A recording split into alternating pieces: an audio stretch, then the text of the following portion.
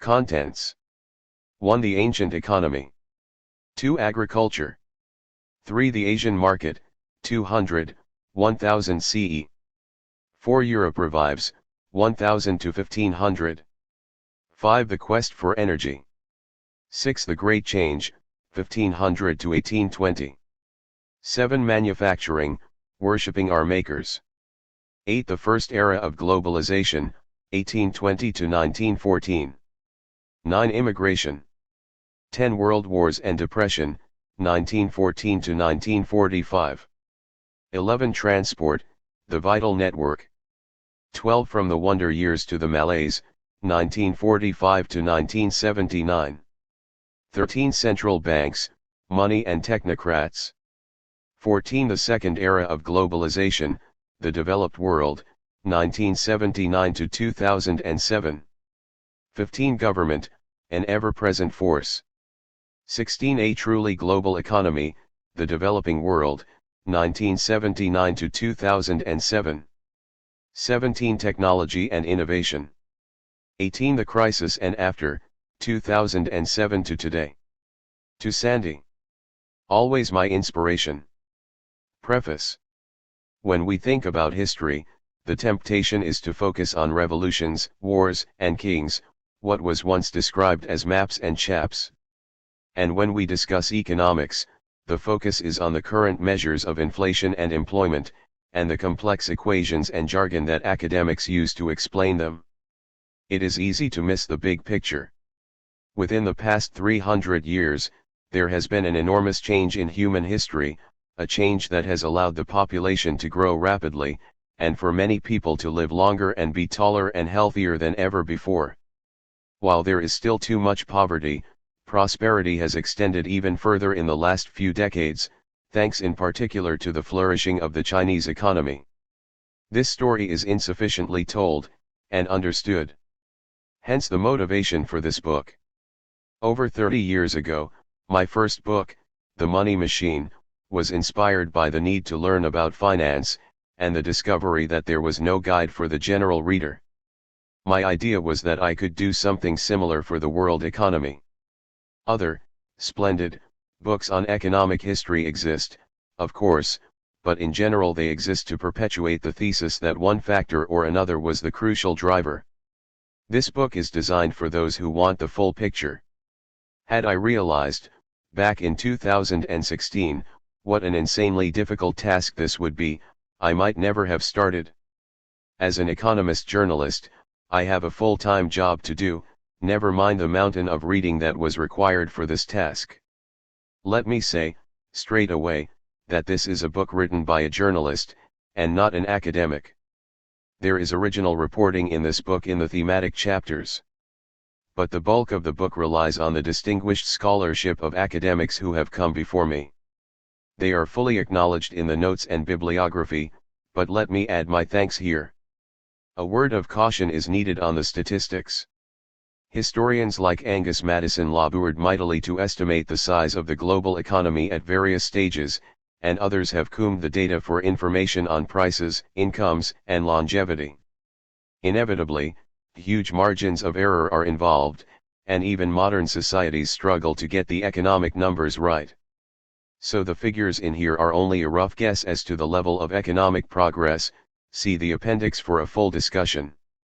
As this is a global book, dates are recorded using the Common Era, CE, and before Common Era, BCE, notation, rather than BC or AD. Thanks are also due to Ed Lake and Andrew Franklin at Profile Books for believing in the idea behind the book and for waiting patiently for me to finish. Paul Forty ran the editorial and pre-press team, and Suzanne Hillen was an expert copy editor. My colleagues at The Economist, led by Zanny Minton Beddoes, Edward Carr, and Andrew Palmer, have also shown forbearance while I work on the project. The same goes for my long-suffering office mates, Simon Long and Helen Joyce. Mark Johnson helped organize my trip to Asia and guided me safely through a Malaysian thunderstorm. Extra gratitude is due to those who have read some of the chapters and made useful suggestions: Jeff Carr, Tim Cross, Patrick Lane, Charles Redd, Callum Williams and Simon Wright. All mistakes are of course my own and not theirs. Other heroes were Alex Selby Boothroyd, who drew the charts, and Sophia Bradford and Zoe Spencer who found the pictures.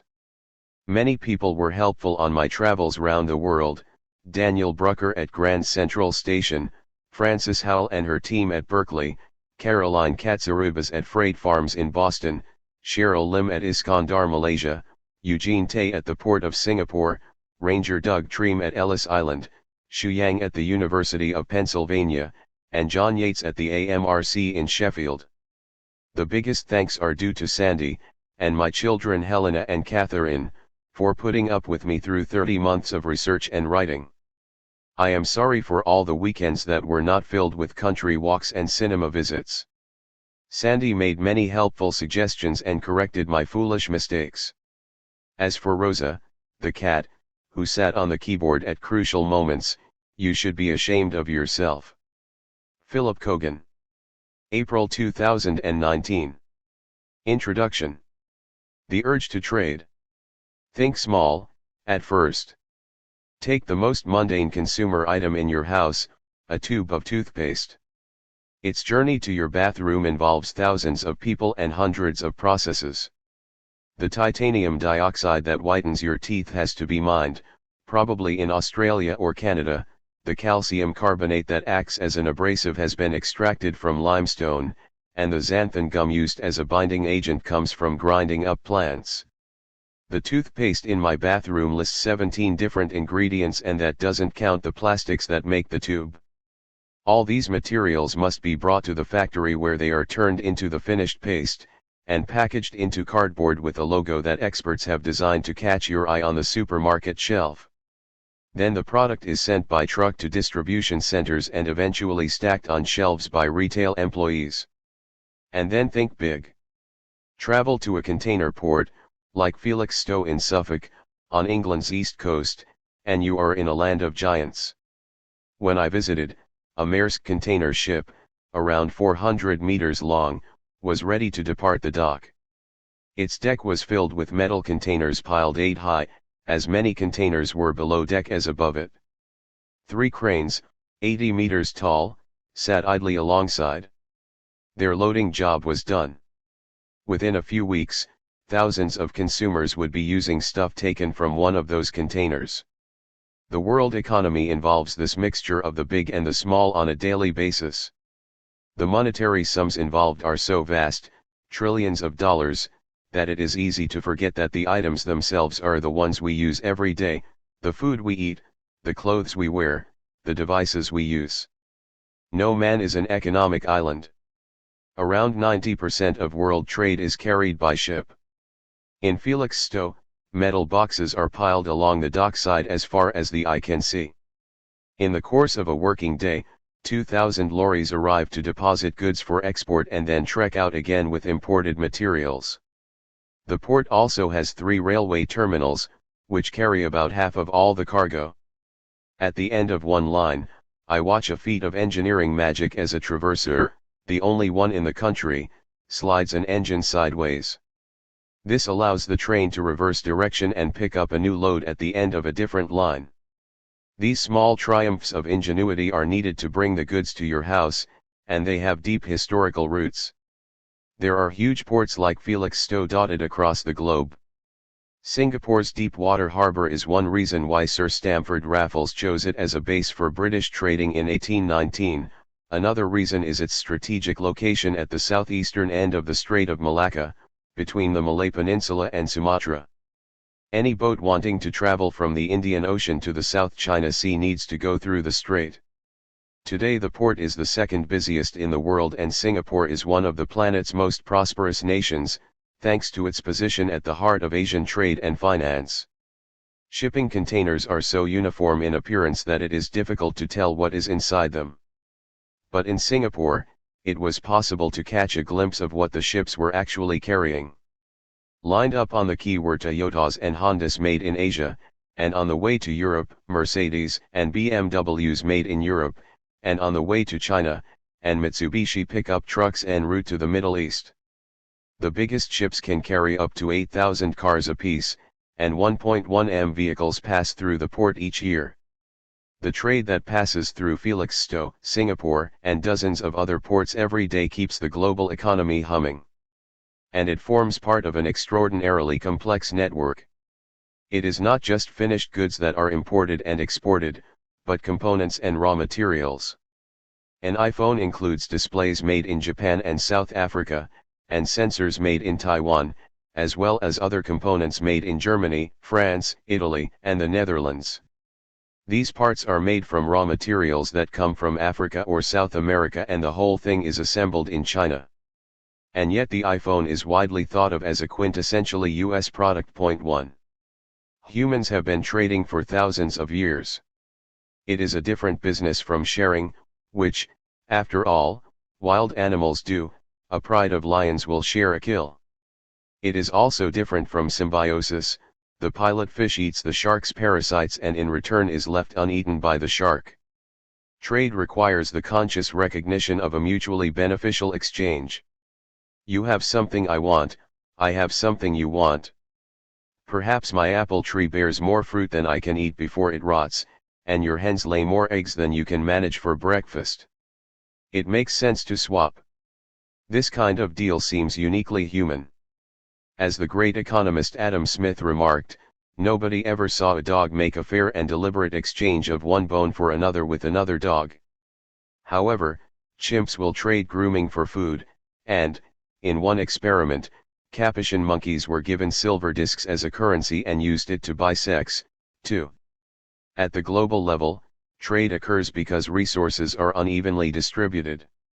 Some areas of the globe are rich in minerals, some have the sunny conditions required to grow fruit or cotton, others have the vast plains that can grow wheat. Over time some cultures have benefited from their expertise in making pottery, textiles, or manufactured goods.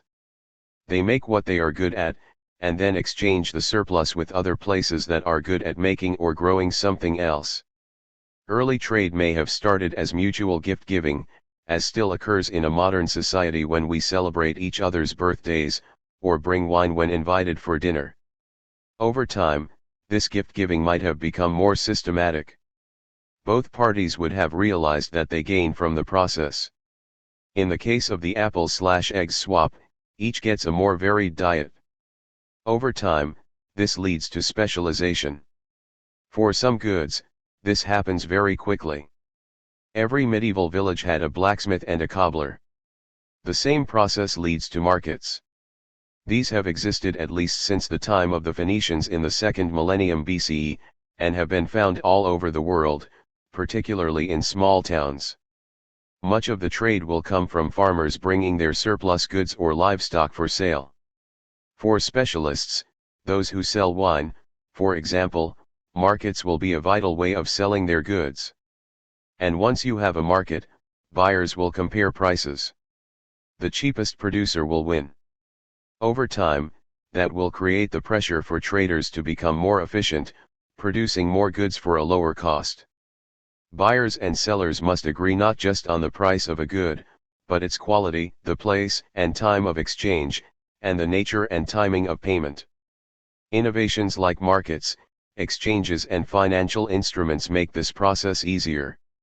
Long-distance trade has also been around for thousands of years.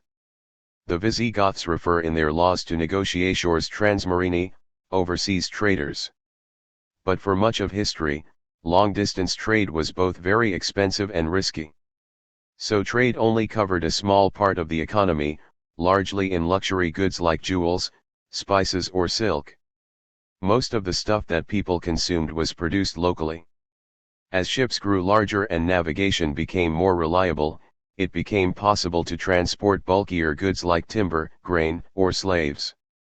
In the last 2 centuries, trade has been transformed by the railway, the steamship, and the internal combustion engine. So this book is in part a story of how trade became broader and deeper over thousands of years, to the extent that cross-border trade now encompasses more than half of everything the world produces every year. 3 The global economy has been formed by the complex interplay of competition, government intervention, consumer preferences, and the distribution of natural resources. Change one part of it and we cannot be sure how the rest of the system will respond, something that voters should remember whenever politicians propose simple economic solutions. The state. The trader traveling by land could be robbed by bandits or his goods confiscated by local rulers as he passed through their territory. If he traveled by sea, he was at risk from storms or pirates. The ancients understood this risk and practiced diversification. The Old Testament book Ecclesiastes advises, "Send your grain across the seas, and in time, profits will flow back to you. But divide your investments among many places, for you do not know what risks might lie ahead." 4. Even at home, merchants might find that their local government had decided to seize their property. This certainly happened frequently in history and still occurs today. But this is a zero-sum game. If your crops are seized every year by the local bandit, or landlord, you will not bother to grow them next year. Long-term economic growth will not occur.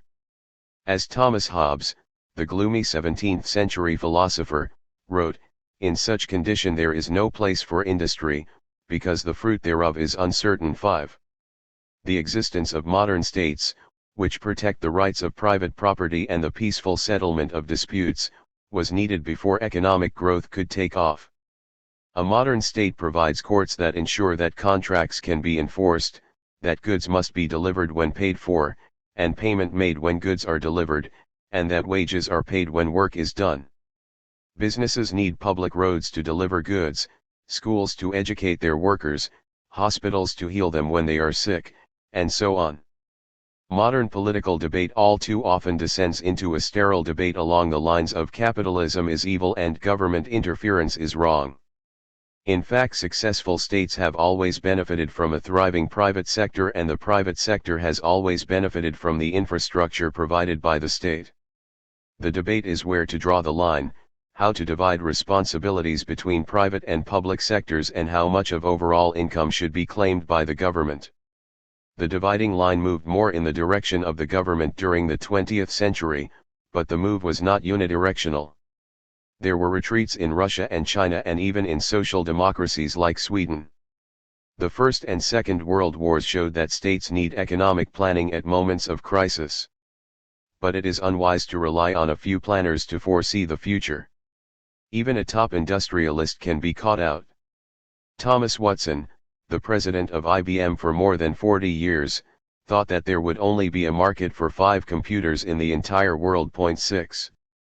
This book, then, is also the story of how governments have influenced economies, for good or ill, over the centuries.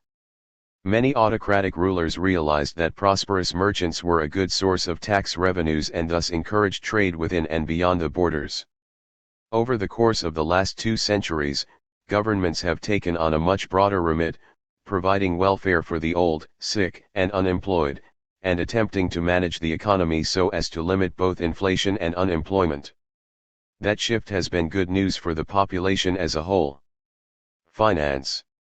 Just as our ancestors traded, they also lent and borrowed money. This too is a form of trade. You have spare cash, I need cash to buy a new cow, or finance a trading voyage. If my investment earns a profit, and I pay you interest, we both gain from the experience. Finance plays a very important role in the economy. It allows us to manage our lifetime expenditure. When we start work, we have little capital and need to borrow money to buy a house or consumer goods like cars. When we are middle-aged and earn a higher salary, the debts are paid off and we build up money for our retirement. When we are old, we live off the income from our savings. In aggregate, the old lend money to the young. Businesses usually need to borrow money to start to expand their operations. Borrowing is needed to fund government functions. Countries rarely raise as much in taxes as they spend on services. The finance sector acts as a middleman in these transactions. Fund managers and pension schemes take our savings and invest them in interest-paying debts and the shares of companies. Insurance companies invest the premiums we pay to insure our lives and property. The extra income keeps the cost of insurance down. Charities invest the money we donate. The additional income they receive can be spent on good causes. As economies grow, their financial sectors tend to get more sophisticated, and get used by more people. For all the faults of the modern financial sector, and there are many, it is worth reflecting on those economies where finance is underdeveloped, where citizens cannot get access to buy their own homes or start a small business. Better finance can help. In Kenya, for example, the rise of M-Pesa, a financing system that operates through mobile phones, has improved the lives of millions of people, making it easier for small businesses to operate. It seems to be in the nature of financial sectors that they are subject to boom and bust. People need confidence to lend, and when they get nervous, the resulting squeeze on credit can cause economic havoc. In the run-up to the 2008 crisis, the financial sector clearly became too big for its Gucci boots, destabilizing Western economies. Finance is a useful servant but a very poor master. The real meaning of progress. There is a school of thought that belittles economic growth and the obsession with GDP statistics. Of course, there is more to life than goods and services. But to understand how modern humans have benefited from economic growth, think back 600 years to the early 15th century. If you were born in Europe back in 1420, your initial battle was to survive the first year or two of life. Infant mortality was 30% or so. The typical European peasant in the Middle Ages would have very little in the way of furniture but the odd stool to sit on, no upholstered armchairs, and a straw bed to sleep in, probably infested with fleas and lice, no privacy. All would sleep together, close to the fire, the only source of warmth, little in the way of cutlery, knives but not forks or spoons, and very little light at night. Candles were very expensive. The food choice was extremely limited and there was no refrigeration to keep it from spoiling. In pre-modern China, millet, wheat, rice, and corn supplied more than 4/5 of all energy. Europeans survived on coarse bread and vegetables made into stews and soups. 7 Meat and fish were occasional treats. Poor nutrition meant that people were smaller than they are today. There was no running water and nor were there flushing toilets. Any water had to be carried into the house, normally by women, from the village well, or from a river. In terms of entertainment, there were no printed books. In any case, few could read and many had poor eyesight, in the general absence of spectacles. Of course, there was no radio or television. People rarely washed and had very few choices of clothes. Medicine and dentistry were primitive, so woe betide those who got ill. Women had to have several children to ensure that one or two made it to adulthood, but each pregnancy was a high-stakes gamble. More than 1 in 3 women died during their childbearing years. 8 Life expectancy was under 30. If your house was robbed or attacked, there was no police service to protect you, and if the wood, or straw, in your house caught fire, there was no fire brigade to rescue you. If male, your working life would largely be spent on your own patch of land or the land of your social superiors. If female, you might be employed as a servant until old enough to get married. In marriage, as well as doing the housework, you would be expected to contribute to the crop or livestock rearing, or perhaps to earn a little money by sewing and spinning, hence the use of the term spinster for single females. Children would be put to work from a young age. Most people would spend their lives within a few miles of the place of their birth. Roads were rudimentary and there were no railways or planes. There were compensations, of course. Work was less intense. There were plenty of days off, although these were holy days rather than holidays. It was only in the last 100 years or so that most people, even in rich countries, could afford to head for the sun and stay in hotels. There was probably more of a sense of community than in modern societies. The evidence is still strongly in favor of modern life. More children survive to adulthood and they grow up to be taller, better educated, and have many more choices over how to live their lives than they did in medieval times. They have a far greater chance of dying peacefully in their beds of old age. See chart. These advances would not have been made without economic growth. As Steven Pinker recounts, back in 1800 no country in the world had a life expectancy higher than 40. Now the world average is around 70, an African born today can expect to live as long as a European born in the 1930s. In 2016, 4.2 m babies died in the first year of life. 10 That is a terrible number, but it has been steadily falling in recent years. Back in 1950, the number of infant deaths was 14.4 m, at a time when the global population was less than half its current size. Around 97 m children were born in 1950, but 141 m were born in 2016, so the infant mortality rate has fallen from 15% to 3%. Sources: Estimates of Regional and Global Life Expectancy, 1800, 2001 by James C. Riley, WHO, World Bank. Economic growth also helps all sections of society. A study of developing countries between 1981 and 1999 found that, in countries with the strongest economic expansions, poverty rates fell 6.1% a year. In those with the sharpest contractions, they rose 23%. 11 Thanks in large part to the Green Revolution, the proportion of the world's population dying from famine in the last 50 years is 90% lower than in the first 7 decades of the 20th century. 12 The number of people living in extreme poverty fell by a half, or 1 billion people, between 1993 and 2011. The proportion of the developing world population living in extreme poverty dropped from 42% to 17% over the same period. Life expectancy in developing countries has risen from 50 in 1960 to 66 in 2011. 13. Of course, this is not a totally positive story. Many people have borne a terrible price for economic development. Prominent examples include the slaves transported from Africa to the Americas, the indigenous peoples whose land was seized by European settlers, or the workers who lost their lives, or their health, in unsafe factories, mines, and building sites. Their stories will also be told. Economic change can also lead to environmental destruction. This is not simply the result of capitalism, a word that tends to be used in a very slippery fashion.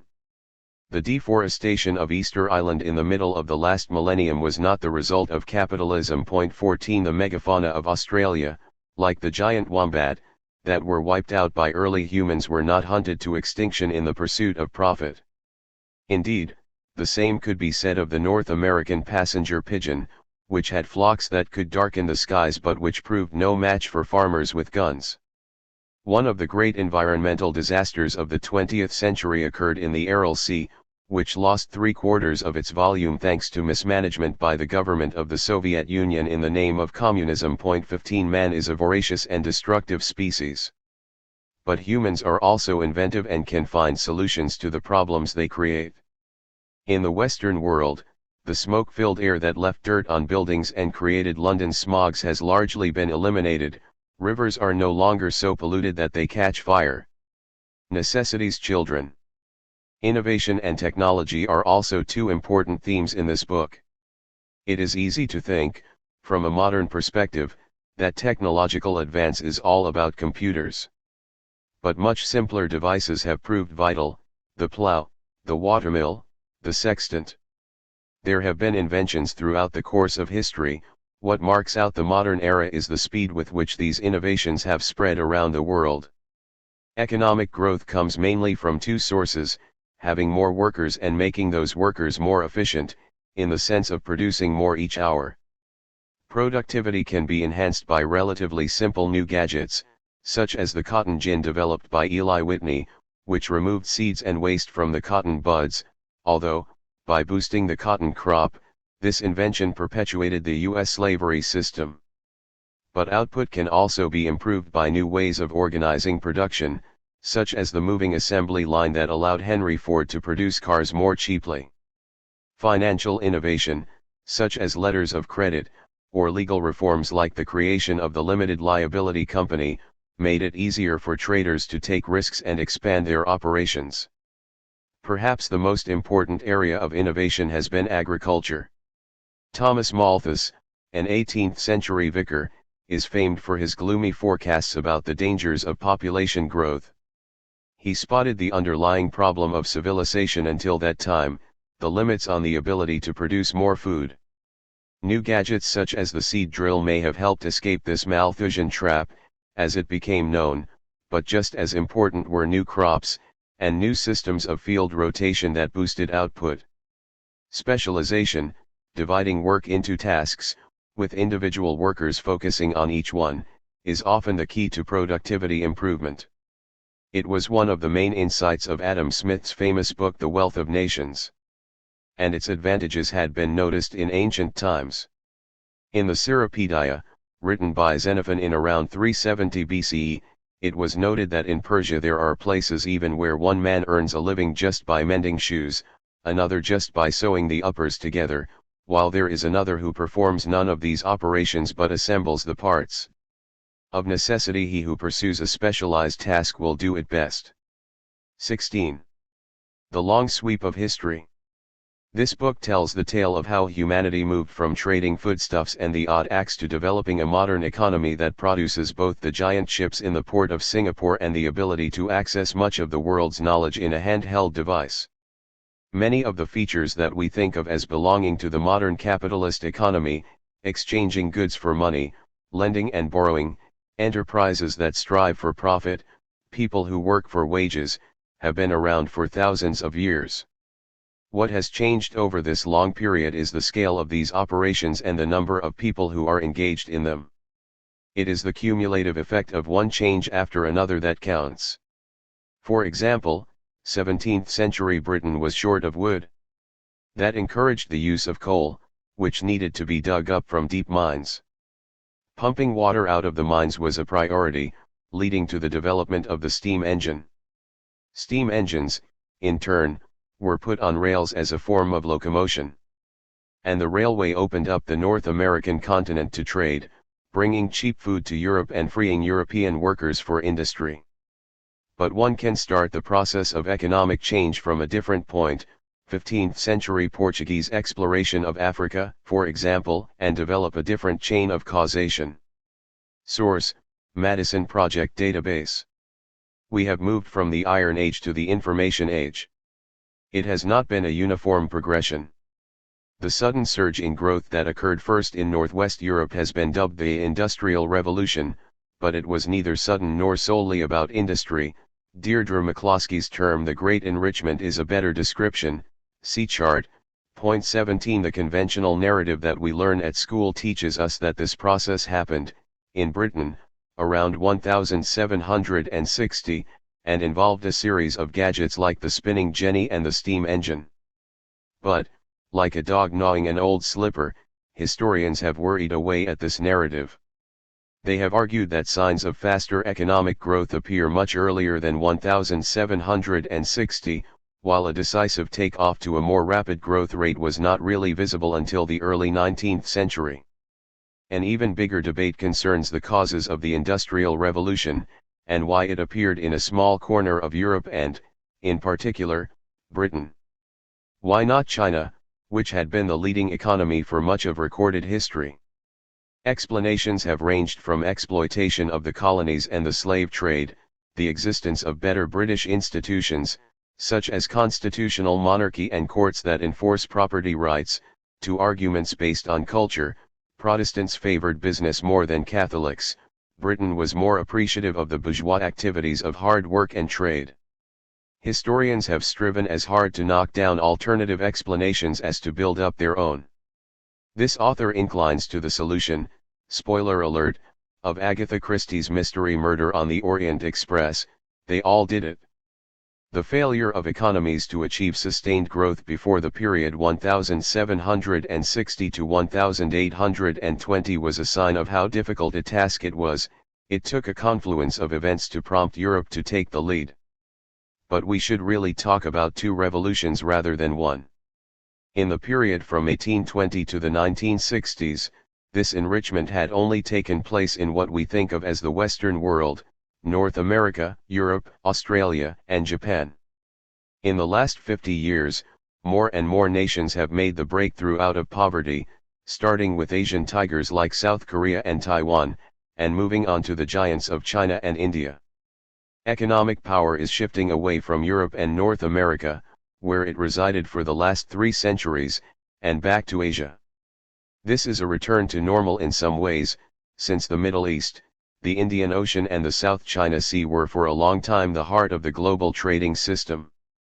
Many economic changes that have led to long-term prosperity faced short-term opposition. Change means that some tasks must stop so that others may start, and that creates losers as well as winners. In the short term, the complaints of the losers may dominate the discussion. They lose their jobs or suffer cuts in pay and are understandably unhappy as a result. The gainers from the process tend to fall into 2 camps.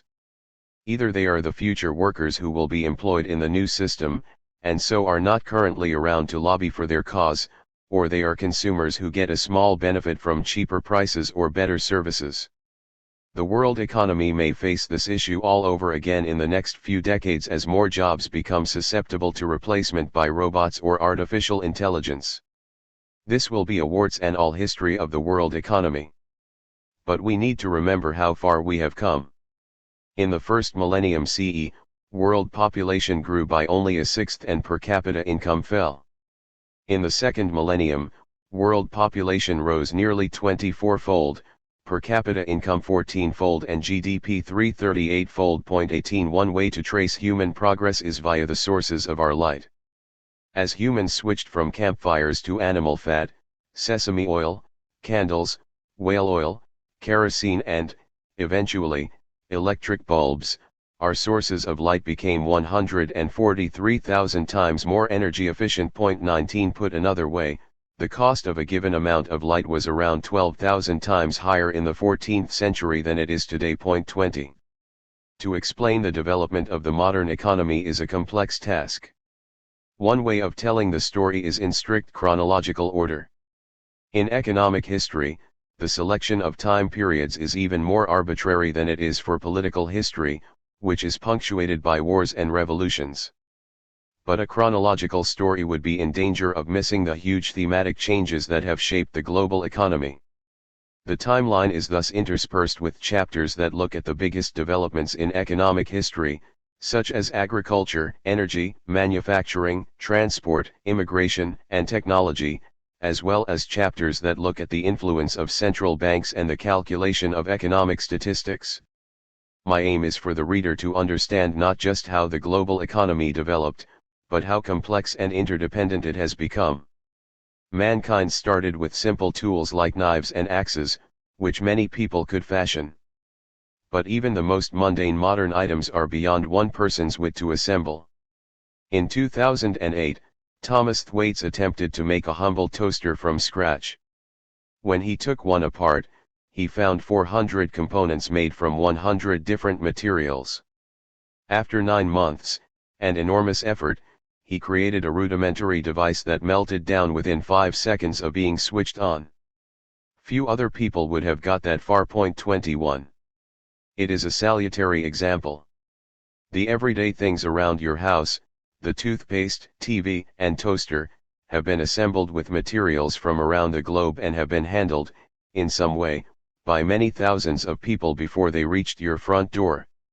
This book will tell the story of how the global economy has reached this stage, wending its way from the mountains of North Wales through Grand Central Station and the laboratories of Berkeley to the factories of Malaysia on the great web that connects the planet. 1. The ancient economy. In the Welsh language, Penma Enmore means head of the Great Stone, and this mountain on the North Wales coast was long the site of a quarry. Ancient humans knew its worth as the repository of the kinds of stones that were useful as axe heads and, in particular, an arched blade known as an adze. Archaeologists have found blades from the site across the sea in Ireland and in England's Lake District, about 140 miles away. 1. The blades must have been exchanged, or traded, across substantial distances. Such trade patterns were widespread in ancient times. Green slate adzes and chisels in northwestern Russia have been found over a 500-mile radius. As far back as 7000 BCE, obsidian, a black volcanic glass originally found in Cappadocia in central Turkey, was taken to Cyprus and the Zagros Mountains on the borders of Iran and Iraq too. It was then shaped into blades to cut meat and reap plants. Stones and tools are some of the best clues we have to economic life for much of human history. Early humans were hunter-gatherers and left no written records. But their lifestyle was remarkably persistent. If the history of Homo sapiens were fitted into a single day, farming only began after 10 p.m. at night, and the Industrial Revolution did not occur until 11:57 p.m. Archaeologists and anthropologists have a rough idea of our early development. Our species was only one of a variety of hominids that emerged in Africa. Some hominids, including our ancestor Homo erectus, used stone tools, perhaps as long ago as 2.5 m years. As far back as 1 million years ago, these early hominids may have made the most important technological innovation of all time, the ability to harness fire. 3 Fire allowed them to cook, and cooked food is a lot easier to digest. This development meant that our guts shrank and our brains expanded. The chimpanzee, our closest modern relative, has a colon 3 times larger than ours. 4 It also gave us scope to reshape the landscape in a form of agriculture called slash and burn, see chapter 2. The forest could be cleared so that the plants humans favored could be cultivated. The first humans left Africa and migrated to other areas of the world at least 100,000 years ago. 5 And by 60,000 years ago they already had bows, arrows, fish hooks and needles, as well as ropes and sewn clothing. Over the course of 90,000 years or more, humans walked over land bridges, created by the Ice Age, to the farthest reaches of Eurasia and the Americas. The southernmost tip of Chile was reached around 12,000 BCE. 6 The Pacific Islands were reached around 60,000 years ago, indicating that by that stage humans had learned to travel long distances in boats. Early humans played music. The oldest instrument in the world is a 35,000-year-old flute carved from the wing bone of a vulture. 7 Grass pollen has been found in the famous caves of Lascaux, where paintings of large animals have been found dating back 20,000 years. That probably indicates that Paleolithic 8 humans used hay for bedding. 9 And there is evidence that dogs were domesticated between 18,000 and 30,000 years ago, making them our oldest friend. What was life like for those early hunter-gatherers? In the right geographic locations, there was plenty of food, big game to hunt, fish from rivers or the sea, fruit from trees and bushes, and wild grasses that could be milled and baked. This food was shared widely around the group. If modern hunter-gatherer groups are any guide, these societies were egalitarian. And they did not have to work too hard. A study of Bushman tribes in southern Africa found that it took them only 17 hours a week to find the food they needed and another 19 to do chores. 10. We can also assume that these groups traded with each other. This may have been a matter of ceremonial exchange, as with the Kula ring of necklaces and armbands in the Pacific Islands, which were part of a trade network. An exchange of gifts may have been a way of keeping the peace between rival groups, as well as asserting social status, like throwing a lavish party for your neighbors. But though the process is a matter of sometimes heated debate, it is not hard to see how modern trade could have developed from such origins. The gifts exchanged would tend to be of equivalent value or relations might break down. If the tribes happened to have a surplus of some types of goods, an exchange would clearly be to their mutual benefit. Those who lived by the sea might swap fish for fruit garnered by those who lived inland. Agriculture. The first great change in economic activity came with the move from hunter-gathering to full-time agriculture. It was a gradual and partial process that started around 11,000 years ago, probably because the retreat of the glaciers and a warming climate improved crop yields. In the shorter term, this was a double-edged development. Yuval Noah Harari has described the shift to agriculture as history's biggest fraud. 11 Farmers suffered from slip discs and arthritis, had less varied diets, and were around 6 inches shorter than hunter-gatherers. 12 And they were at risk of famine through crop loss, a problem that mobile hunter-gatherers could avoid. James C. Scott argues that a focus on the growing of cereal crops allowed the emergence of the early states, which taxed the population and created inequality as an elite grabbed a large share of the crop. 13 Cereals grew above ground and were harvested at set times of the year and thus were easy targets for the taxman. They could also be stored and doled out to the workforce as a form of wages. Surplus crops could be traded for goods with hunter-gatherers or nomadic pastoralists.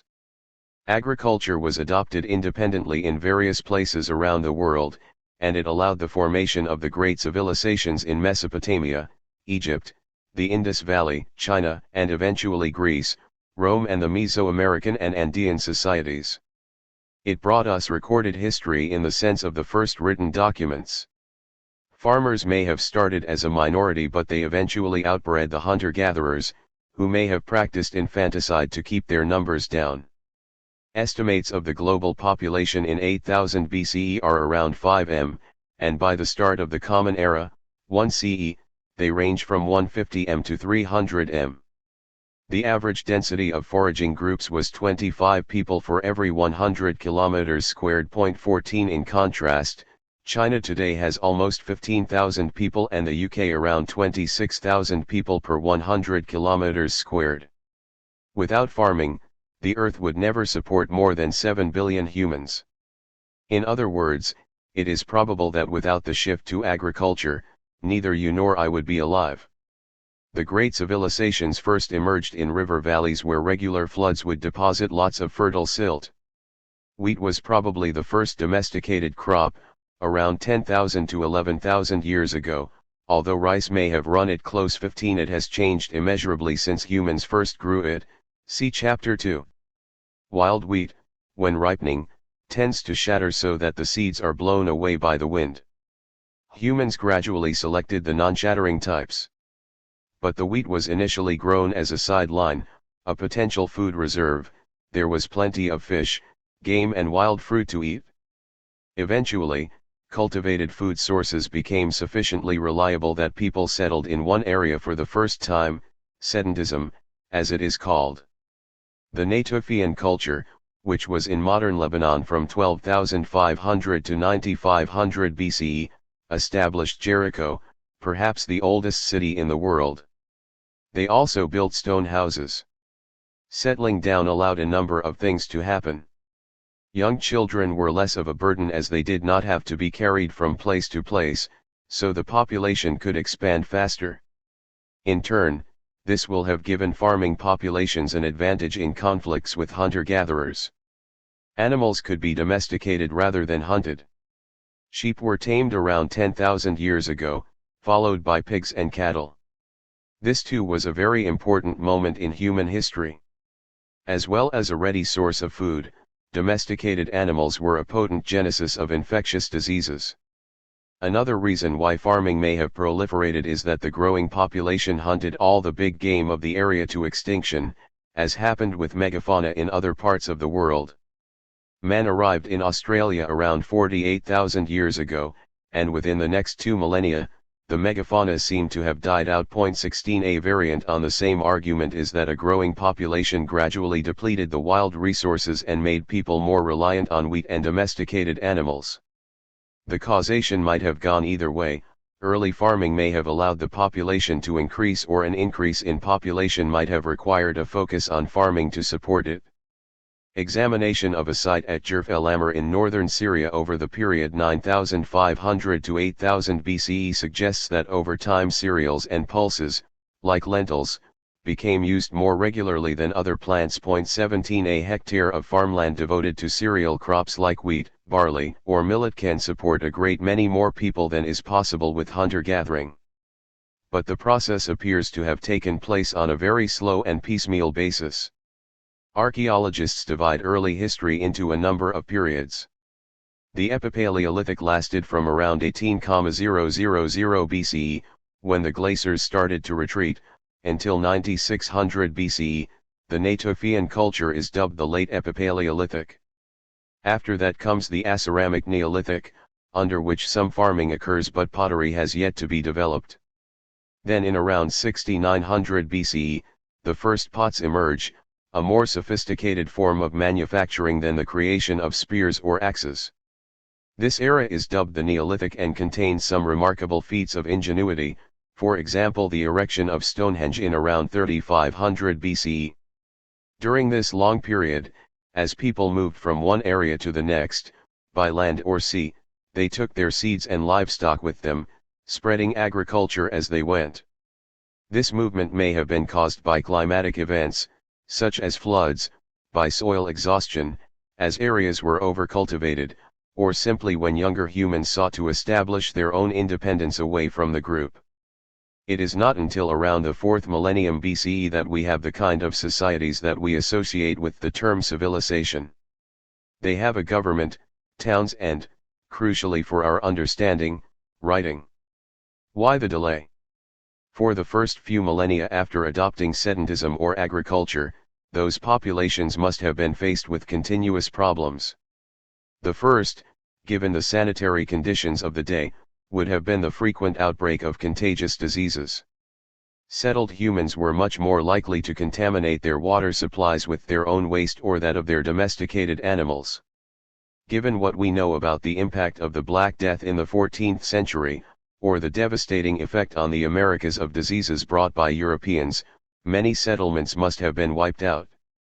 Between 10,000 BCE and 5000 BCE, the human population may only have edged up from 4 to 5 million. 18 Natural disasters, particularly floods, must have destroyed some villages.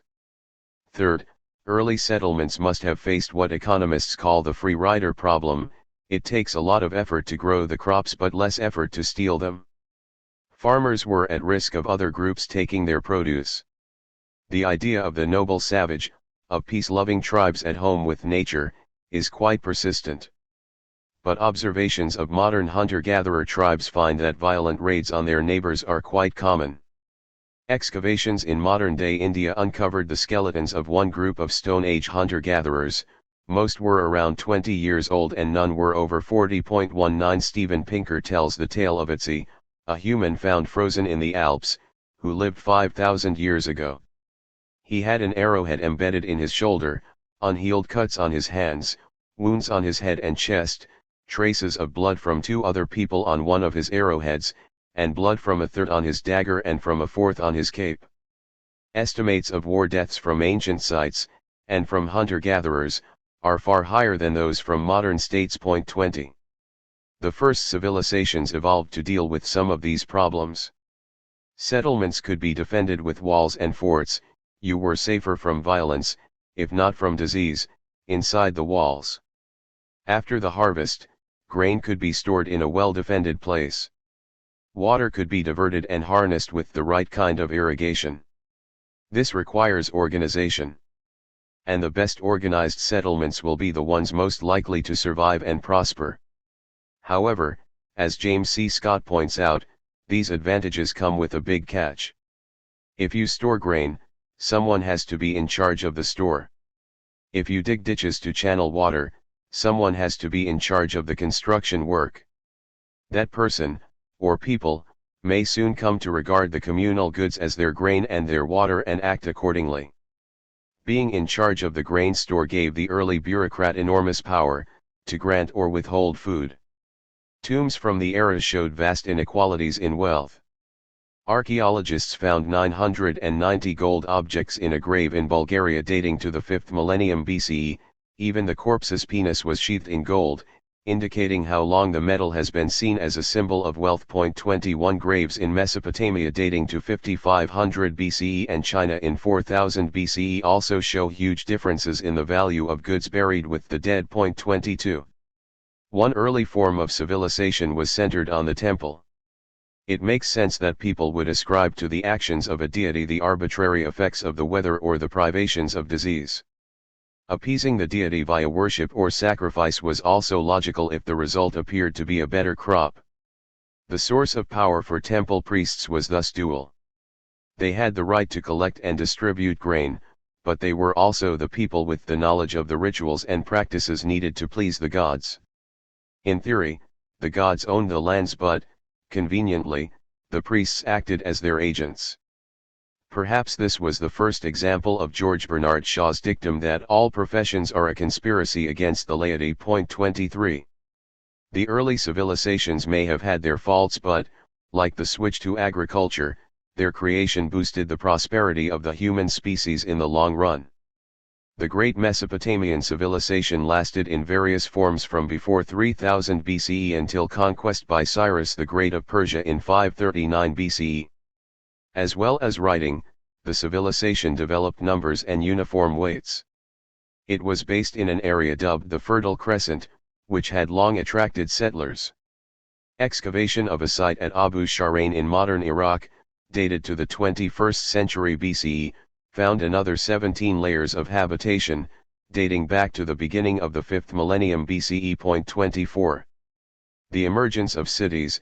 At its peak, Uruk had 50,000 to 80,000 inhabitants, required whole new forms of economic organization. Even in the middle of the Fertile Crescent, Uruk and other cities such as Ur could not meet all their needs from within their boundaries. Stone, timber, and metal ores all had to be imported, and Uruk traders established outposts in other sites round the region from which to organize the trade.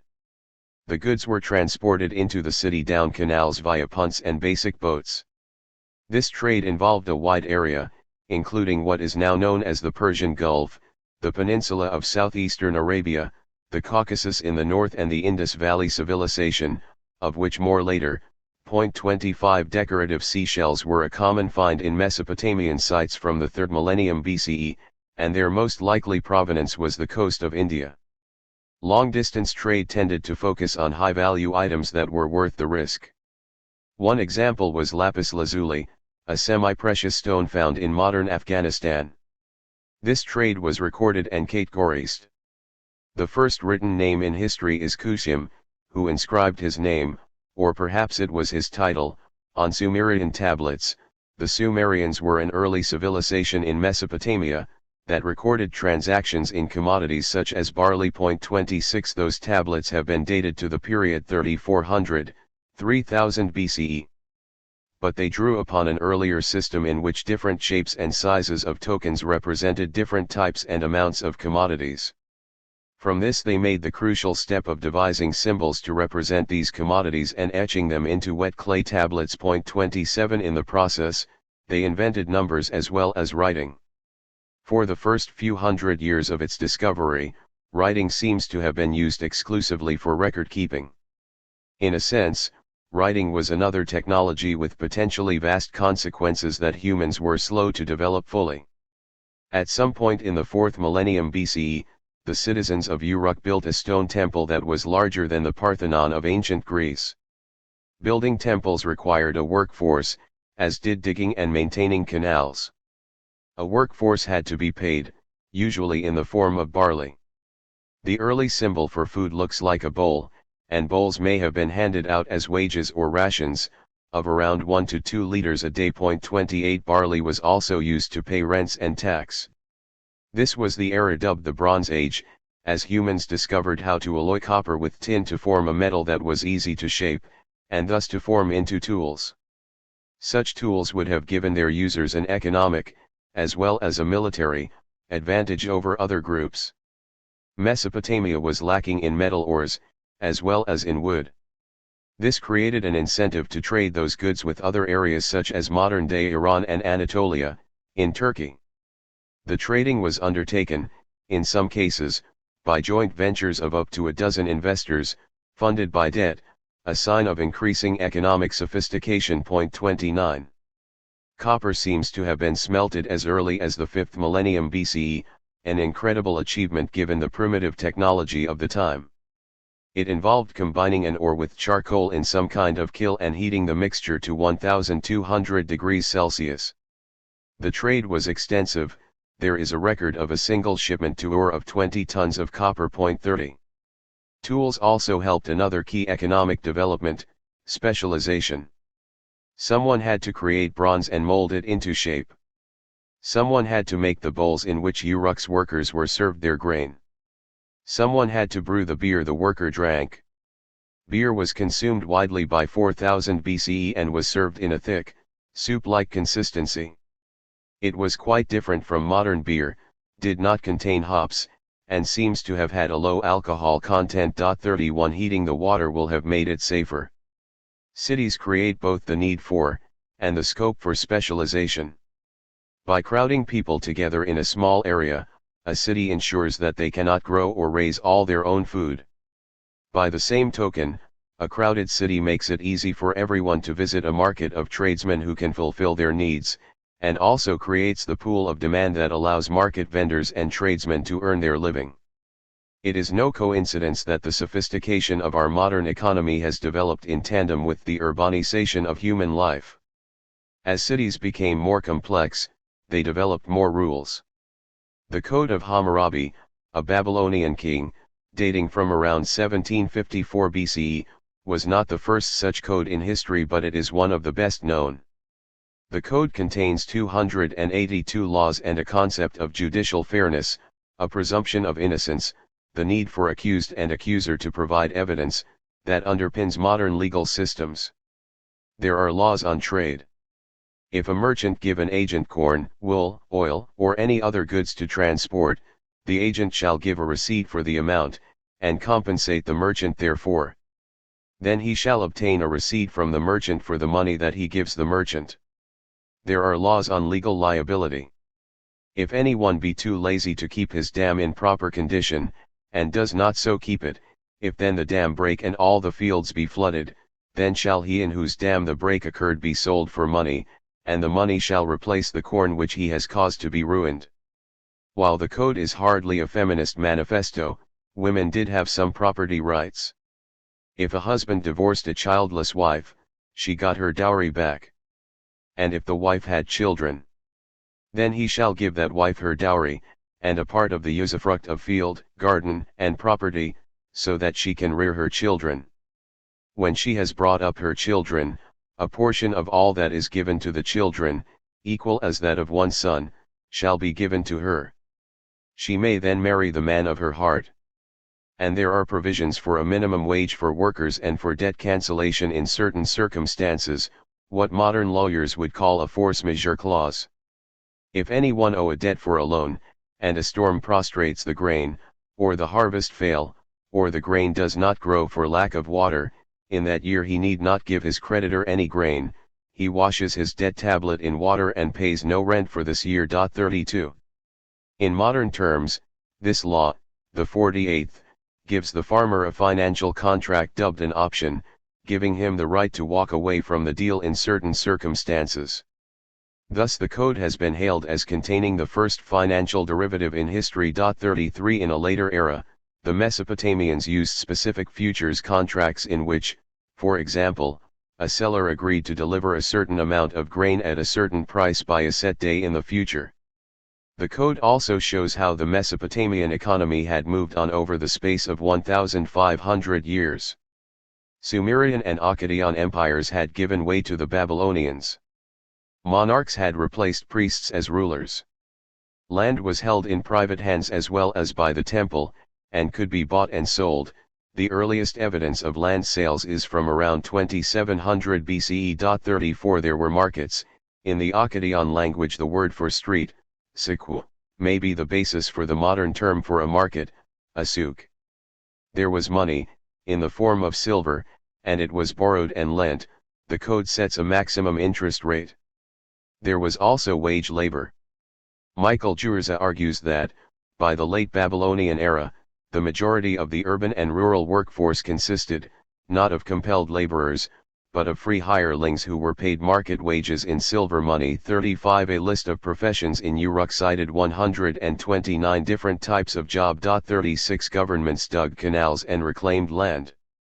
Finance became more sophisticated. During the Assyrian era, 14 investors agreed to invest 26 pieces of gold in a fund run by Amur Ishtar, a merchant, who invested a further 4 pieces. Ishtar took a third of the profits, making him an ancient version of a fund manager. In short, Mesopotamia had many features of what we would call a modern economy. 37. The Hammurabi Code also describes a class of people called slaves, one of 3 types of resident, along with palace employees and private citizens. 38 Slavery was a feature of many societies right through to the 19th century. In ancient times, it was seen as perfectly normal. While we tend to think of the slave trade through the lens of the transport of Africans to the Americas, it was not exactly the same thing in ancient times. The Greeks did not have a single word for slavery, and the word doulos, often translated as slave, could also mean a person under the dominion of another, like a soldier in the army. 39 Slavery could also be temporary. If people failed to repay their debts, they were forced to labor until they paid it off, usually with a 7-year limit. Other civilizations. Mesopotamia was only one of several civilizations that emerged in river valleys. In Egypt, people had domesticated cereals and animals by around 5000 BCE.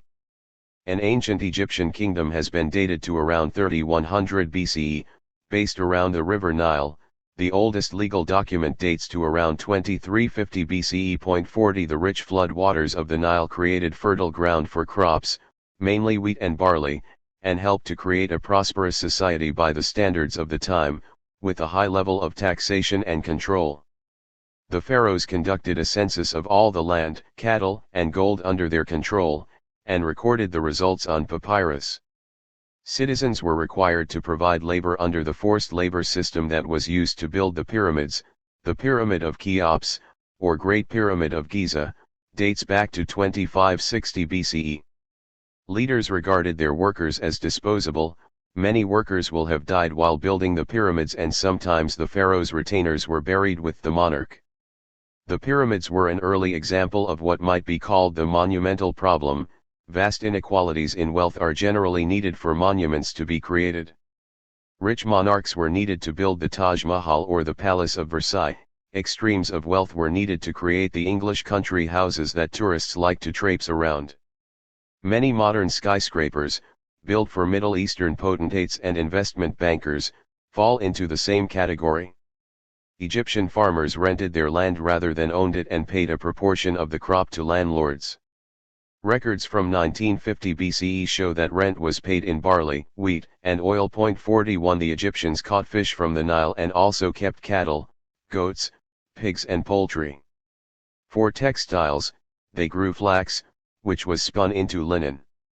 They had textile workshops, with sophisticated heddle looms, developed as early as 3000 BCE. 42 As well as artisans involved in trades like brewing, carpentry and pottery. Egyptians traded with other areas in the Mediterranean, importing goods like ivory and spice from other African areas to their south, and silver and wood from the Levant, modern Lebanon, to the east. Cities emerged in the Indus Valley, in modern Pakistan, in the 3rd millennium BCE. This civilization spread over a wider area than either Egypt or Mesopotamia. It may have contained more than 2,000 settlements. Back in the 5th millennium BCE, the people of the area were using bricks and cultivating cotton. They made pottery with geometric patterns, and domesticated goats, sheep, cattle, and buffalo. The Harappan culture built cities on a grid pattern, with streets of standard width. The culture may have been the first in the world to use wheeled transport in the form of ox-drawn carts, hence the need for wide streets. 43 And they were pioneers in the spinning and weaving of cotton. They also traded with Mesopotamia and Egypt. The pharaoh Ramses II was buried in 1224 BCE with a peppercorn, presumably from Asia, in his nostrils. 44 While Harappan seals have been found at Sumerian sites. 45 But the Indus culture seems to have suffered a disaster around 1800 BCE, perhaps because the Indus and Punjab rivers shifted their course. 46 The Chinese were growing millet and rice in the Yellow River Valley and rice in the Yangtze River Valley from around 8000 BCE. Knowledge of rice cultivation seems to have spread from China to Vietnam, Thailand, and Korea. As in Mesopotamia, a sophisticated culture developed. In the Longshan era, lasting from around 3000 BCE to 1900 BCE, the Chinese were the first to develop silk. In the 3rd millennium BCE, the Chinese were using bronze and may have been the first to cast iron, in around 500 BCE. It seems to have taken longer to develop writing. The earliest form of Chinese script dates back to around 1500, 1000 BCE. Excavations in New Guinea have also uncovered drainage ditches dating back 9,000 years, and the people of the region grew sugar cane and bananas.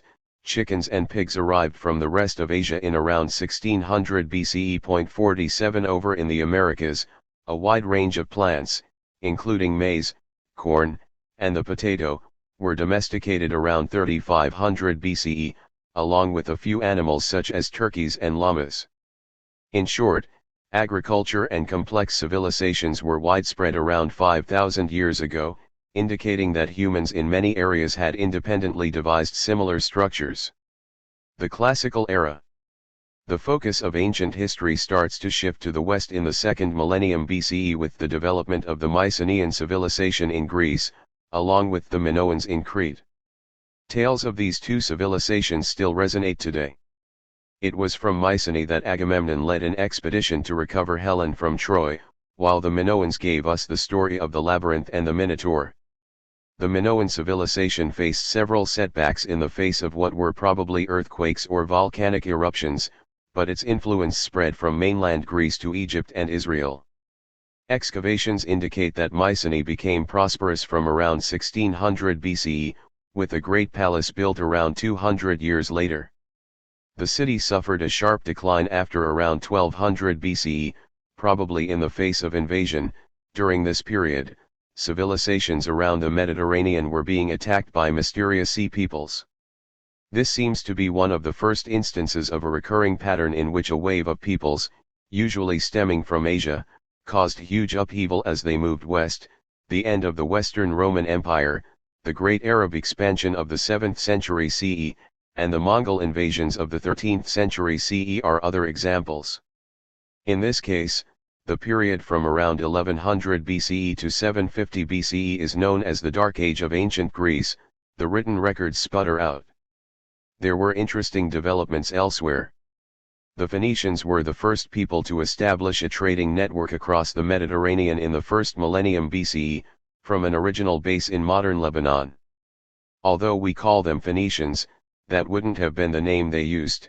They thought of themselves as hailing from one of their coastal cities, such as Tyre, Sidon, Beirut, modern Beirut, or their most famous outpost, Carthage, established in 814 BCE.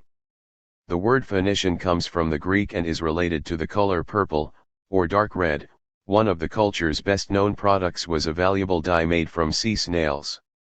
The Phoenicians left very little written record of their own activities. We know about them from the works of Homer, Herodotus, and from the Bible, the name of which comes from Byblos, a Phoenician city associated with the paper business. At an early stage in the 2nd millennium BCE, the Phoenician cities were subject to the authority of the Egyptian pharaohs. But they spread their influence across the Mediterranean, thanks to their great skill as sailors.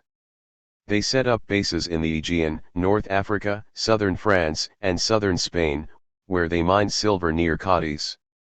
These bases were used mainly as trading sites rather than as footholds for future colonization.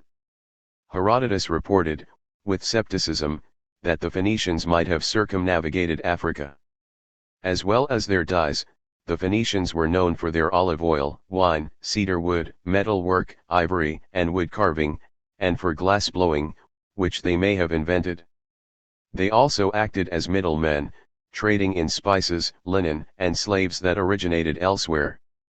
As traders, they spread their ideas and culture across the region, including their 22-letter alphabet, which was adopted by the Greeks and adapted by the Romans. Aleph and Bet are the symbols for ox and house. Trade helped these early civilizations to flourish. One study looked at the correlation between the presence of archaeological sites and the potential connectedness, as judged by the shape of the coast and the location of islands, in the Mediterranean. The link emerged most strongly after 1000 BCE when sea travel became more common and trade grew. 48. After 750 BCE, the golden era of ancient Greece began.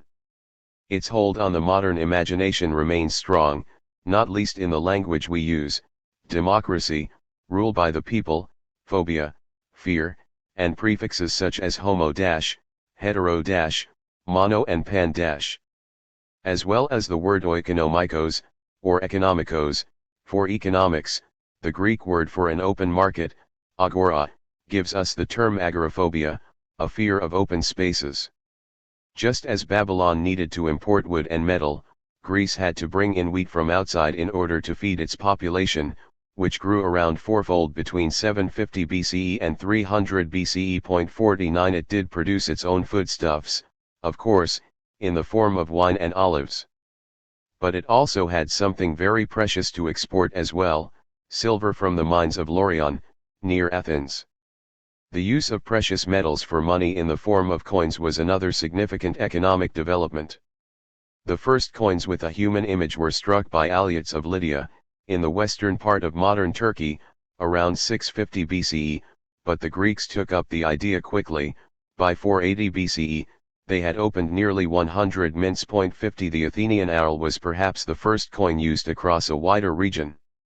Stamping the coin with the image of the monarch or a symbol associated with the state, like the owl, had two functions. The first was to reassure users as to the quality of the coin, while the second was to assert the power of the monarch or state. Other tokens were used. Around the time that the Greeks were developing silver coins, the Indian civilization started to use punched metal discs, and the Chinese were using bronze coins with a hole through them so that they could be strung together. Seashells, cowrie, were used in some parts of the world, as were beads. And as already mentioned, the Babylonians and Egyptians used tokens as a way of recording stores of grain. These same tokens could be used to represent the ownership by a particular individual of part of these stores, a kind of certificate of deposit. One can think of these tokens as a system of credit. Anthropologists now doubt that any society operated solely on a system of barter. Somehow they kept a record of who owned, and owed, what, rather as shopkeepers used to chalk on a board which of their customers still needed to pay for their purchases. The giant stones of Yap in the Pacific Ocean, or the tally sticks used by the British Treasury until 1826, are two ingenious examples of the concept. 51, a tally stick would be cut in half, with the lender and borrower keeping the separate parts. The transaction could be settled by matching up the two pieces. So why were coins useful? Money has various functions, as a means of exchange, as a store of value, and as a unit of account. The rarity of silver and gold gave them clear advantages as a store of value over shells and beads. And coins with set values were a good unit of account, as they remain today. People were also willing to accept them as a means of exchange across a wide area. This made coins very useful for cross-border trade. But they were almost too valuable. It was hard to use them for small transactions, and people were tempted to hang on to them and to offer something else as a means of exchange. It was tempting to bury coins to keep them safe, a practice that reduced the money supply but has proved very useful for historians. The supply of gold and silver also depended on new discoveries, something that bore little relation to economic development. For much of human history, there were never really enough coins around to transact everyday business. In quite recent times, in fact, many farm tenants still paid their rent in grain or other produce. For example, the sharecropping system that applied to many former slaves following the U.S. Civil War. Like the Babylonians before them, the Greeks devised a form of options contract. Aristotle tells the tale of Thales of Miletus, who predicted a particularly large olive harvest, and negotiated a deal with olive press owners that gave him the right to hire all their presses during the following autumn. 52. While we may associate the ancient Greeks with highbrow philosophy, their economy depended on the use of slaves of various kinds. Slaves dug up the silver in the mines of Laurion, and built the temples. Those who acted as servants in Greek houses had a less arduous life than the miners, of course. There were many freeborn Greek farmers. It was a largely agricultural economy, and some artisans in the towns. Women in Athens had few rights, but Aristotle estimated that they owned 2/5 of all land in Sparta, its main rival. Some modern scholars think that every Spartan woman received some land from their parents, and that female ownership of property was on the same basis as that of males. 53. The practical side of Greek thinking showed up in a myriad of inventions: the gear, the screw, the connecting rod, and the piston. They even managed to develop a simple steam engine. Another two very significant long-term innovations were the watermill, for grinding corn, and the use of cranes to unload ships. The Persians under Cyrus the Great conquered Babylon in 539 BCE and maintained the sophisticated infrastructure of canals and roads that allowed 1,600 miles to be covered in a week. 54 Darius the Great even attempted to build a version of the Suez Canal, although the sources disagree on whether he completed it. 55 As with many other civilizations of the time, the Persians under Darius had a dominant royal sector, which employed around 16,000 workmen, including stonemasons, carpenters and blacksmiths. Under the Sasanian dynasty, which emerged around 220 CE, traders were organized into guilds and allocated specific spaces in bazaars. Some land was worked by hired labor, but other properties were let out to tenants.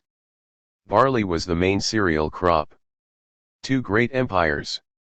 When we turn to the economic influence of the Romans, who replaced the Greeks as the dominant power in the Mediterranean by the 2nd century BCE, it is tempting to think in terms of John Cleese's speech in Monty Python's Life of Brian: they brought the aqueduct, roads, sanitation, public baths, etc. The Romans were amazing builders and engineers. Their roads were not equaled in Europe until the 18th and 19th centuries. They invented a form of concrete and used it to build arches far greater than any civilization had previously achieved. 56 The 43-meter dome of the Pantheon, held together with lime mortar, was not surpassed until the modern era either. 57 As well as being great engineers, the Romans were shrewd enough to take advantage of technology developed by others. They built large numbers of watermills, for example, even though the Greeks were the first to think of them. Given the time and effort needed to grind wheat, this was no small advance. But perhaps only 1% of the power the Romans used came from watermills, the rest came from human and animal power. 58 The Romans also made a big contribution through the spread of their empire, and the freedom this created to trade within it. The risk of losing goods to theft was not entirely eliminated, but merchants were safer under the Pax Romana, or Roman peace, as it was known, than they were before or afterwards. The political scientist Mancur Olson took a fairly cynical view of this process. A roving bandit is inclined to confiscate as much property as he can find and then move on to another location. A monarch or tyrant is a stationary bandit, ruling a set amount of territory. He takes only a portion of wealth every year, since that is the most lucrative strategy in the long run. 59 But as well as stability, the Romans also brought their legal system, which protected its citizens' economic rights.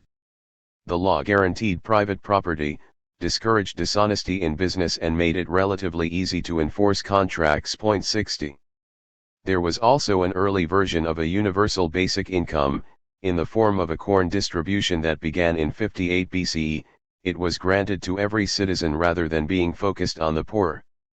The Romans had to import 150,000 tons of grain a year to feed the city's population.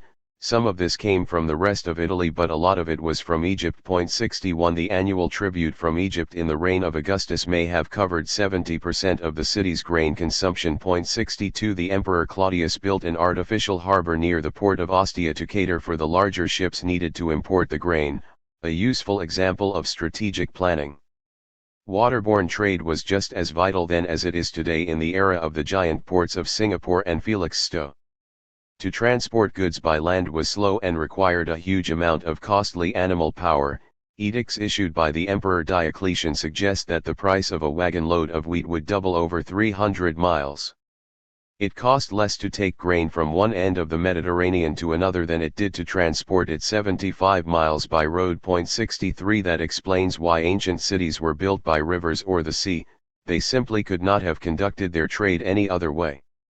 But despite their willingness to invest in infrastructure, neither the Greeks nor Romans seem to have believed that it was their duty to try to expand the economy as a whole. They viewed raising livestock and growing crops as natural ways of generating wealth. Rather like the English aristocracy of the late 19th century, they looked down their noses at people who were involved in trade, although they were not above benefiting from it through intermediaries. Nevertheless, the Romans did produce important business developments. They created the basis of corporate law in the idea that an association of people could have a collective identity separate from its individual members. Some individuals acted as tax farmers. They paid the state upfront and then collected the taxes from other citizens. Tax farming lasted well into the modern era, most notably in pre-revolutionary France. Roman traders banded together in partnerships known as societates, a primitive version of the modern company. One structure that proved long-lasting was the Societas Publicorum, an organization that could survive the death of its founder. These bodies could raise funds from shareholders and own property. They were mainly used to build and maintain public buildings, and to collect taxes. 64. Roman craftsmen formed guilds known as collegia and corpora, another development that would have exceptional longevity. 65. The Romans can in addition be credited with starting the fashion for brand names. Factory-built lamps, with brands like Fortis and Strabili stamped on their bases, have been found in northern Italy. The Fortis brand was even pirated. 66. Invasion and conquest brought the Romans treasure, and captives who could be put to work. Successful generals like Julius Caesar could translate the resulting resources and prestige into political power. The conquered provinces would be a source of extra taxes. Generals could also parcel out land to their retired soldiers, securing their loyalty. In the long run, of course, this expansion brought the enormous danger of imperial overreach, a longer frontier to defend, long lines of communication, and a bigger band of enemies. Over time, the tax burden grew and Roman emperors were tempted to debase the currency in order to raise money, particularly in the 3rd century CE. The same amount of precious metal could be turned into many more coins. The currency went from pure silver to a silver content of just 4% in the course of 2 centuries. The expansion of their empire brought the Romans into contact with other areas of the world.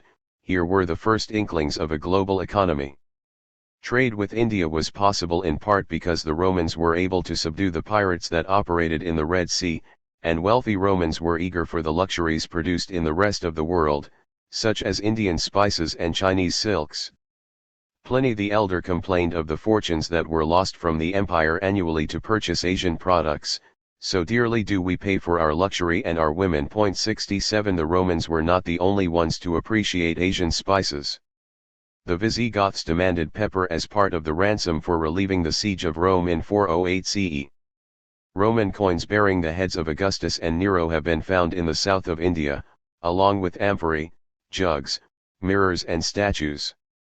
Roman and Greek wine was also exported to India. There was even evidence of trade in counterfeit wine from the Greek island of Kos.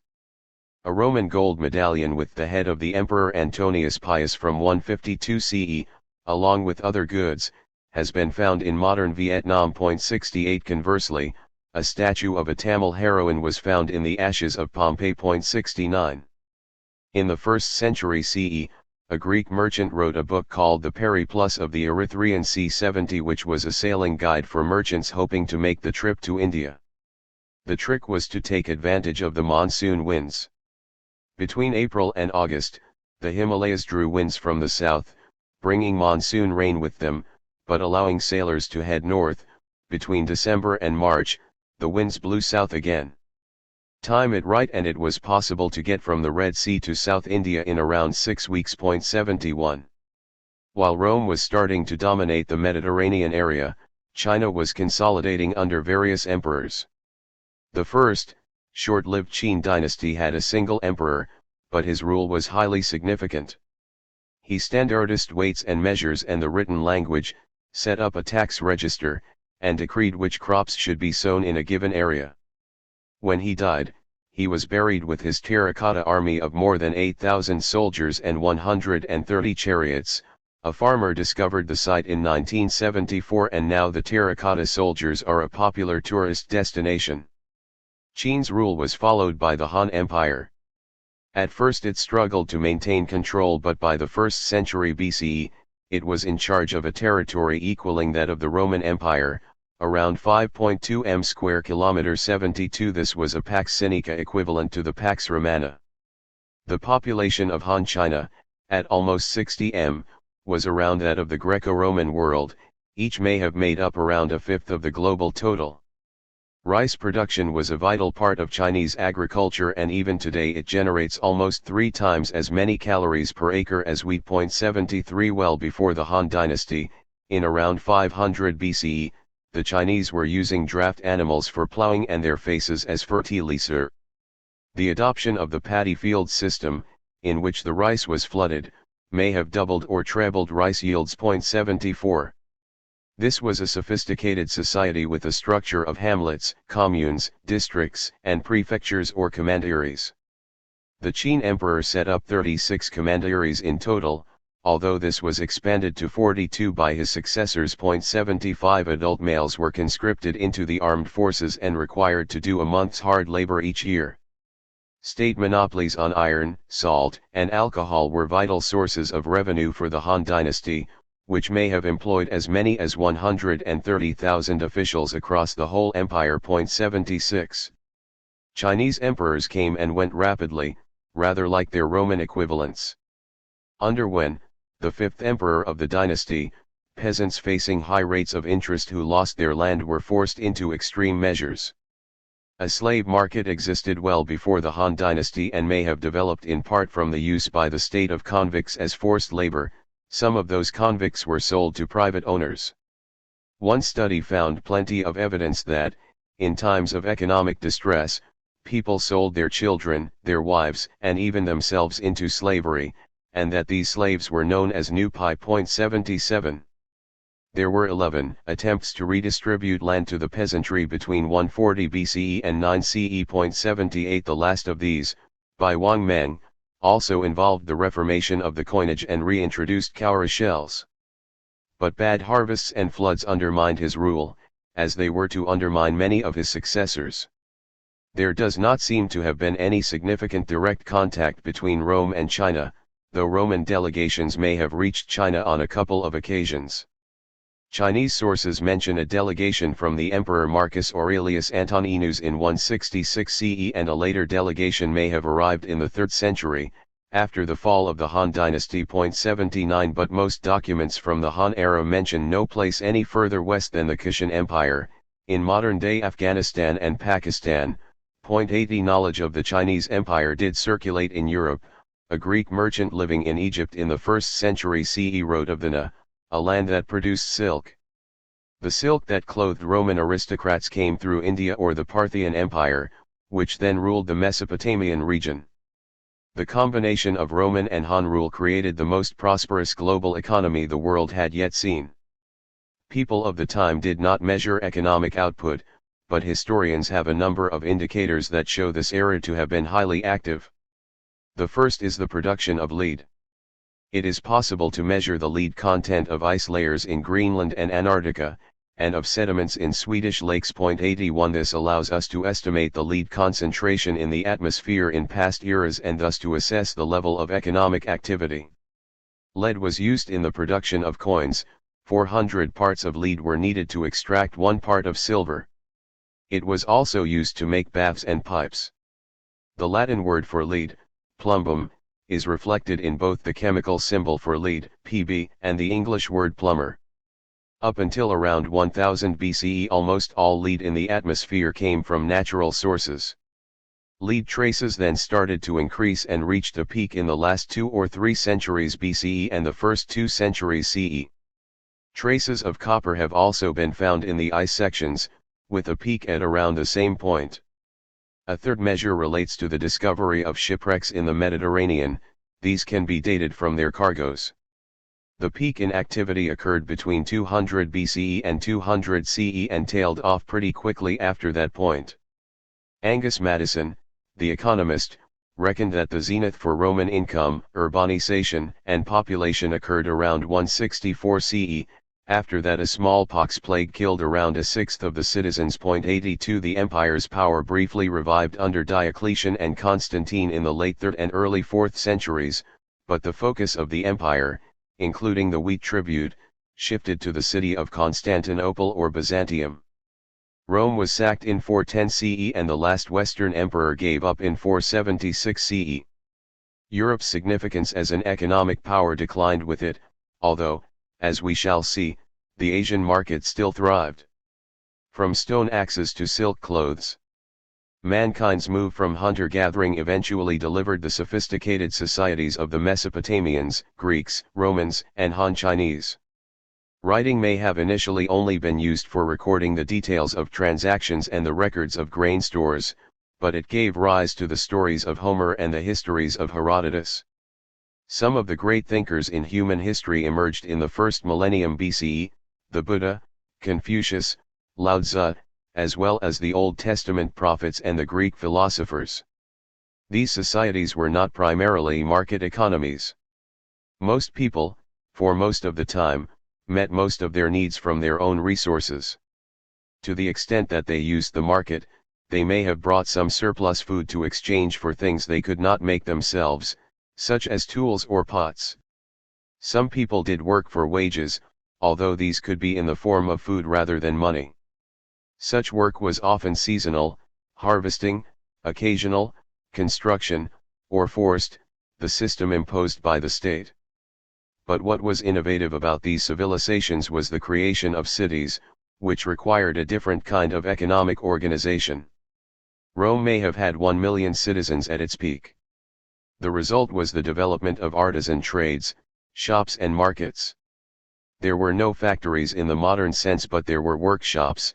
The shield factory of Cephalus in Athens had more than 100 workers. 83 There was a global trading network with Roman soldiers serving on Hadrian's Wall in northern England using Indian pepper while Asians used Roman coins and bowls. 84 These societies may not have planned their economies deliberately but did pursue policies that boosted output. The primary purpose of Roman road building may have been military, but the 78,000 kilometers of roads they built could also bring goods to market. Military conquest brought back booty, which expanded the money supply and stimulated consumer demand. Nor should we belittle their longevity. Mesopotamian and Egyptian civilizations survived for thousands of years. The Western Roman Empire existed for longer than America has been an independent state, and the Eastern version lasted another 1,000 years after that. The Han dynasty may have collapsed in China, but the Middle Kingdom's glory years were yet to come. James Scott argues that it is a mistake to think that the collapse of ancient civilizations was a tragedy. It is wrong to confuse the welfare of the people with that of the elite. 85 The ordinary person may have been happy to escape the forced labor, taxes, harsh punishments, and diseases caused by ancient city-states. But the pessimism should not be overdone. Ian Morris, a historian, reckons that per capita income in provinces conquered by the Romans rose around 50% in 2 centuries, house sizes, food consumption, and human height all increased. 86 Madison estimated that per capita income in the Roman Empire was around $540 in 1990, figures that may not have been surpassed until the rise of England and the Netherlands in the 17th century BCE. After the fall of Rome, the Italian population fell by a third and per capita income by more than half. 87 Towns fell into disarray and peasants faced the constant threat of losing their crops, or their lives, to armed raiders. As ages go, that sounds pretty dark. Through it all, of course, most people were still involved in producing their own food. In most societies they would remain so until the late 2nd millennium. And so we cannot possibly understand the ancient economy without understanding agriculture, the subject of the next chapter. 2. Agriculture. The Hanging Gardens of Boston. A snowy car park off Interstate 93 in the south end of Boston is the last place you would expect to find a farm. It is admittedly a very small farm, a converted container of the kind that fills the world's merchant ships. Inside the box you can find lettuce, kale, flowers, even wasabi, all growing in a carefully temperature-controlled environment. As you enter the container, the first thing you see is a set of trays. Seeds have been planted in them, inserted into small plugs of peat moss. Above the trays are a series of plastic containers filled with nutrients that are being drip-fed to the plants through pipes. The seeds grow in these trays for 2 to 3 weeks before moving to the back half of the container where they hang vertically. This arrangement saves a lot of space. A container can grow as much produce as 2 acres of farmland. The concept is known as hydroponics, whereby plants grow in water with the help of artificial light. The whole exercise is designed to be as efficient as possible. The apparatus within the container captures moisture from the air and uses less than 5 gallons of water a day. On a traditional farm, a head of lettuce requires 3.5 gallons of water to grow. In the container, a lettuce requires just 0.1 gallons. Electricity use is 125 kilowatts a day, or about the same as that used by 1 to 2 local houses. Freight Farms, the company behind the idea, was dreamed up in 2010 by Brad McNamara and John Friedman. It sells its wares to small farmers, but also to non-profit customers like food banks and shelters that have mandates to provide employment for the people they help. Universities and schools use the container farms for student engagement. And it is the kind of company that creates enthusiasm in its employees, hence the willingness of my guide, Caroline Katsarubas, to drive through a blizzard to show me round on such a dismal day.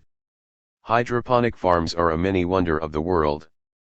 Although not quite the hanging gardens of Babylon, the hanging gardens of Boston are still a technological marvel. They can be used to grow food in some very inhospitable climates. A similar venture operates in Alaska, north of the Arctic Circle, where fresh produce can take a week to arrive. 1 At the moment, the cost of power means vertical farms are suitable for producing only high-value produce. But the cost may come down. For much of recorded history, most people farmed and most economic activity involved crop rearing or the raising of livestock. Over the last 200 years, however, the sector has become steadily less important in economic terms. In 1995, according to the World Bank, agriculture contributed around 8% of global GDP. By 2015, it was just 3.8%. 2. But that apparent decline is, in fact, a measure of agriculture's success. Without enormous improvements in productivity, it would never have been possible to shift so many workers out of farming and into manufacturing and services. And without those same productivity improvements, the planet would never be able to support the 7.7 billion humans who are alive today. In the first 7 decades of the 20th century, an average of 49 people per 100,000 died from famine somewhere in the world. In the subsequent 4 decades, up until 2010, the average was just 4.5.3. Thomas Malthus, the cleric and scholar whose 1798 essay predicted that food production would never keep pace with population growth, has been proved wrong time and again. As recently as 1950, farming still employed 2/3 of the global workforce. 4 We can classify the countries of the world by the proportion of the workforce involved in agriculture. If the figure is under 20%, then it is probably a developed country. In Greece, the level is 13%, in France 3% and in Germany 1%. At the other end of the scale you have countries like Burundi, 91%, Ethiopia, 71%, and Afghanistan, 62%. China's incredible pace of development saw agriculture's share of the workforce fall from 55% in 1991 to 27% in 2017.5. Although it now employs a minority of the world's workforce, agriculture still takes up a large proportion of our land. Out of a global land mass of 13 billion hectares, 6 arable and tree crops occupy 1.7 billion hectares and pasture, 4 livestock, takes up another 3.5 billion hectares. 7 As the population grew in the 19th and 20th centuries, more and more land was set aside for farming at the expense of forests or wilderness. In 1850 there were 118 hectares of American farmland, but by 2012 there were 370 m.8. There have been 4, or perhaps 5, structures of land ownership through history. The first is for land to be held in common. The second is for land to be owned by the monarch and various nobles, and to be farmed by peasants or serfs in return for services given to the upper classes. The third is for land to be rented from larger landlords, in return for cash or a share of the crop. The fourth is for the land to be owned by individual farmers. In America and elsewhere, this has evolved into a fifth type where the land is owned by large agricultural companies. Systems where the individual farmer or peasant has strong ownership rights over his or her land seem to be the best for agricultural productivity, only then will they make the long-term investments needed to improve yields. A study of land rights in 3 developing countries concluded that if property rights are absent and if land tenancy is insecure, farmers do not care much about the land use. 9 Instead, they concentrate on short-term profit maximizing at the cost of accelerating the degradation of land. Some of the worst famines in the 20th century were related to the collectivization of farmland in China and the Soviet Union. 10 Between 1973 and 1992, when Peru's farming was collectivized, its agricultural production rose 24%. Don't be too impressed, once the collective farms were dismantled, it rose 170%. 11. The land structure of earlier eras was probably one of the most important reasons why economic growth was so slow to get going. When landlords were able to impose excessive rents or fees, or when the peasant's long-term right to the land was in doubt, there was little incentive to improve crop yields. The breakup of the old aristocratic estates was a precursor to an enormous improvement in agricultural productivity. And better yields were a necessary condition for industrialization. Changing crops and livestock. Over the last 12,000 years, agriculture has changed our environment enormously. In its name, forests have been cleared and vast areas of land have been devoted to specific crops. In most developed countries, the landscape is crisscrossed by man-made features like roads, railways, and canals. Even where we feel that nature exists, it is shaped by humankind in the form of parks, gardens, and managed woodlands. Humans favor some species a lot more than others. The world has around 250,000 plant species, of which around 50,000 are edible. Humans regularly eat only 250.12. The most important are the cereals, wheat, rice, and corn, or maize, which comprise the bulk of our calorie intake. Further back in time, other crops such as barley and millet played significant roles in the human diet.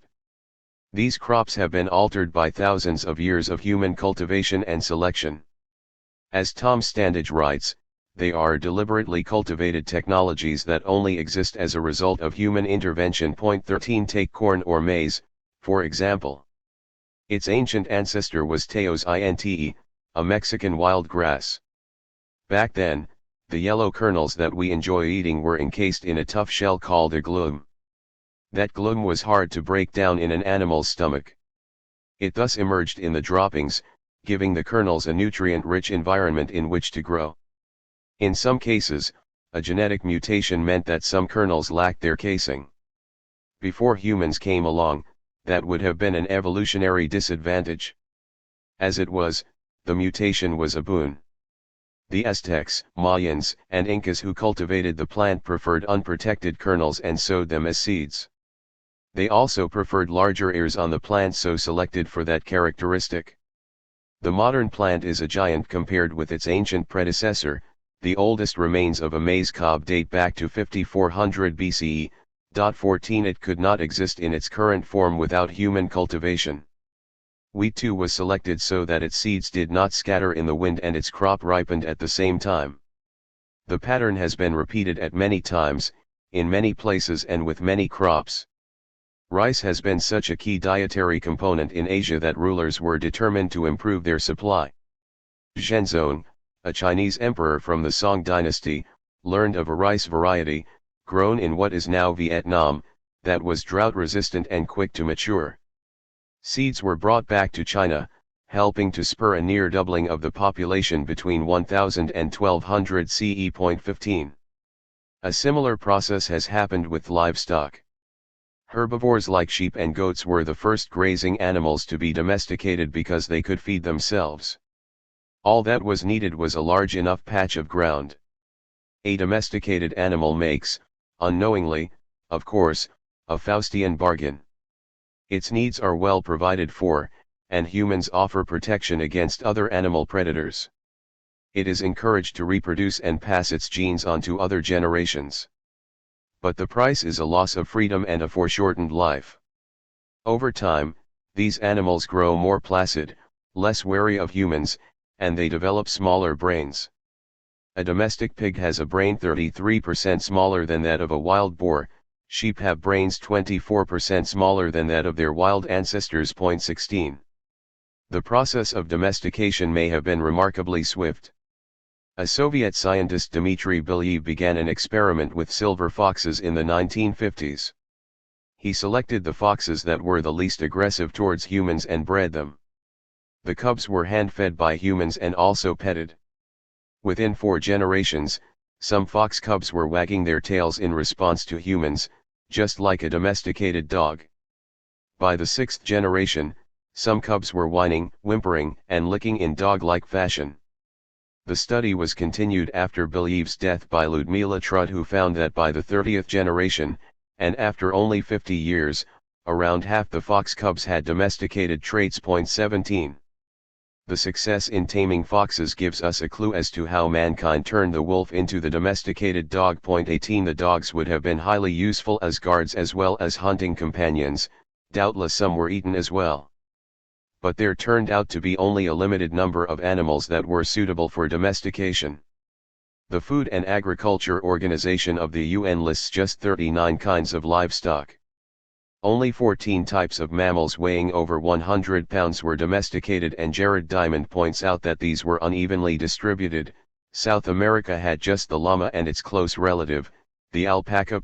19. North America, Australia, and Sub-Saharan Africa had no qualifying mammals at all.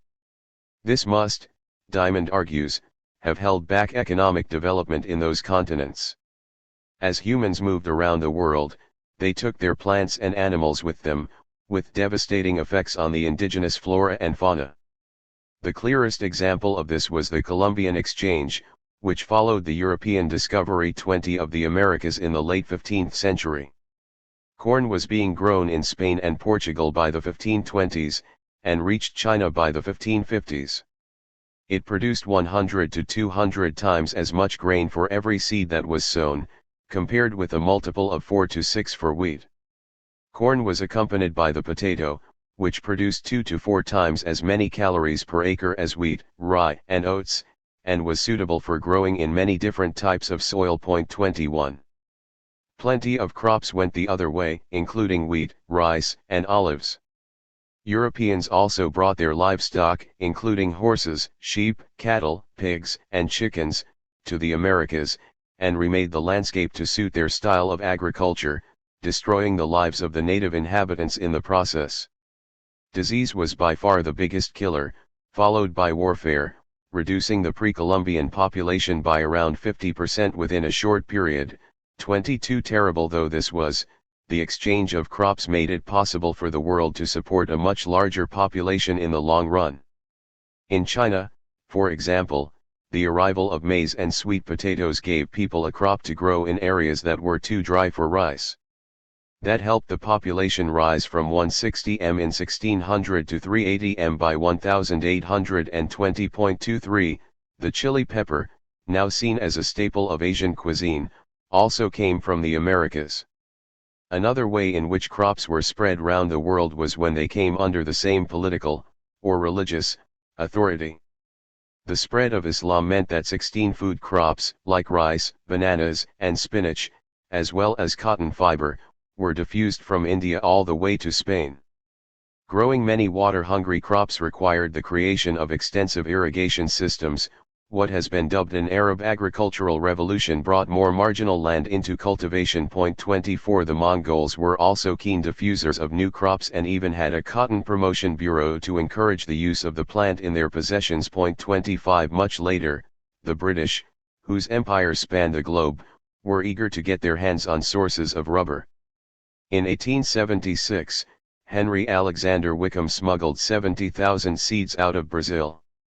Botanists at Kew managed to grow plants that were then shipped to colonies in Sri Lanka and Malaya, modern Malaysia, which by the 1920s was the world's biggest rubber producer. 26 This turned out to be a fortunate shift since Brazilian rubber production was wiped out by a leaf blight from the 1920s onwards. The nutrient problem. Crops take nutrients from the soil, which need to be replaced. This was not a problem for hunter-gatherers, or for those who used slash-and-burn agriculture, where an area would be cleared by fire, with the ashes fertilizing the soil. Once the crop had been harvested, the tribe would move on to another site. But it became a problem for settled farmers. They soon discovered that planting the same crop every year exhausts the soil. The Greeks and Romans dealt with this problem by leaving their land fallow every other year. The fallow land would be turned over to animals and their droppings would act as fertilizer. 27. This system meant that 50% of the land was not producing crops on a regular basis, leaving plenty of scope for efficiency gains. By the early Middle Ages, much of Northern Europe had adopted the three-field rotation system. In Southern Europe, a lack of rain and thin soils made the switch more difficult. 28 Under this, 1/3 of the land was planted with a cereal, wheat, barley, or rye. In the autumn, another field was planted in the spring with oats, barley, and legumes, peas, beans, and lentils. The third field was left fallow. This used 2/3 of the land rather than 50% and produced 2 crops a year, rather than 1. And the oats could be fed to the horses, which helped with the plowing. Humans were also able to boost crop yields by adopting new technologies. In around 4000 BCE, for example, the Egyptians started to use wooden plows. These could break up the soil, making planting easier, bringing up fresh soil, with nutrients, and pushing weeds under the surface. The Chinese had a heavy, or moldboard, plow made from iron as early as the 3rd century BCE. This was one of the reasons that their agriculture was more efficient than that of Europe. The Chinese also used the seed drill, weeding rakes, and wheelbarrows well before they were introduced in the West. 29 The iron plow became widely used in Europe by around 1000 CE, making it possible to farm the heavier clay soils in the north. These heavy plows needed animals to pull them. Ancient horse collars had a tendency to restrict a horse's breathing, and thus its pulling power. In the 5th century CE, the Chinese developed a collar harness, which allowed the horse to use its full strength. 30 The collar spread to Europe in the 10th century as tribes migrated. These improved agricultural techniques, along with a warmer climate and the expansion of farming in Eastern Europe, seem to have allowed a population rise in the High Middle Ages from 1000 to 1250 CE. But the 14th century Black Death, or plague, caused huge declines in affected areas, and widened a division between Western and Eastern Europe. In the West, serfdom declined in the 12th and 13th centuries as prosperity caused more landlords to produce food for the market, and to convert feudal obligations into money rents. In the 14th century, the loss of population made landlords desperate to recruit tenants. By the 16th century, serfdom in Western Europe had virtually disappeared. Eastern European peasants started to enjoy more freedoms in the 12th and 13th century, particularly as German settlers moved into the area. But in the 14th and 15th centuries, Eastern European landlords reacted to hard times by imposing more and more obligations on the peasantry, reducing them to serfdom. The political power of the nobility, and the relative lack of cities to which peasants could escape, seems to have contributed to this development. Serfdom would last for several centuries more. 31. Perhaps this divide was crucial in economic history, paving the way for improvements in agricultural production and industrialization in the west of the continent and leaving the east behind. The traditional explanation focused on an agricultural revolution in 18th century Britain, which in turn paved the way for the Industrial Revolution. Tribute was paid to pioneers like Turnip Townsend, Jethro Tull, and his seed drill 32 and Coke of Holcombe Hall. Since then, however, the achievements of such people have been downgraded. 33. However, it still seems clear that agricultural productivity in England did improve over the period, and this not only helped the population to grow but allowed workers to move off the farm and into the textile factories. Part of this was a further expansion in the amount of land devoted to productive use. The amount of fallow land fell from 20% in 1700 to 4% in 1871. The extra land was planted with new fodder crops, notably turnips and clover. 34 Some of this was the result of the enclosure movement, whereby open fields, previously farmed in common, were hedged off and cultivated by larger landowners. It has been estimated that crop yields were around 20 to 25% higher on enclosed land than in open fields. 35. We now know why it is that land needs time to recover before being replanted. Plants need nitrogen. There are microbes in the soil that capture nitrogen from the air and make it available to the plants. But they cannot do so year in, year out. Legumes have nodules on their roots that attract bacteria, known as rhizobia, and fix nitrogen to them. Some of this ends up back in the soil, which is why adding legumes to the crop cycle is helpful. English farmers were planting legumes in the 18th century and were more systematic about collecting manure for use as fertilizer than their neighbors on the continent. The Chinese used both animal and human waste, the latter known as night soil. They were rather more effective than the Europeans. In the 13th century, fields around Paris were only fertilized with manure once in every 9 years. 36 Adding manure to the soil is useful because the waste includes nitrogen, but the concentration is only 1 to 2%. That is why there was such excitement in the 19th century about the discovery of the Chincha Islands off Peru, which had been home to seabirds for thousands of years. Their droppings, or guano, reached a depth of 200 feet at some points. This guano contained 20 to 30 times more nitrogen than animal manure. 37 In the 19th century, there was the equivalent of a gold rush in Peru. Prisoners, slaves, and indentured Chinese workers dug out the guano and transferred it into waiting boats. Up to 300 ships a year waited for the smelly cargo, and, by the late 1870s, the guano mountains had been exhausted. 38 In total, Peru exported some 10.4 m tons of bird shit and enjoyed, for a while, economic growth of 9% a year. When the guano ran out, alternative fertilizers were needed. Agriculture turned from birds to the boffins. The key to producing artificial fertilizers was to harness nitrogen, which makes up about 78% of the atmosphere. The difficult bit was extracting it from the air. Nitrogen is not a very reactive substance. A German physicist called Fritz Haber worked out that a combination of heat, high pressure, and a metal catalyst could convert nitrogen and hydrogen into ammonia. The process was bought by BASF, a German company, where another chemist, Karl Bosch, figured out how to industrialize the process. This ammonia was turned into fertilizer of various kinds, including ammonium nitrate and urea. Without it, the current level of global population could never have been reached. The Haber-Bosch process could be put to more deadly purposes, such as the manufacture of explosives and chlorine gas, which the Germans used in the First World War. On the night that Haber celebrated a German chemical attack at Ypres in 1915, his wife committed suicide with her husband's gun, although her motives were not completely clear. 39 When Germany lost the war, the patents for the process were confiscated and other countries were able to exploit it. But it is an expensive business and widespread adoption did not take place until after the Second World War. Production rose from 3.7 m megatons in 1950 to 133 megatons by 2010.40. The process requires 1 to 2% of world energy use each year. 41.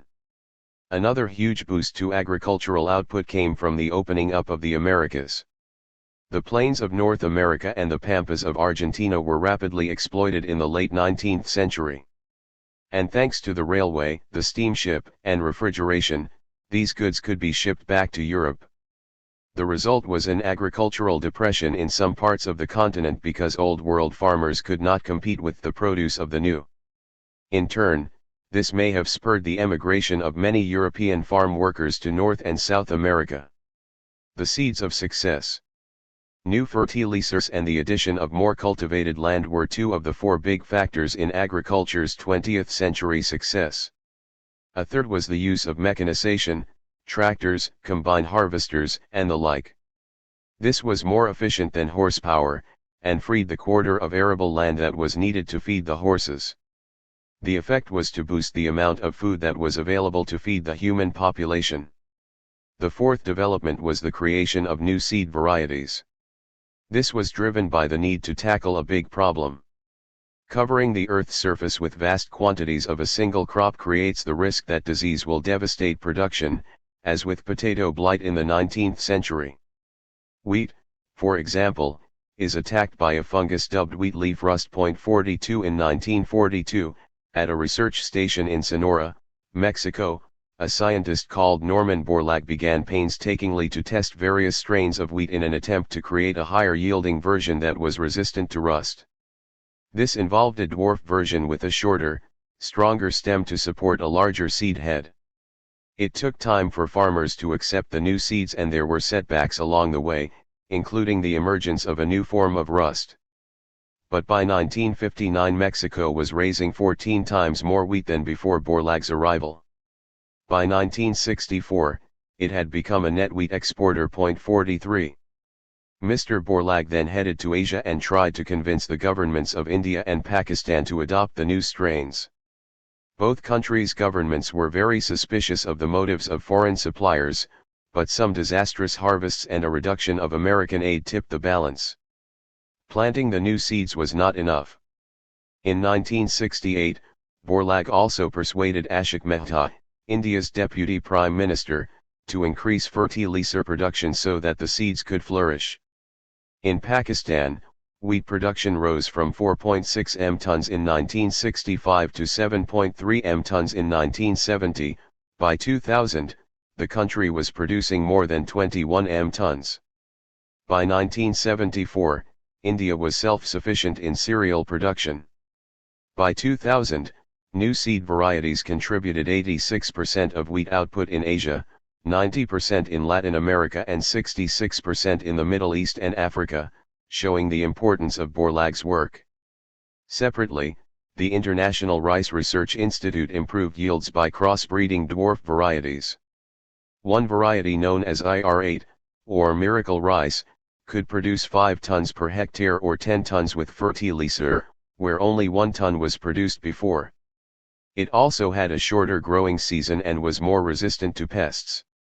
Nekhanti Subbarao, the first farmer to plant the seeds in the Andhra Pradesh region of India, became known as Mr. IR8 and later pioneered a flood-resistant rice strain. 44.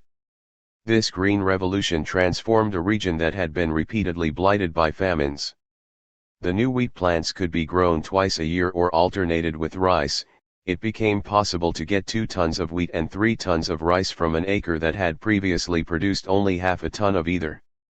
Borlaug received both the Nobel Peace Prize and the Congressional Gold Medal for his work, a combination reserved for the likes of Martin Luther King and Nelson Mandela. 45 Without the Green Revolution, Paul McMahon reckons that 2 billion people might not be alive. 46 In the late 1960s, doommongers were warning of world famines and population bombs, but while Asia's population more than doubled from 1.9 billion to 4.4 billion between 1965 and 2015, cereal production tripled. As well as cereals, farmers were able to improve the yields of roots and tubers by 40% between 1980 and 2005. 47. Avoiding famine was benefit enough. But the Green Revolution also brought wider prosperity. A study of 84 countries by the Center for Economic Policy Research, CEPR, found that a 10 percentage point increase in the share of agricultural land taken up by high-yielding crop varieties boosted GDP per capita by around 15%. 48 Part of this increase is because a more efficient agricultural system allowed workers to move into manufacturing and other, more productive, areas of the economy. The Green Revolution seems to have slowed the process of agricultural expansion. Improvements in the productivity of food crops lead to intensification of agriculture on a smaller land area, the authors of the CEPR study conclude. and there was no sign of a Malthusian effect in which more food generated a larger population, which would exhaust the bigger food supply. Fertility declined, perhaps because parents were more certain that their existing, better-fed children would survive. Of course, the Green Revolution is not without its unpleasant side effects. Irrigated farmland uses 70% of the water extracted for human use, a problem for areas like California or Australia, which suffer from periodic droughts. Nitrogen and other fertilizers are washed off the land and into rivers. This can upset the ecology of the ocean. Algae, which feed off the nutrients, can then spread into a bloom that kills off other life. A regular bloom, with an area of 6,500 square miles, forms every summer in the Mississippi Delta. 49. Technology can be used to reduce the impact. In California, farmers use sensors to detect moisture in the soil and thus calibrate the amount of irrigation needed. This reduces water use by 20%.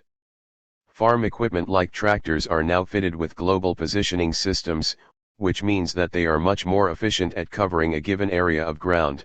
This reduces fuel use. 50. Farming is also now an industrial process. In 2016, there were almost 23 BN chickens in the world, 51 up from 4 BN in 1960.52. While wild chickens can live for 6 years, caged chickens are slaughtered before they are 12 weeks old. They live in hot polluted conditions and are too heavy for their legs to support them, causing painful disorders. 53. This is a brutal system. If the problem on land is the cruel treatment of livestock, the problem at sea is overfishing. Industrial trawlers can process 1,200 tons of fish a day and global fish stocks are under threat. The UN's Food and Agriculture Organization estimates that, of the fish stocks it monitors, 52% are fully exploited, 17% are overexploited, and 8% are depleted or recovering from depletion. 54. Thanks to aquaculture, or fish farming, global consumption of fish is higher than ever before, at 20 kilos per person. In China, aquaculture supplies almost half the fish that is eaten. But farmed fish tend to be fed on smaller fish, and they are subject to supply pressures.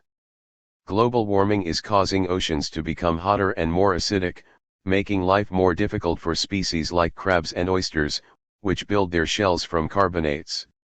In the face of these difficulties, countries get more defensive about fishing rights in the areas around their coasts, and more aggressive about the rights to fish on the high seas. 55.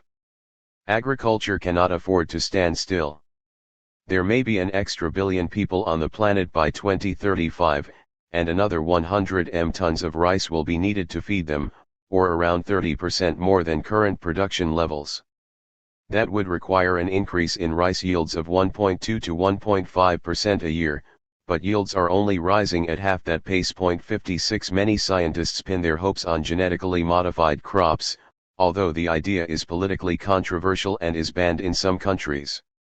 Crops may be genetically modified to resist pests, or tolerate pesticides, they can be flood-resistant or drought-resistant, and they can be modified to help people with vitamin deficiency.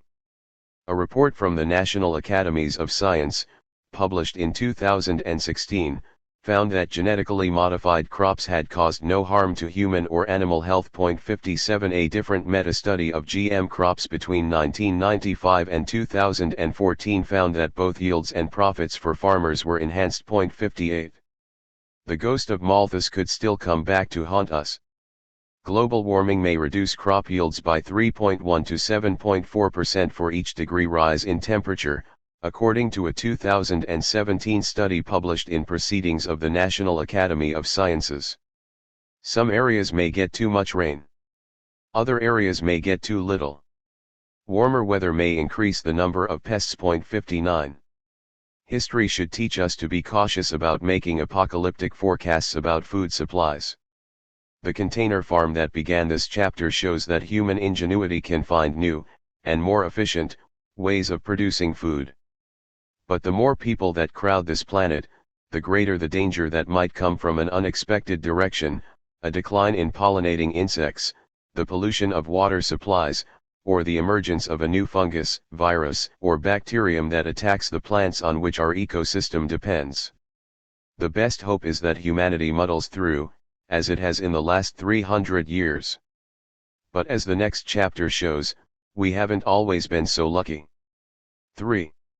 The Asian market, 200-1000 CE.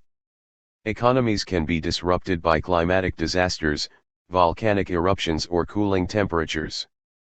But they also struggle when central authority is breaking down, and it is hard for people to trade or keep their crops safe from warring armies. Sometimes these factors can interact. That seems to have been what happened in the period from 200 to 600 CE. There was great political turmoil. The fall of the Western Roman Empire, marked by the sack of Rome in 410 and the abdication of the last emperor in 476, was only part of the story. China took a long time to recover from the demise of the Han dynasty. For a period from 220 to 280 CE, the country was split into three kingdoms, known as the Wei, Shu, and Wu. Briefly reunited under the Jin dynasty, the kingdom then suffered a further period of turmoil thanks to invasions by peoples known as the Five Barbarians. The sack of Luoyang in 311 CE by the Xiongnu was the equivalent of Rome's fall. 1. Peoples were on the move across the Eurasian continent. Perhaps this was due to climate change, which forced people to travel in search of new crops to farm or pastures for their livestock. After 400 CE, the weather cooled. Climatologists refer to this period as the Vandal minimum, and this lasted into the 8th century. In 536 CE, both tree rings and written records suggest that there was some event, either a volcanic eruption or an asteroid strike, that had a prolonged adverse impact on harvests. 2 Further eruptions may have followed in 540 and 547 CE, while an outbreak of the bubonic plague was recorded in 541 CE. It seems to have taken a century for Europe to recover from the cumulative impact of these setbacks. 3. Population movements had a ripple effect. As one tribe shifted into the lands occupied by another, the latter tribe was forced to fight, be conquered, or to move itself. Broadly speaking, the shift was westwards. Persia built a 125-mile wall to keep the invaders out, and Rome helped to finance it. But it was a sandcastle against the advancing tide. 4. As it turned out, the Persians under the Sasanian Empire survived the period in much better shape than did the Romans. In the late 5th century, the empire was defeated by the Hephthalites, or White Huns, a people from the steppes of Asia, who also conquered northern India. But the Sasanian dynasty survived until the middle of the 7th century. The Byzantine or Eastern Roman Empire, with its capital in Constantinople, probably reached its peak in the 6th century under the Emperor Justinian, who managed to reconquer much of Italy and North Africa. This Greek-speaking regime survived until 1453, although in much diminished form in its final centuries. India, meanwhile, enjoyed what was described as a golden age under the Gupta Empire, which managed to rule much of the subcontinent from the early 4th to the middle of the 6th century CE.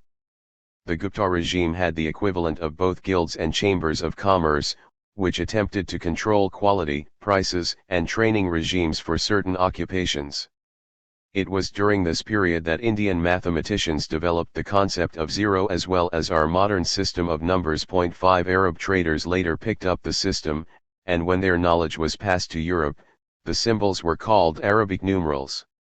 There was an Asian trading system that linked the Middle East, the Persians and the Byzantines, the east coast of Africa, India under the Guptas, and China, which was economically important even during political turmoil.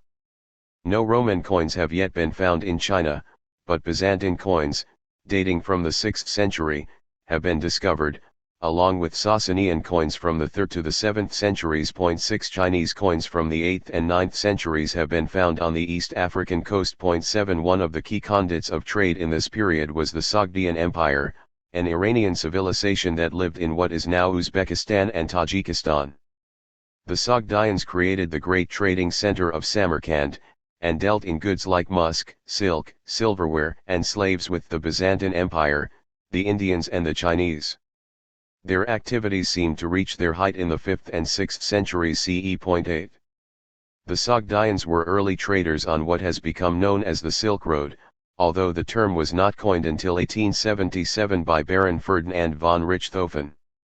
The terminology makes the route seem a lot more substantial than it was in real life. Valerie Hansen, a historian, wrote that over 100 years of archaeological investigation have revealed no clearly marked paved route across Eurasia but a patchwork of drifting trails and unmarked footpaths. 9. The land route from China to Persia and the Middle East was arduous.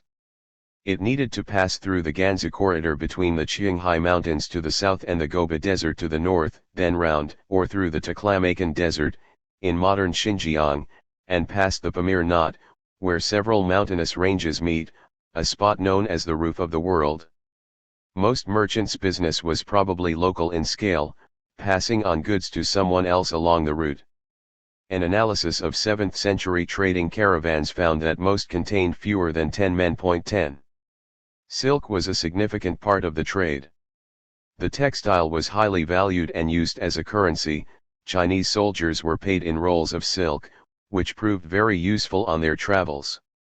In 1118 CE, 3.9 m bolts of silk were produced in China for tax purposes. 11 According to one estimate, over 5 m pieces of silk went down the road in the first half of the 8th century. 12 But gold, silver, and metals were also valued items, and the Chinese were keen to get hold of the horses that could be found on the Central Asian grasslands. There was very high Middle Eastern demand, particularly in the Abbasid Caliphate, for Chinese ceramics, which were fashionable items to own. While the term Silk Road is now commonplace, it is worth noting that most goods will probably have been transported by sea. Indeed, in the terminology of the current Chinese government's Belt and Road Initiative, the sea route to Africa and the Mediterranean is the road element. 13 The overland route was vulnerable to disruption by raiders and suffered a decline after around 750 CE before reviving again at the time of the Mongol Empire. Shipwrecks in the South China Sea have shown vast cargoes of pottery, with 55,000 pieces in one wreck and 500,000 in another. Such cargoes were far too bulky to have been carried by pack animals. One of the most remarkable finds in recent years was the Belitung shipwreck, found off the coast of Indonesia. This Arab dhow was on the way back from China in the 9th century CE and contained the largest ever hoard of Tang dynasty artifacts. It also had a lateen, or triangular sail, which allowed a vessel to make forward progress when the wind was in the wrong direction, by tacking from side to side. This was a great advantage over square sail ships. 14. This Asian trading market was truly a melting pot, with Malays, Tamils, Arabs, and Persians, as well as Chinese, all participating. 15 By the 9th century CE, the sea route between the Persian Gulf and China was well established, via the Malabar coast of India, Sri Lanka, the Nicobar Islands, north of Sumatra, the Malay Peninsula, the Strait of Malacca, and past Cambodia and Vietnam to Canton. Ships sailing to China from Mesopotamia and Persia left the Persian Gulf and then skirted the coast of Pakistan and India. 16. China was far more rich and sophisticated than Europe in this era. Chang'an was the capital of the Tang dynasty and boasted markets in both the east and west of the city. The former had 220 different groups of shops including restaurants and inns. An inventory of goods found at a monastery included lapis lazuli from Afghanistan, agate from India, amber from Europe and pearls from Sri Lanka. 17 Any ambitious merchant of the era would have been told to go east, young man. The rise of Islam. In a period of population movements, one shift outranks all the others. The Prophet Muhammad and his followers left Mecca for an oasis called Yathrib, now Medina, in 622 CE. In one of the most successful campaigns in history, by 644 CE the group had conquered the whole of Arabia, part of the Sasanian Empire, and the Syrian and Egyptian provinces of the Byzantine Empire. In the late 7th century, the Arabs extended their control across much of North Africa, and in the 8th century, they conquered much of Spain and the Indus Valley, in northern Pakistan. In 751, an Islamic army defeated the Chinese at the Battle of Talas, somewhere near the border of modern Kazakhstan and Kyrgyzstan. It is possible that this battle led to the Arabs adopting paper, which the Chinese were already using. As well as spreading Islam as they went, the Arabs also took with them their trading culture. Muhammad himself was a merchant. Over time, as they traded further and further afield, they tended to establish settlements along the route, on the coast of India and in Southeast Asia, for example. Naturally enough, those early merchants set up the mosques, legal institutions, and bazaars they needed to maintain their culture and sustain their business. This was a vast common market with its own institutions and traditions. Families would organize themselves into partnerships, under which the risks and profits would be shared in proportion. Another arrangement was the qirad, which saw an investor entrust his capital to someone who used it in trading venture, in return for an agreed share of the profits. Merchants would have agents in cities with which they traded. This would allow credit to be granted, via the use of bills of exchange, a written order instructing the recipient to make a payment. A hawala, or order to pay, was very similar to a modern check. In the upper left corner was the amount to be paid, in the lower left corner of the order was the date and the name of the payer. 18 The hawala system is still widely used in the Islamic world as a system of cross-border payment. Trust was vital to this system as traders believed that their fellow Muslims would not break their word. 19 Buying and selling on credit was widespread. While interest was avoided, bankers charged fees for lending money, for changing money, and for issuing bills of exchange. 20 The goods traded were the typical high-value items of the day. The Arabs bought pepper and other spices, jewels, cloth, including silk, and porcelain from India and China, and sent coral, ivory and textiles in return. 21 Taxes were levied on land and on non-Muslims, an approach that encouraged conversion. Import duties were also imposed. Under the Umayyad Caliphate, gold coins called dinars were minted in 691 CE. The coins had an Arabic inscription, proclaiming the truth of Islam. 22 They were a rival in international transactions to the Byzantine solidus, another gold coin. Dinars have been found buried in Scandinavia and England. As well as their growing commercial sophistication, the Islamic Empire of this period had high rates of literacy and a record of technological innovation. They were eager to learn from other cultures. In Baghdad, an institute translated the works of Aristotle, Plato, Hippocrates, and Galen, helping to preserve them for modern readers. There were specialist schools in medicine, astronomy, and maths. 23 The work and name of Persian mathematician Muhammad ibn Musa al-Khwarizmi gave us the words algebra and algorithm. Jabir ibn Hayyan, an early chemist, developed distillation, a way of separating liquids through differences in their boiling points. 24 Ibn al-Haytham, who lived in the late 10th and early 11th centuries, was a pioneer in the field of optics, and his empirical approach made some dub him the world's first true scientist. The Arabs eagerly adopted paper, and by 1000 CE bound books made of paper circulated widely in different parts of the Muslim Empire. Gunpowder, also taken from the Chinese, was used for weaponry. The Islamic Empire also developed the horizontal windmill for grinding corn and the sextant for navigation. Another important area of innovation was agriculture. The Arabs picked up a number of crops on their travels and started growing them at home: rice, sugar cane, cotton, melons, aubergines, and citrus fruit. 25 In turn, this required advances in irrigation, such as the water wheel. And higher food production made it possible to sustain a bigger population. All this created a large, sophisticated, and prosperous civilization by the standards of the era.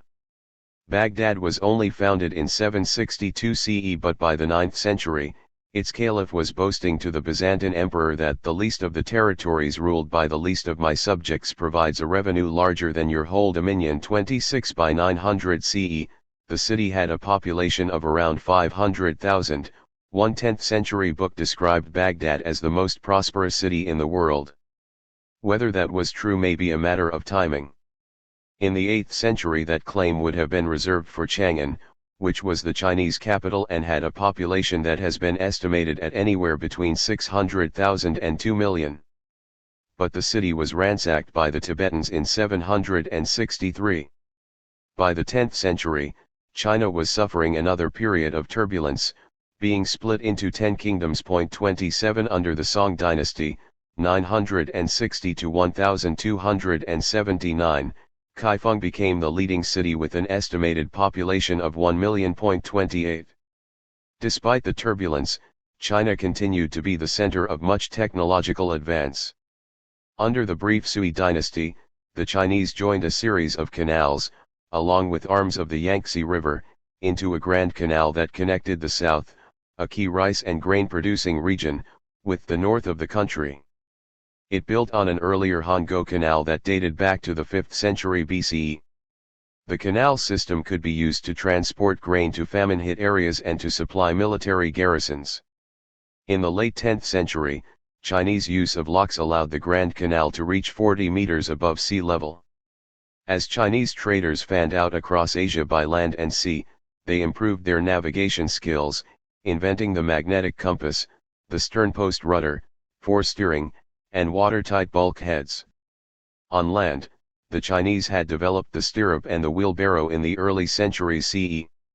And they developed printing in the 8th century, 700 years before Gutenberg.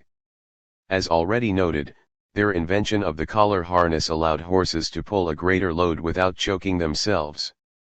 In the 11th and 12th centuries, new rice grains helped the population to double. And what of Europe during this long period? As we saw in Chapter 1, archaeological records of lead traces and shipwrecks suggest a collapse in economic activity from the 2nd century CE onwards.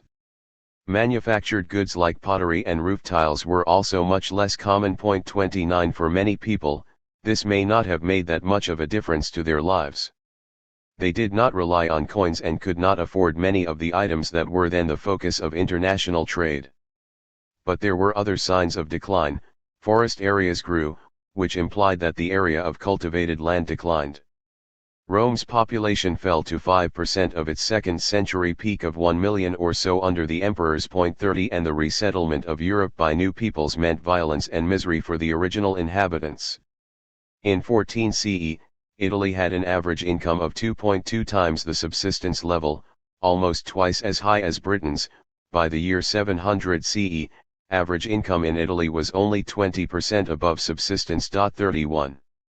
Some kind of order was restored by Charles the Great, Charlemagne, a Frankish king who managed to unite much of Western Europe, including Saxony, Bavaria and northern Italy. In 800 CE, he was crowned as Holy Roman Emperor, a title that lasted 1,000 years, and revealed a certain hankering for a previous era of stability. Charlemagne also established a uniform currency in which a pound of silver was divided into 240 pennies and 12 pennies were called a solidus or shilling, used as a unit of account. Older Britons will recognize this system as the basis for the pre-decimal currency that survived until 1971. The 9th century saw Europeans adopt the stirrup, which, as mentioned above, originated in Asia, and, in the 10th century, the nailed horseshoe, vital precursors for an age of mounted knights. A knight with his feet in stirrups was much harder to knock off his horse. The unity of the Carolingian Empire, as we now call it, did not last long.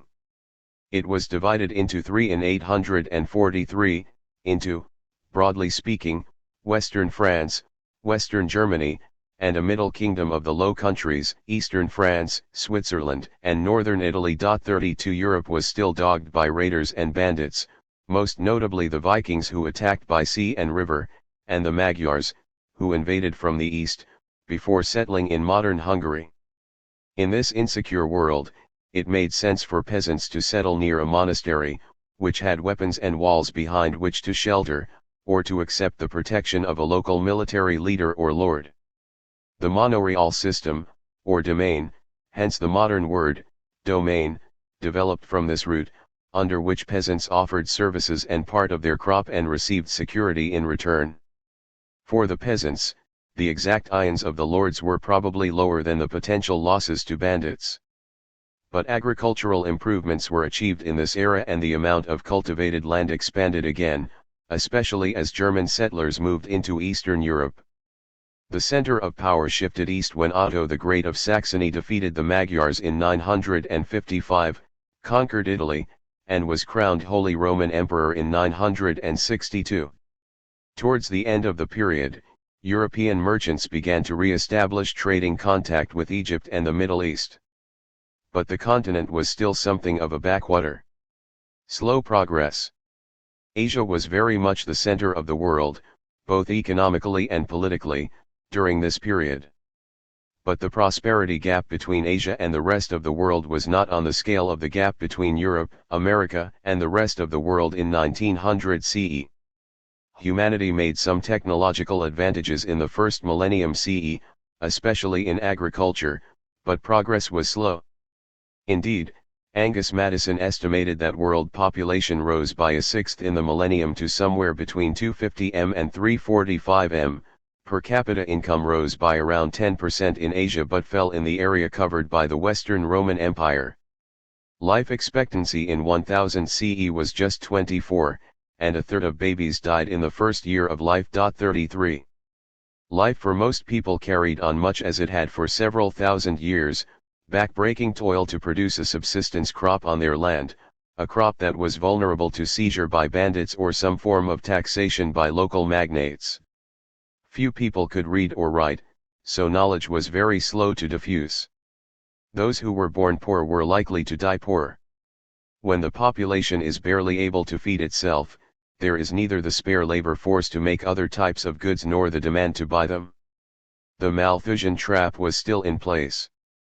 Any gain in population would cause living standards to fall and eventually outrun the food supply. There were just a few inklings of the enormous changes that would take place in the second millennium. Chinese and Arabic innovations in science, technology, and business models were spreading, and would be copied with great success by Europeans, the magpies of global economic history. 1,000 years later, in a nice irony, the Europeans and Americans would complain that the Asian powers were copying technology from them. 4. Europe revives, 1000 to 1500. Why are we so much more prosperous than our ancestors? The most dramatic changes in the world economy have occurred since 1820 or so. But it is still possible to see some of the roots of that development in the first half of the second millennium CE. During that period, navigational advances were made in shipping, cities grew, and commercial activities developed. The arrival of Europeans on the shores of the Americas just before 1500 and the efforts of Europeans to break into the Asian trading markets meant that, for the first time, most parts of the globe were linked. One necessary condition for rapid economic growth, though not sufficient alone, is that the population can feed itself. In the first 3 centuries of the second millennium, as already noted, new rice varieties enhanced yields in China. The Mesoamerican cultures domesticated corn, peppers and tomatoes, and may have been the first to domesticate cotton. They developed a sophisticated system of agriculture, with terracing on the uplands and canals in the lowlands. Corn supported a high population density. But they lacked draft animals or the will. 1. In Europe, along with technical advances like the iron plow and heavier horse collar, there was a systemic change from a 2-course to a 3-course crop rotation, which reduced the proportion of fallow land from 50% to 33%. More land was also brought into cultivation from forest and wilderness, particularly in the eastern half of the continent. Europe was at this stage an exporter of raw materials to the rest of the world, and an importer, when it could afford them, of luxury goods. At the start of the period, Europe was rediscovering its political strength. Its borders were expanding. From the 11th century onwards, various Christian kings, of Leon, Castile, Aragon, etc., took back more of the Iberian Peninsula from the Muslim rulers of Al-Andalus. This was good news for early settlers. In the 1150s and 1160s the Archbishop of Toledo was offering land in return for rents of just 1/10 of the annual grain harvest or 1/6 of the grapes, a much lower burden than in established areas. 2. Much more ambitiously, the First Crusade led to Christian kingdoms in the Middle East, some of which lasted nearly 2 centuries. This occupation seems to have sparked European demand for new goods, particularly sugar. Christian merchant ships were trading in Alexandria and Damietta even at the height of naval battles between the Crusader states and Saladin, the Muslim leader. 3. There was still plenty of conflict within Europe. Of course, the battle for control of England, which had involved the Kingdom of Denmark and Norway, was settled in 1066 when William of Normandy launched a successful invasion. In essence, this was a world where strongmen were able to conquer vast swathes of territory, and only strongmen were able to protect land against raiders from outside. The structure that emerged from this process has become known as the feudal system. In the classic model, familiar from school textbooks and films about Merry England, there is a formal hierarchy: king, barons or nobles, knights, and peasants, with each layer of the structure having its own rights and duties. In theory, this system would be unchanging: the rich man in his castle, the poor man at his gate. God made them high and lowly, and ordered their estate for. But it was far from universal. Modern nation-states had yet to emerge. Kings might claim ownership over extensive areas of land but did not always have control over them. Cities were outside the feudal land structure, as to some extent was the church. In certain areas, and in times of turmoil, the monoreal system might not operate at all. Medieval life in Europe. The manor is the English term for an area of land owned by a feudal lord. He would farm part of this property himself, the domain, and the rest of the property would be farmed by peasants. Some of these peasants would be outright slaves, although in England this declined pretty quickly after the Norman conquest. Serfs were not technically slaves but their status was weak. As well as labor service, they owed their landlord rent, a death duty, a payment on marriage and a poll tax. They had little option but to pay up since the landlords also ran the local courts. Other peasants had more rights, but still had duties to their landlords. The Domesday Book found that English serfs were 40% of the population, smallholders were 32%, freemen 14%, and slaves around 10%. 5. Barbara Hannawalt gives a picture of life in a medieval English village in her book The Ties That Bound, Peasant Families in Medieval England. The frame of a typical house would be made of wood, with the walls consisting of turf or wattle and daub, sticks mixed with mud. The hearth with the fire would be kept in the middle of the room, and fueled with wood gathered from the countryside. For firewood, peasants were entitled to any twigs they could pull off hedges and trees with tools known as hooks and crooks, hence the phrase by hook or by crook. The floors would be covered with straw, the bed would be a straw pallet, and the windows would lack glass. Household goods would be limited to a few pots or a bench, and even these were often borrowed from the landlord. If they lived in a village, the peasants would keep a small garden, known as a croft, attached to the house, in which they could grow vegetables or keep chickens and other livestock. The diet would have lots of bread, butter, and cheese, vegetables such as peas, beans, and cabbages, fruit when available, fish from the river, and some meat, particularly mutton. They would keep most of the food they grew, but some would be sold in exchange for goods they did not make themselves, such as tools. Villages would have their own artisans, such as carpenters and blacksmiths.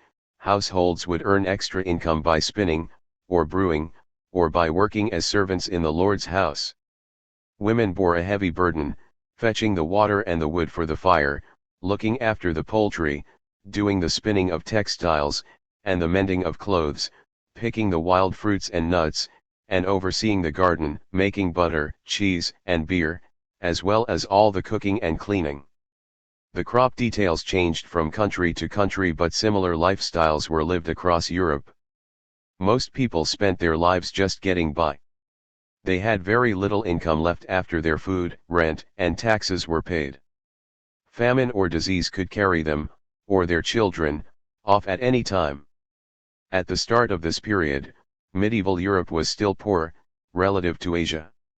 Whether or not we believe all his tales, Marco Polo, the Venetian who traveled to China in the late 13th century, described how he marveled at the riches he saw displayed along the route, from Turkish carpets to Chinese silk clothes. Chinese pottery was far more sophisticated than anything produced in the West, which took centuries to catch up. Chinese metallurgy was also much more advanced. 6 European travelers were subsequently inspired to travel to Asia to make their fortunes. Indeed, one of the most striking things about European culture at this time was its willingness to learn from elsewhere. Asian goods, such as spices, were in high demand, technology was imported from China and the Arab world, and, perhaps most crucially, in this period, Europeans adopted some Islamic commercial practices. In part, this was driven by the desire to trade with the Islamic world. Trade in bulky goods meant sea voyages. In the 13th century, the price of grain increased by 15% for every 80 kilometers traveled by land in Britain. 7 Sea voyages involved the risk of shipwreck and loss of cargo through pirating, so merchants looked for ways to reduce that risk. One such vehicle was the family partnership or compania, literally, those who come together to take bread, panes in Latin.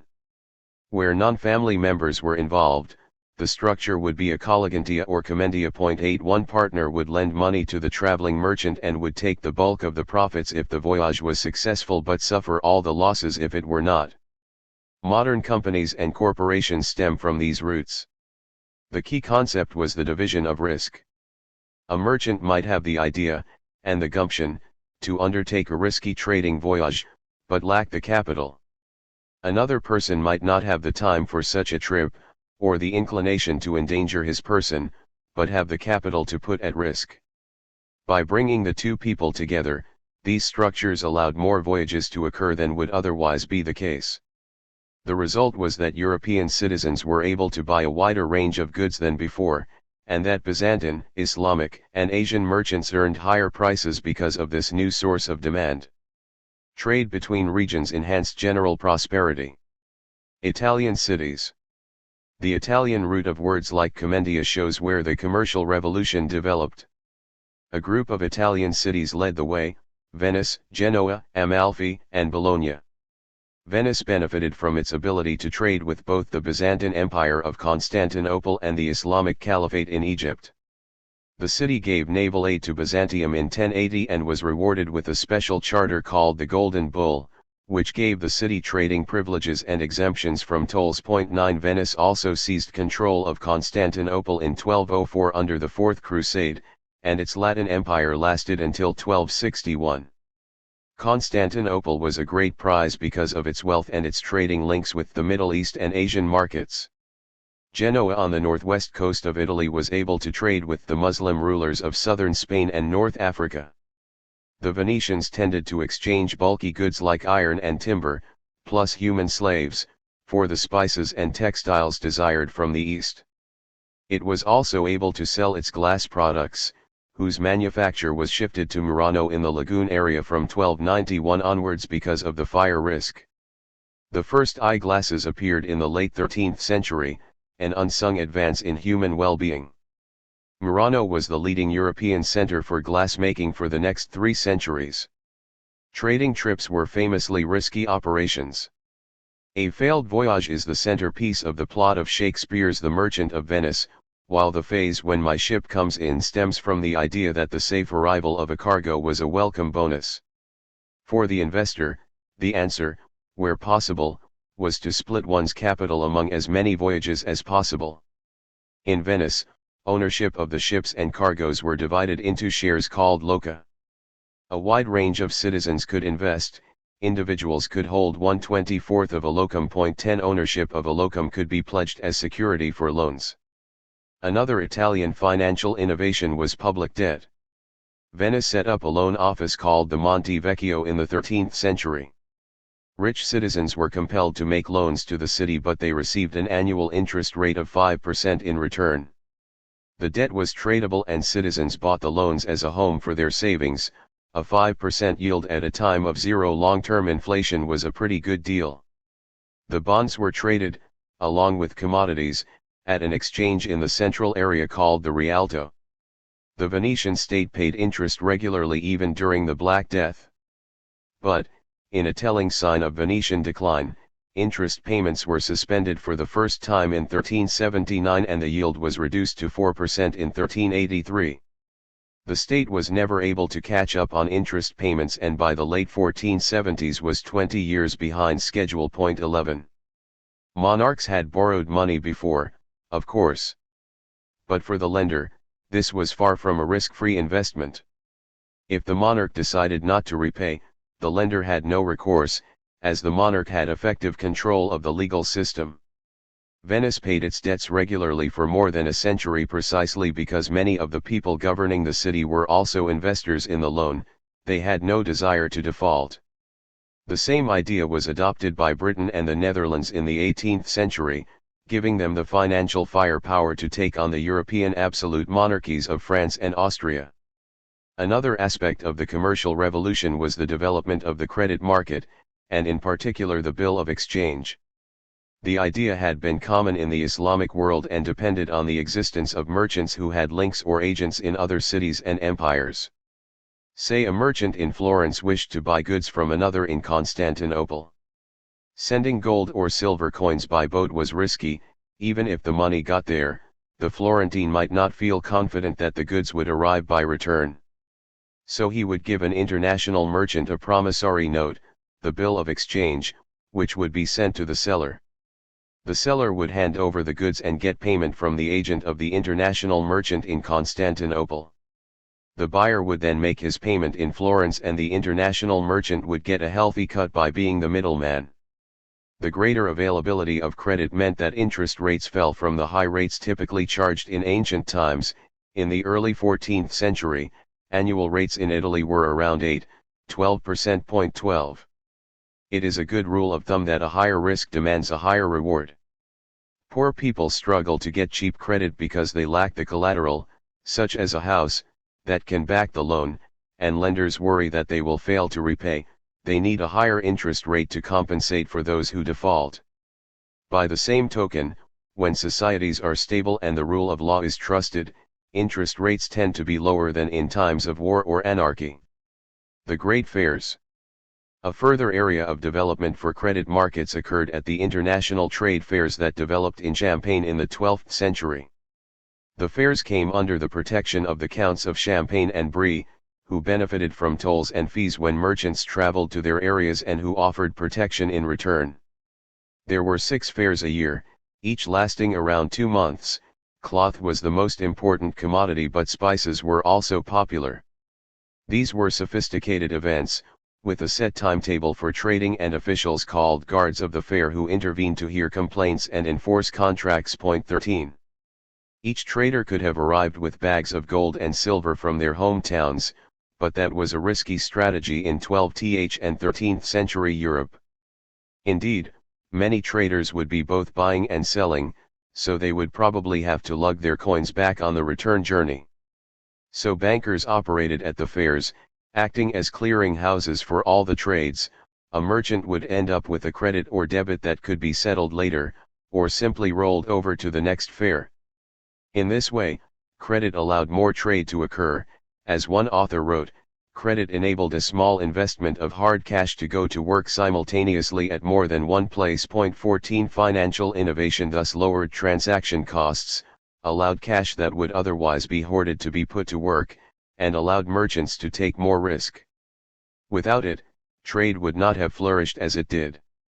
There was a general shortage of coins in Europe in the Middle Ages. At the start of the period, Europe was surviving with the help of coins from the Byzantine and Islamic worlds. Eventually the Italian cities developed the wealth and confidence to issue their own gold coins, starting with Genoa and Florence in 1252–15 while Venice followed with the ducat in 1284. Silver was discovered in various parts of Central Europe between the 960s and 1160s, and this also eased the currency shortage. The Hanseatic League.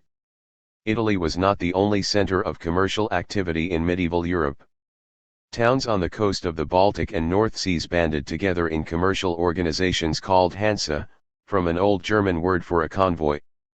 The first organizations seem to have emerged in Lübeck in northern Germany and in Gotland, an island off Sweden in the middle of the 12th century.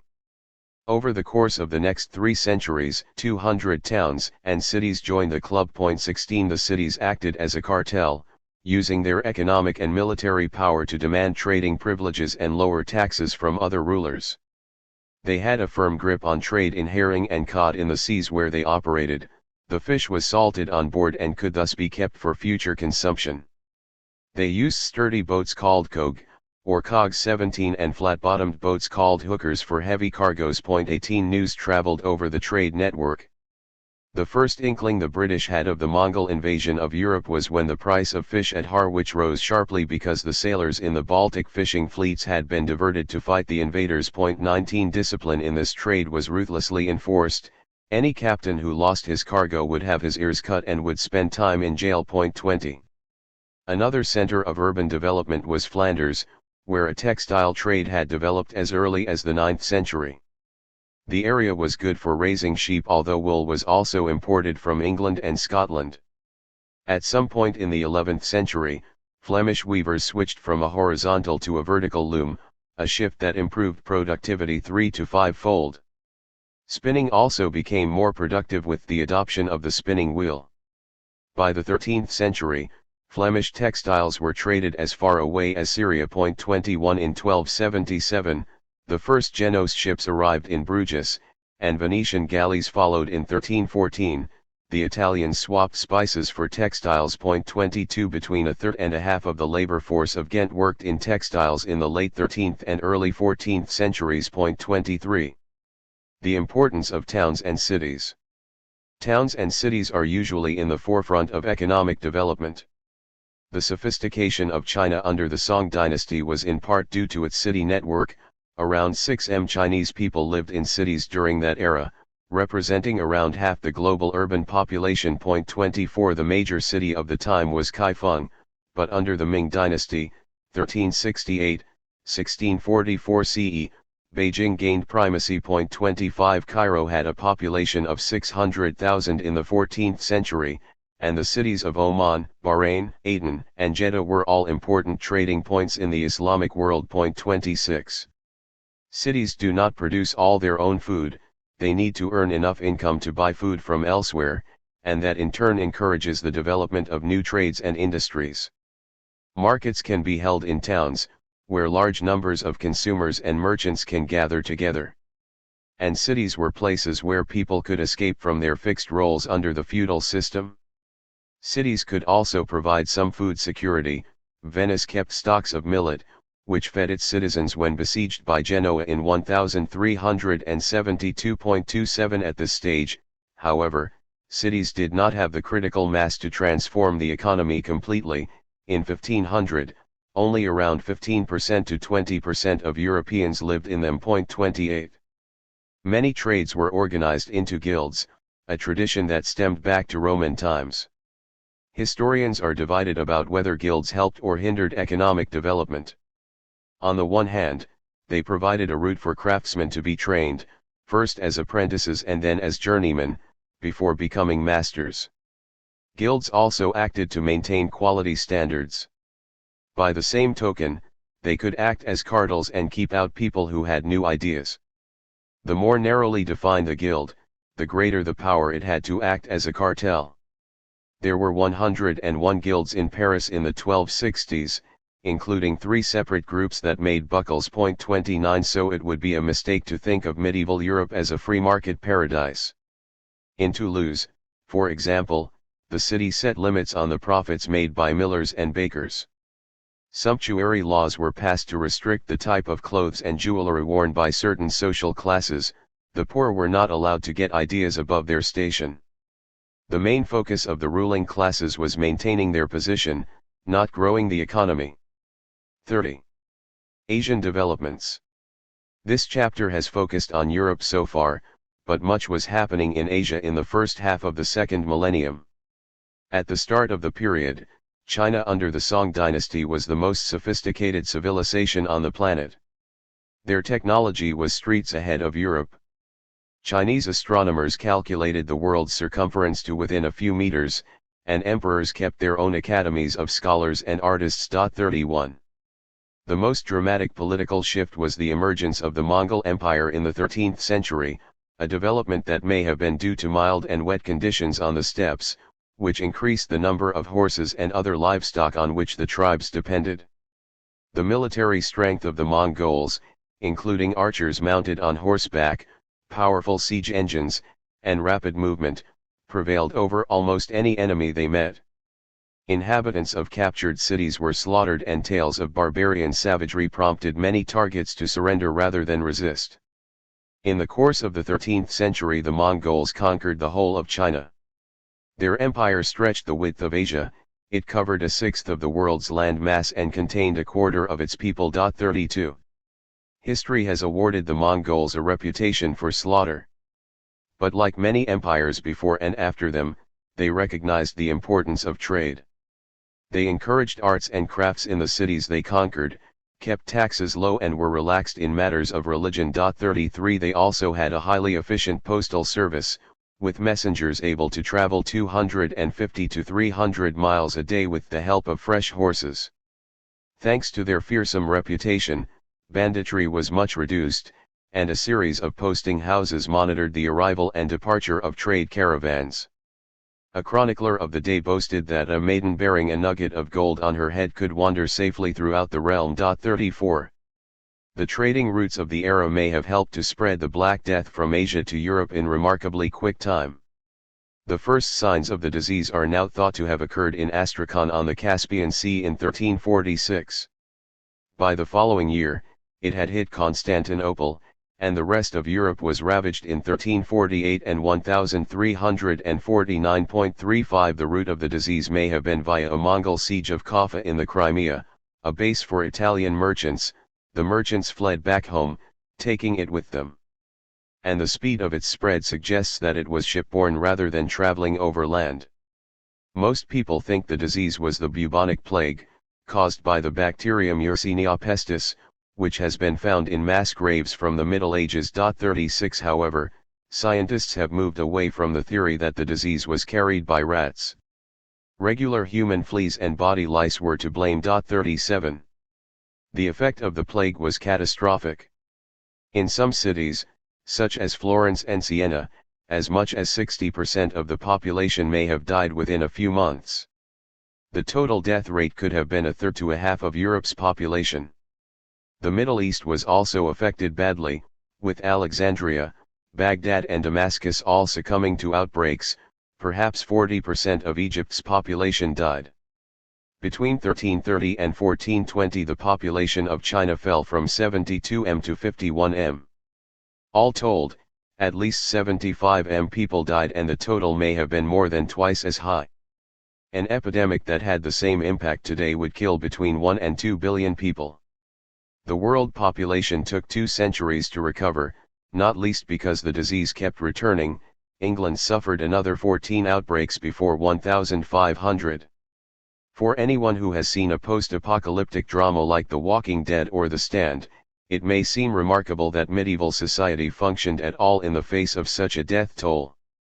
For those who survived, however, the effects were actually quite positive. With fewer people, and the same amount of land, it was natural for rents to fall and wages to rise, although prices rose too. A contemporary chronicler complained that the shortage of laborers was so acute that the humble turned up their noses at employment, and could scarcely be persuaded to serve the eminent for triple wages. 38. The gap between skilled and unskilled wages dropped. In the early 14th century, an English carpenter earned twice as much as a laborer. By the early 15th century, only a quarter more. 39. This shift in favor of labor did not go down well with the rulers of the time. In 1349 and 1351, Edward III of England tried to limit wages to the level prevailing in 1346, before the plague had struck. It didn't work.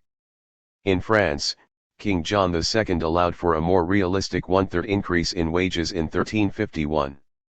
Real wages had their longest and most significant rise in pre-modern European history. 40. The Black Death is one of the examples cited by Walter Skeidel whereby shocks to society led to a reduction in inequality. 41 As well as earning more, workers had a better diet. Bread formed half the intake of harvest gatherers in Norfolk in the late 13th century, but only 15 to 20% in the late 14th, while the share of meat rose from 4% to 25 to 30% over the same period.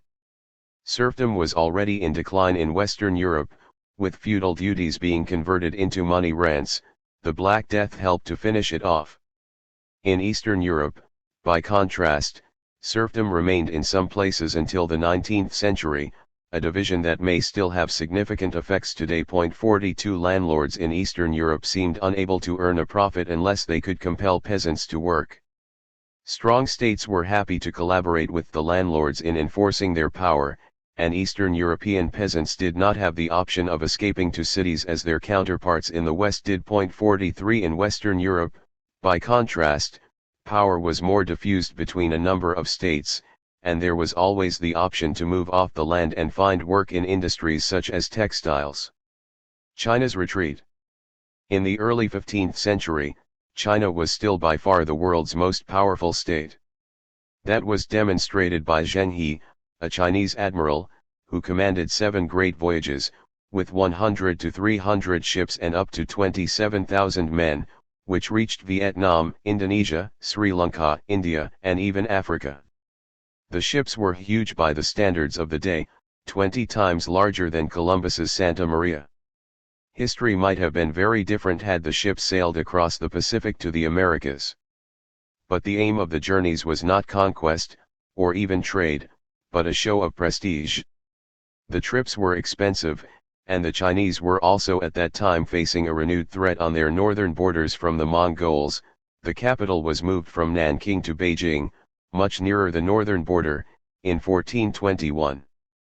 By 1436, the voyages were abandoned. If that decision was unsurprising, what happened next was remarkable.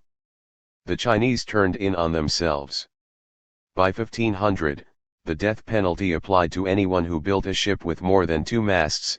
In 1525, coastal authorities were ordered to destroy ocean-going ships. 44 It was at precisely the stage that European nations were starting to expand round the world. Under the sponsorship of Prince Henry the Navigator, who was neither a sailor nor a navigator, the Portuguese started to explore the west coast of Africa in the 15th century. With the help of a new ship design called the Caravel, the Portuguese reached Madeira in 1419 and the Azores in 1427. Fatefully, they started to trade slaves and to grow sugar on plantations. But they were also looking for a route round Africa to the spice islands of Asia. Spices were a very lucrative business, with prices in Europe many times those in Asia. The medieval spice trade was quite closely controlled by guilds in modern Sri Lanka, and the Malabar coast of India. 45 From there the spices were shipped via the Middle East, where further costs were added and middlemen took another cut. The Turks captured Constantinople, ending the 1,000-year-old Byzantine Empire in 1453, which seems to have cut off, for a while, one of those trading routes. So there was a big incentive for anyone who could find a sea passage to Asia. Bartolomeu Dias managed to round the southern tip of Africa in 1488, which he called the Cape of Storms, later renamed, in a classic example of the power of advertising, the Cape of Good Hope. Europe's exploration drive was made possible by various improvements in shipping that occurred in the Middle Ages, including, as has already been noted, the lateen or triangular sail, taken from the Islamic world, and the sternpost rudder and the compass, which improved steering and navigation and were taken from the Chinese. By the late 15th century, European fishermen were exploiting the great cod shoals off the coast of Newfoundland. The Vikings had earlier learned how to preserve the fish by freezing it. 46. Food was not the only reason for exploration. Europeans were well aware of the wealth and power of the Chinese state. When Columbus set sail in 1492, he was hoping to meet the great Khan of Cathay and to involve him in a harebrained plan to recapture Jerusalem. 47 Finance for his voyage came from Spain, which was eager to compete with the Portuguese. Of course, as mentioned earlier, Columbus did not discover the Americas, which were occupied already, and he did not land on the North American mainland, stopping only in the Bahamas, Cuba, and Hispaniola, modern Haiti and the Dominican Republic. There is an energetic debate about the causes of the great divergence that saw the Chinese standard of living fall way below that of Europe by the middle of the 19th century. But one factor must surely have been the vigorous competition between European states, which both spurred them on and prevented the kind of edict against seaborne trade that restricted Chinese growth. While the Europeans still adopted Chinese technology during the Middle Ages, they started to improve on it towards the end of the period. The Chinese had developed gunpowder, but in the 15th century the Europeans built bigger and better cannons, and the Chinese developed printing, but the Europeans turned this into a publishing industry via the adoption of movable type. The 15th century marked the end of another era in Chinese economic history, that of paper money. It was hardly surprising that this emerged first in China, which developed both paper and printing.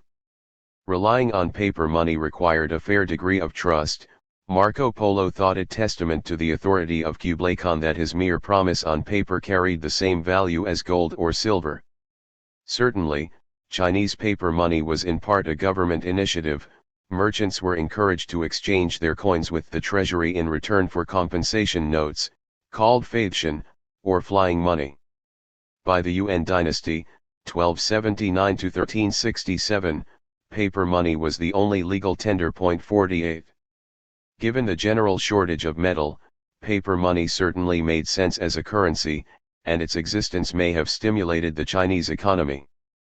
But, over time, the ability to issue paper money was so tempting that too much was created and inflation set in. From being worth 1,000 copper coins in 1380, a Quan note was worth less than a quarter of a coin by 1535.49. By that stage, coins had come back into use. New note issues had been abandoned in 1450.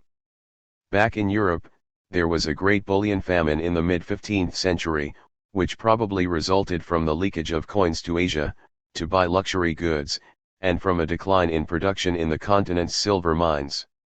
This did not lead to the adoption of paper currency but, rather, to an enthusiastic search for new sources of precious metals, spurring first the voyages to Africa and, as the 16th century dawned, the exploitation of the Americas. India was also a prosperous area in the Middle Ages.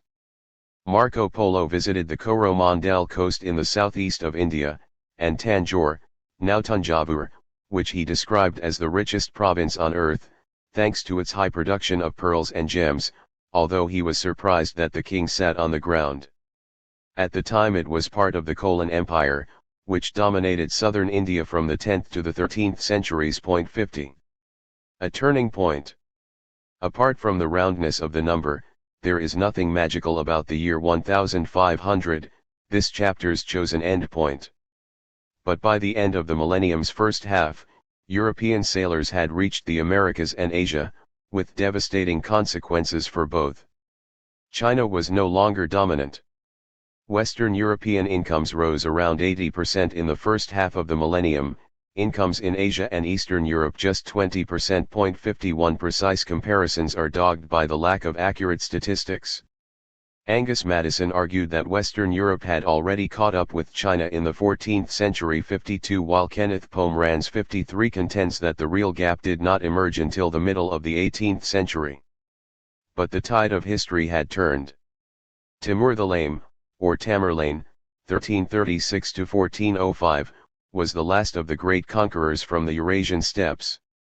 Instead of an invading force coming from the east of Eurasia, as had been seen with the Mongols or the Turks, the Europeans who came from the west to Asian markets in the late 15th and early 16th century were better armed and more ruthless than the natives. Europeans had adopted many technologies developed in China, such as gunpowder and printing. But from 1500 onwards, technological development tended to flow the other way. A global trading system may have been essential for the development of the modern economy, but it was not sufficient to transform the standard of living dramatically. For that, humans needed new sources of energy to exploit. And that is what we turn to in the next chapter. 5. The quest for energy. The search for new energy sources has taken people in many directions over the last 500 years, to the depths of the oceans in the search for oil and gas, and to the building blocks of matter in order to generate nuclear power. And sometimes it can head in an unlikely direction. Take the humble clam, for example. Some clams emit a yellowy-green light from their mouths. This is due to iridocytes that reflect yellow and green light, but absorb the red and blue light that is useful for photosynthesis. But that is not all the iridocytes do. Inside each clam are columns of algae, plant-like organisms that help with the photosynthesis process. The iridocytes act like lenses, scattering the light widely among the algae. That process could be very useful for humans too. One obvious source of cheap energy in the future is sunlight, and perhaps there is a way to exploit the natural processing of light that plants depend upon. One idea is to use algae, but algae tend to sit on the surface of ponds. You would need a very big surface area to generate energy this way. Stacking the algae vertically would take up less space, but the sunlight would only hit those at the top of the stack. So perhaps we can learn a lesson from the clam and create artificial iridocytes that scatter the sun's rays more effectively.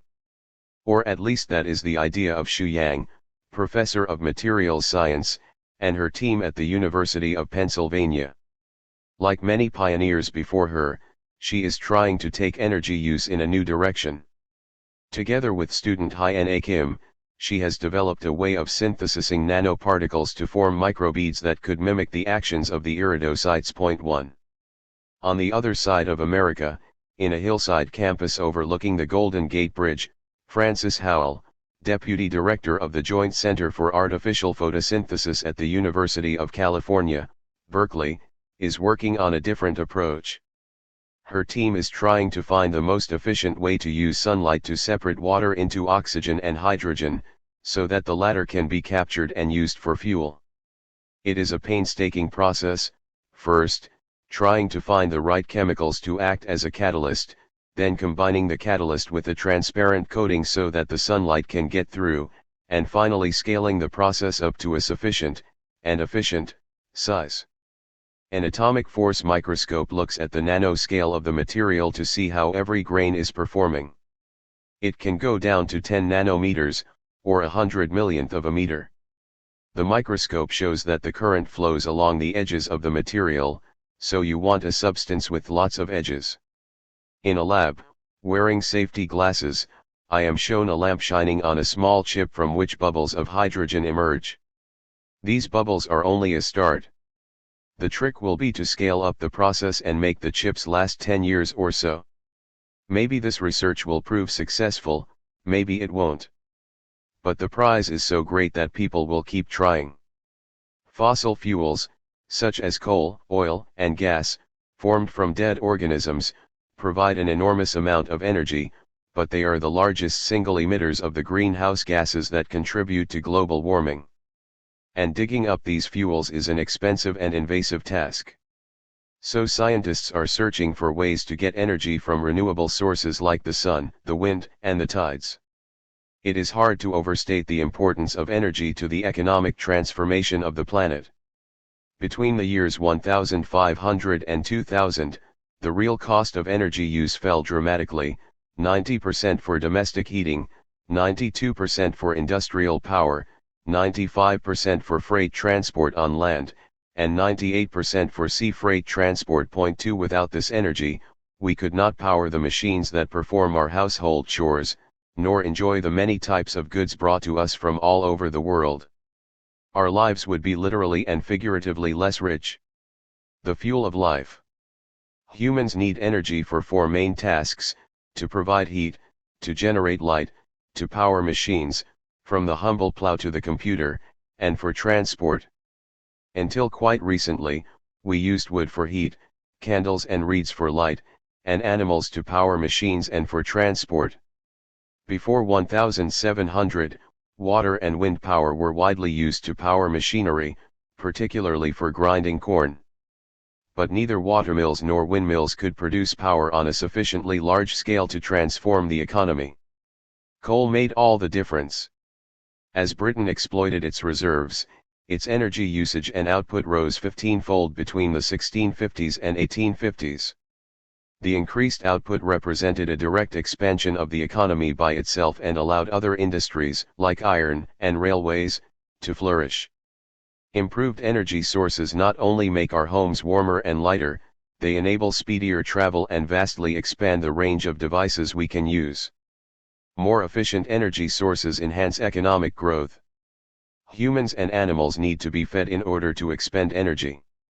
The draft horses needed to pull vehicles in late 19th century New York required the equivalent of 4 acres of farmland to feed each one every year. 3 That placed a limit on the economy's ability to grow. An economy that relied on burning wood needed a large land area devoted to forest, land that could not be used for growing the oats needed for feeding horses, or the wheat needed to feed humans. More land could be brought under cultivation, but eventually only marginal, and unproductive, land was left. The key measure is energy return on investment, EROI, or the ratio between the energy delivered by a particular fuel to society and the energy expended in the capture and delivery of this energy. 4 The earliest uses of fossil fuels had very high EROIs. In 1919, the ratio for U.S. oil and gas may have been 1,000:1.5. That explains why coal, and then oil, transformed the global economy. But as time has gone on, fossil fuels are being exploited in more difficult places, under the North Sea, for example, or locked in rock, requiring fracking, and EROIs have declined. Getting oil from deep-lying Canadian tar sands, for example, may have an EROI of under 3:1, and even less if the full cost of transport and refining is included. 6. The first fossil fuel to be exploited was coal, the remnants of plants that lived in swampy forests millions of years ago. The Chinese developed coal from the 4th century CE onwards. 7 England was lucky enough to have substantial coal deposits, some of which were close to the surface and thus easy to develop. In the 1560s, they were producing around 177,000 tons a year. 8 But the English had also cut down large areas of woodland and were short of timber, which was needed for constructing houses and ships as well as for fuel.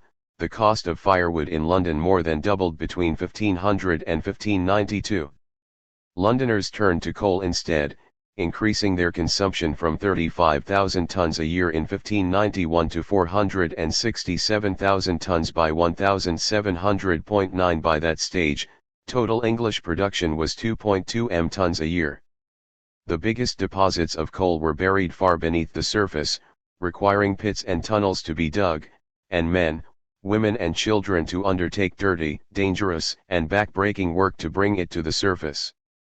Gas or damps, related to the German word for vapor, was one great danger, and the miners had terms for all the different kinds: choke damp, fire damp, stink damp, white damp, and methane.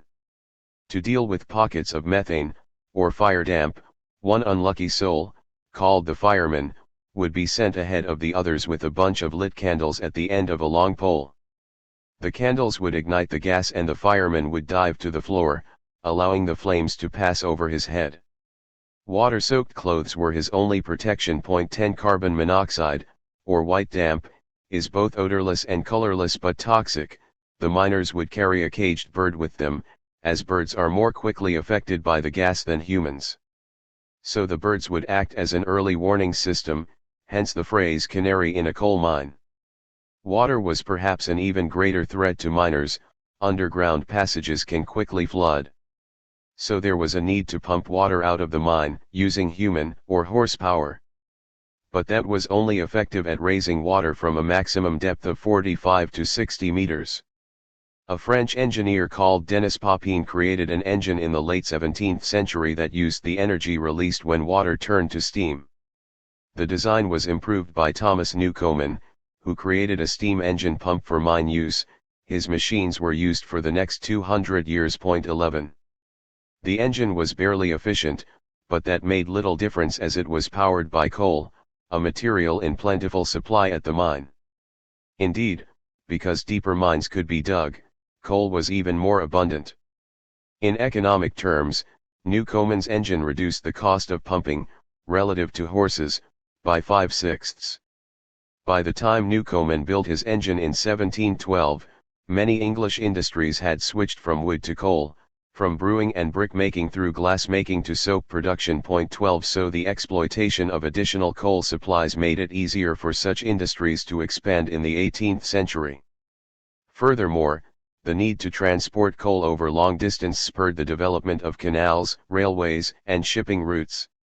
The use of coal for heating also led to the redesign of houses, with chimneys needed to carry the smoke away from the living area.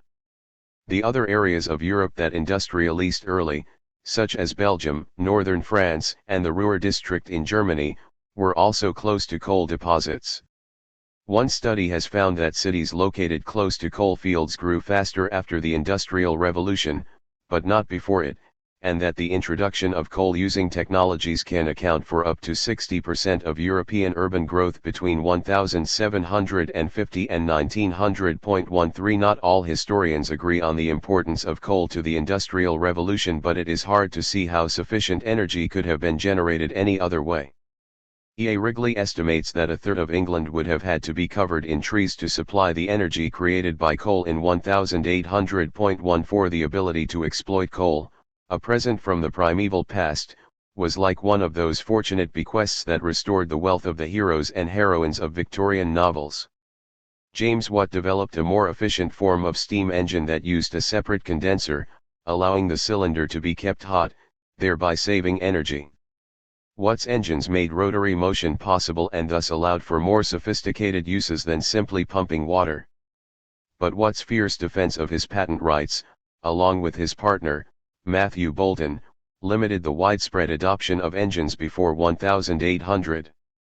By that date only 2,200 steam engines had been built in Britain, some two-thirds of which were Newcomen engines, and only a quarter Boulton and Watt engines. 15. Water power was still very important and, as late as 1830, industry generated equal quantities of power from steam and water. 16 Gradually, in the first half of the 19th century, steam engines became adopted by the cotton business, one of Britain's leading industries.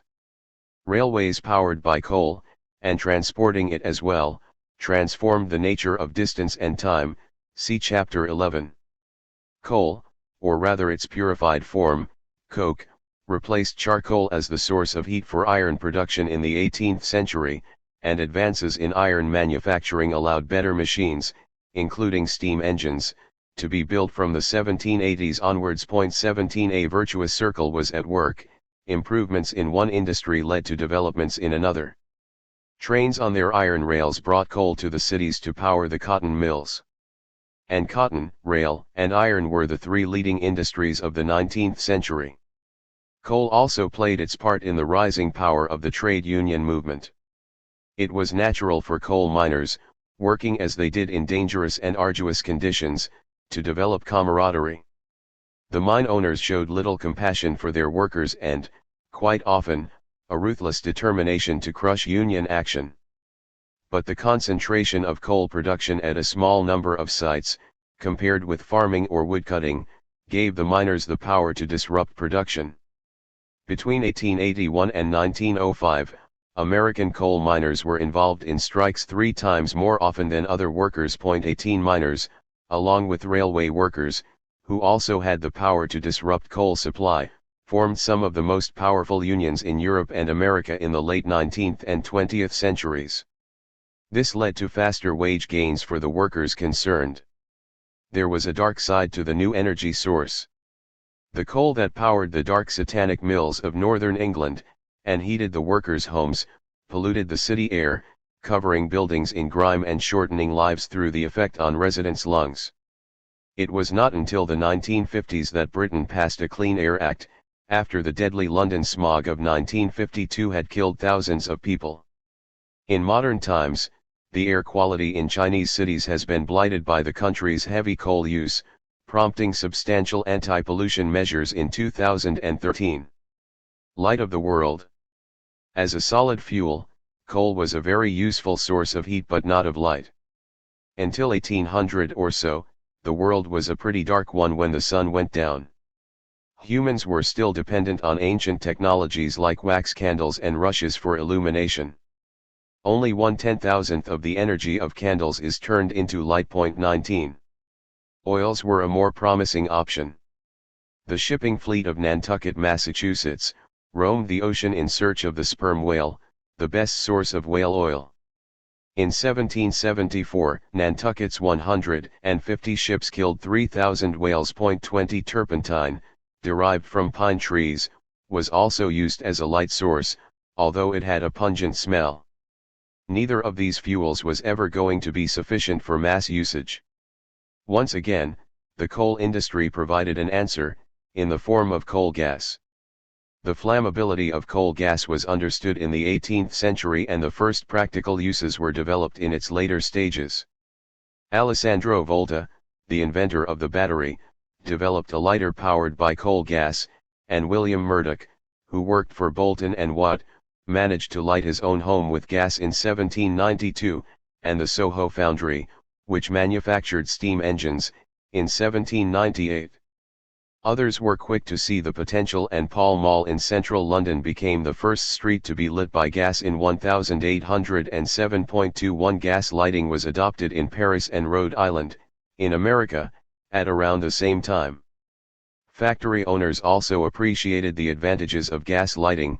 It was used in mills in Salford, Lancashire, and Sowerby Bridge, Yorkshire, in 1806 and in New England textile mills during the following decade. Gas lighting was less likely to cause fires than candles or oil lamps.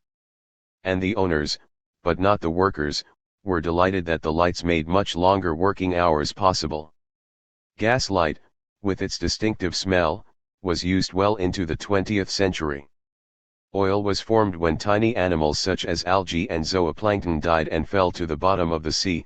It is found in landlocked areas where seas once existed. Its usefulness has been known since ancient times. It was found near the Earth's surface in areas such as tar pits. Bitumen, as the sticky substance was known, was used as mortar in walls, to waterproof ships, and by the ancient Egyptians for embalming. It is thought that bitumen was a key component in the Byzantine secret weapon known as Greek fire, which would burn on the surface of water and could thus devastate enemy shipping. In 1853, a British physician called Abraham Gessner managed to distill a flammable liquid from bitumen, which was called kerosene, from the Greek for wax. It quickly became clear that kerosene was ideal for lighting.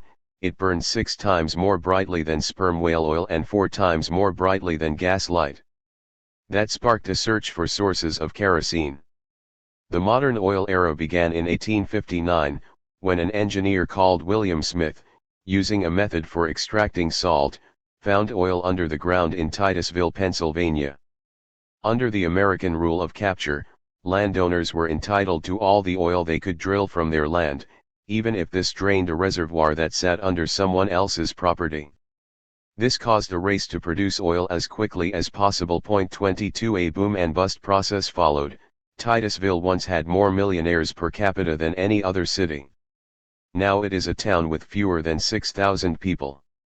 By 1862, Pennsylvania was producing 3 M barrels of oil a year, and kerosene's competitive advantage was boosted by the disruption to whaling caused by the U.S. Civil War.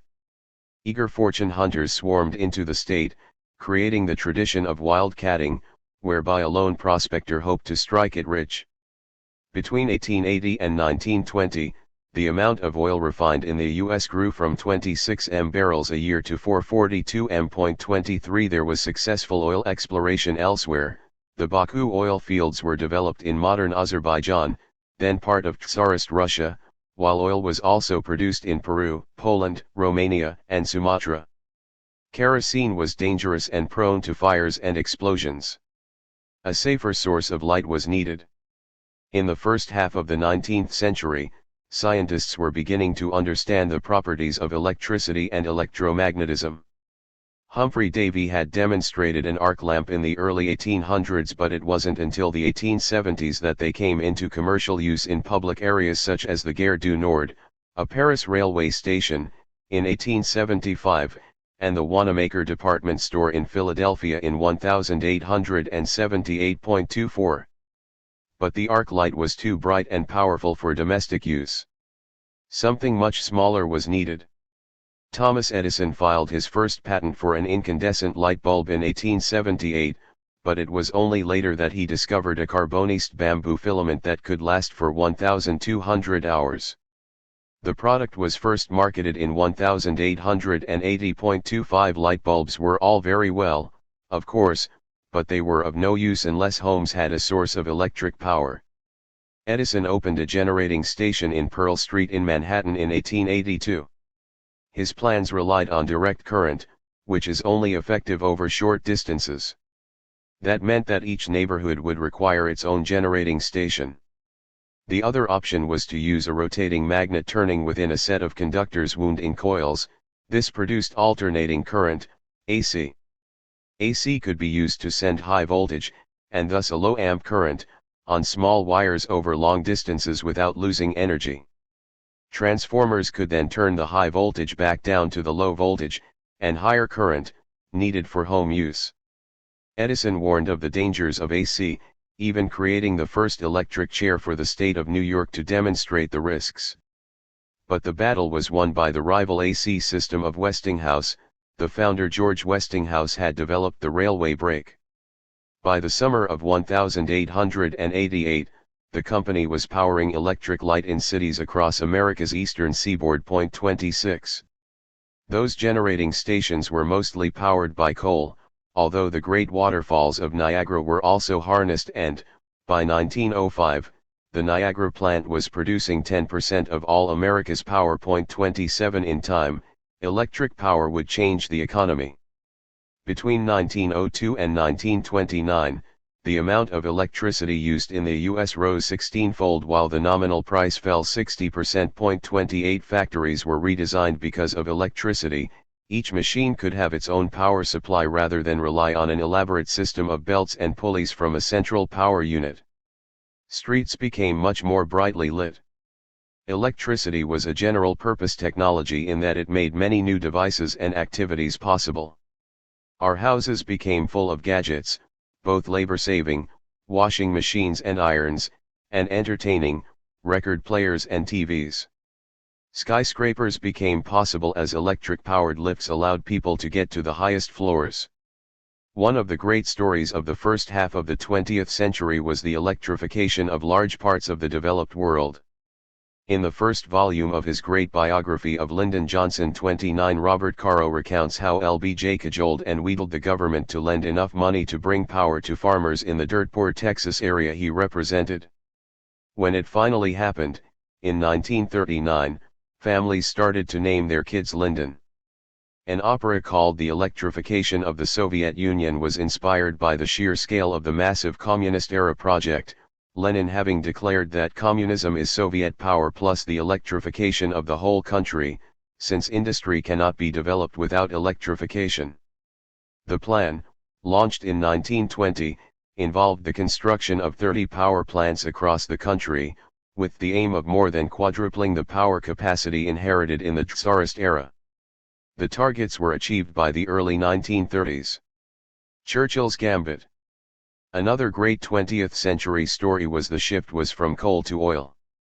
The development of the petrol-fueled internal combustion engine was a major driver of oil demand, but it would be a mistake to ignore the switch of steamships from coal to oil.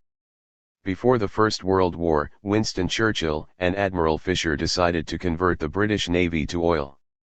It made ships faster, required fewer personnel, and allowed them to stay at sea for longer.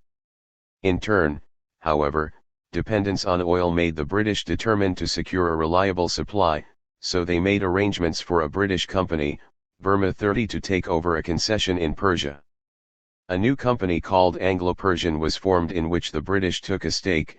Eventually Anglo-Persian became the modern British Petroleum, BP. The importance of oil in fueling ships, planes, trucks, cars, and motorcycles during the First World War was clear. As a result, the big powers developed an obsession with having control over oil supplies. Japan's expansionist plans in Southeast Asia in the 1930s, and the attack on Pearl Harbor in 1941, were driven, in part, by the country's lack of domestic oil reserves. One of Germany's objectives in invading Russia was to gain control of oil supplies in the Caucasus. And Saddam Hussein's invasion of Kuwait in 1990 triggered the First Gulf War because the West did not want to see him control more Middle Eastern oil reserves. For much of the first half of the 20th century, oil production was controlled by Western companies, the Seven Sisters of Anthony Sampson's 1975 book, BP, Chevron, Exxon, Gulf, Mobil, Shell, and Texaco. 31 Often these companies had generous concessions from local governments, granted during the colonial era. But many developing world governments seized back control via nationalization after the Second World War. By 2014, 15 of the world's largest 20 oil companies were state-owned. Saudi Arabia's Aramco and China's Sinopec are the two largest examples. The Middle East's importance as an oil-producing center steadily increased through the 20th century. Serious production of oil in Iraq began in 1934, and the first successful well in Saudi Arabia started pumping in 1938 and eventually produced 32 M barrels. 32 Before the Second World War, the Middle East produced 5% of the world's oil. By 1959, it was 25%. 33 and by 1970 it was 30%. 34 The Arab countries demonstrated their power in the wake of the Yom Kippur War of 1973 when the Organization of Petroleum Exporting Countries, OPEC, cartel embargoed supplies to countries that supported Israel and pushed through a quadrupling in the price of crude, see also Chapter 12. But higher oil prices spurred a greater focus both on energy saving in the Western world and on the search for oil in more remote places. In the 1970s, Britain and Norway were able to develop drilling rigs in the deep and stormy North Sea, and a large oil field was found in Prudhoe Bay, off the Arctic coast of Alaska in 1967. Neither Britain nor Norway are members of OPEC, and the proportion of the world's oil produced by the cartel fell from 55% in 1973 to 30% in 1986. But by 2017, OPEC's share of global production was back up to 40%.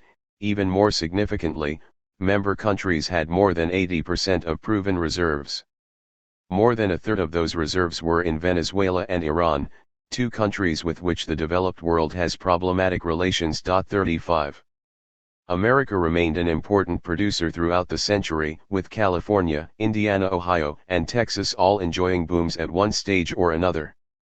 But as production elsewhere grew, the U.S. share of the global market fell from 64% in 1948 to 22% in 1972.36 in the 1950s. An American geologist called M. King Hubbard predicted that U.S. oil production would peak in the 1965 to 70 period and then start an irretrievable decline. Production did indeed peak at 10 M barrels in 1970, and Hubbard's theory led to worries that world oil production might peak in the first decade of the 2000s. The fracking fracas. Before that could happen, a new and controversial method of finding fossil fuels was developed. In the 1990s, a few enterprising wildcatters had attempted to release gas from rock formations deep below the ground in America.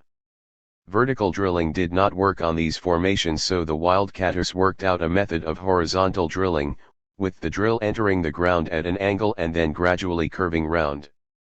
The rock is then fractured, or broken up, by blasting it with various liquids. The term hydraulic fracturing became shortened to fracking.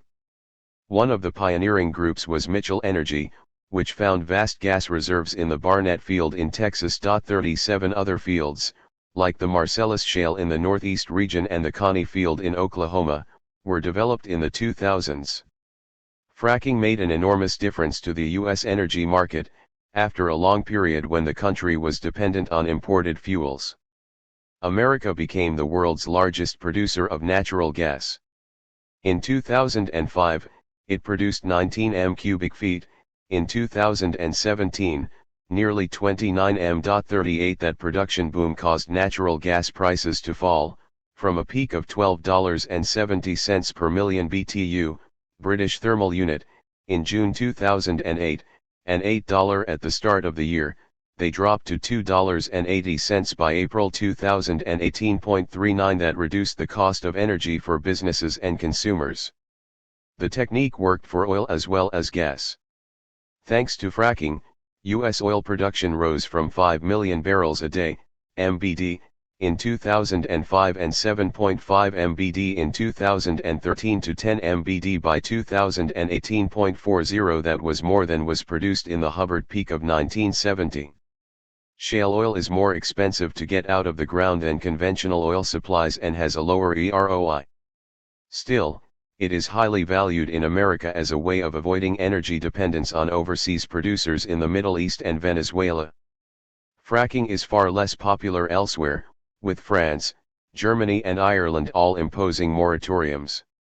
There are concerns about pollution of water supplies, the earth tremors associated with the technique, and the noise and congestion that can occur in rural areas. 41 In terms of climate change, the gas produced by fracking has tended to replace dirtier coal, but it is, of course, still a fossil fuel.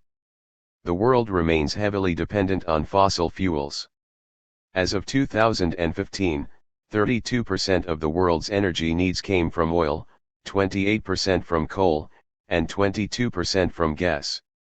Compared with 1973, there has been a reduction in fossil fuel dependence, in oil and coal, not gas, but they still provide more than 4/5 of the total. 42.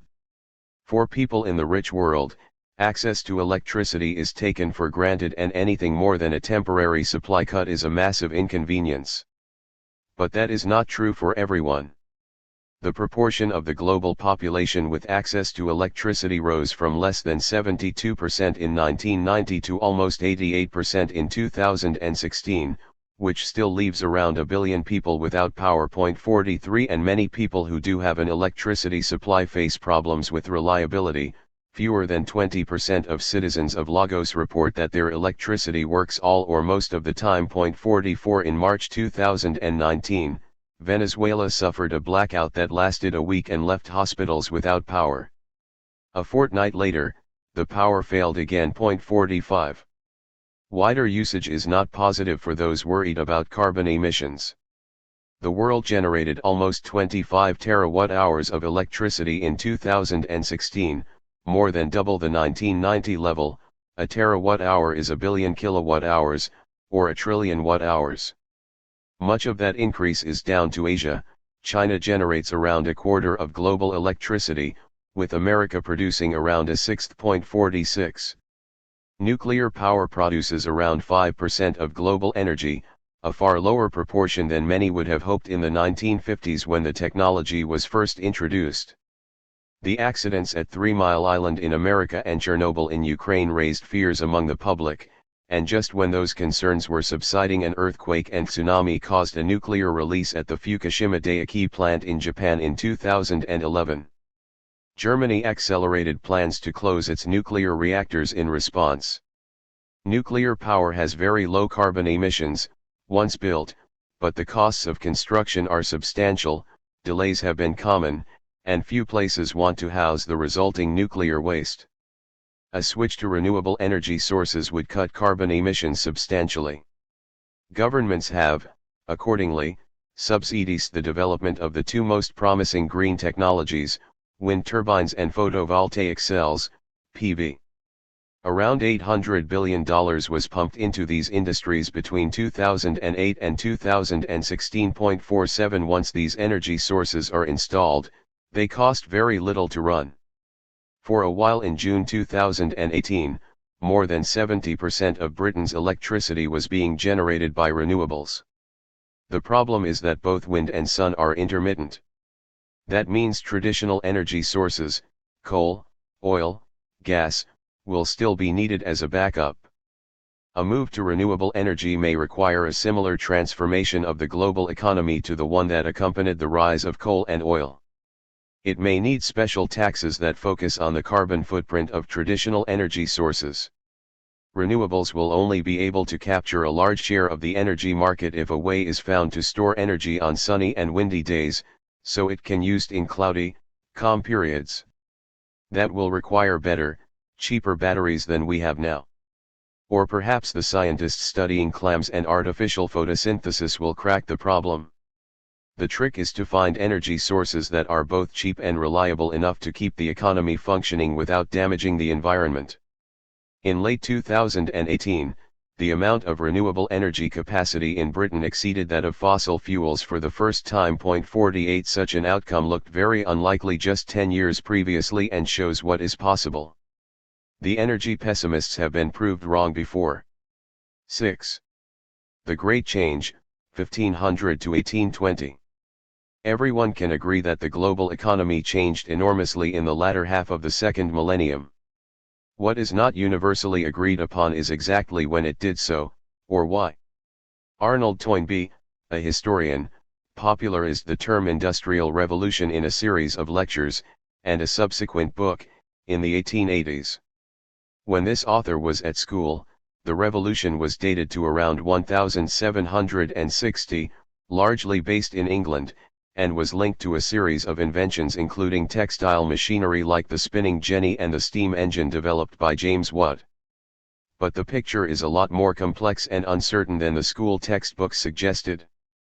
In the mid-18th century, around 70% of humans were still living in agrarian empires of one kind or another, whether in China, India, Japan, Russia, or under the Habsburg monarchy. 1 The term revolution implies a sudden change, but that is not what the numbers, such as we have, appear to suggest. British economic growth per capita did not rapidly accelerate in the years after 1760 and may even have slowed. The country had already made a significant switch from agriculture by this stage. 2 Adam Smith, whose book The Wealth of Nations appeared in 1776, knew about the steam engine but did not seem to think it heralded a new era. Few steam engines were in use before 1800, as noted in the previous chapter. Nor was change confined to Britain. Other parts of Europe, and some parts of the US, were showing signs of industrialization in the late 18th century, such as the setting up of textile factories, ironworks, and the greater use of coal. So this chapter will take events from the European incursion into Asia and the Americas around 1500 up until 1820, a point at which industrialization started to become more widespread. The great historian Angus Maddison, who compiled the best estimates of economic development, spotted a break in the data at around 1820.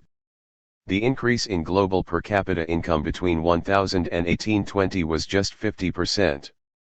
Between 1820 and 2000, the growth rate of per capita income rose 24-fold. By 1820, it was also pretty clear that Western Europe and North America were pulling away from China and the rest of Asia in economic terms. In the 11th century, income levels in the West were below those of Asia. By 1820, they were twice as high. 3.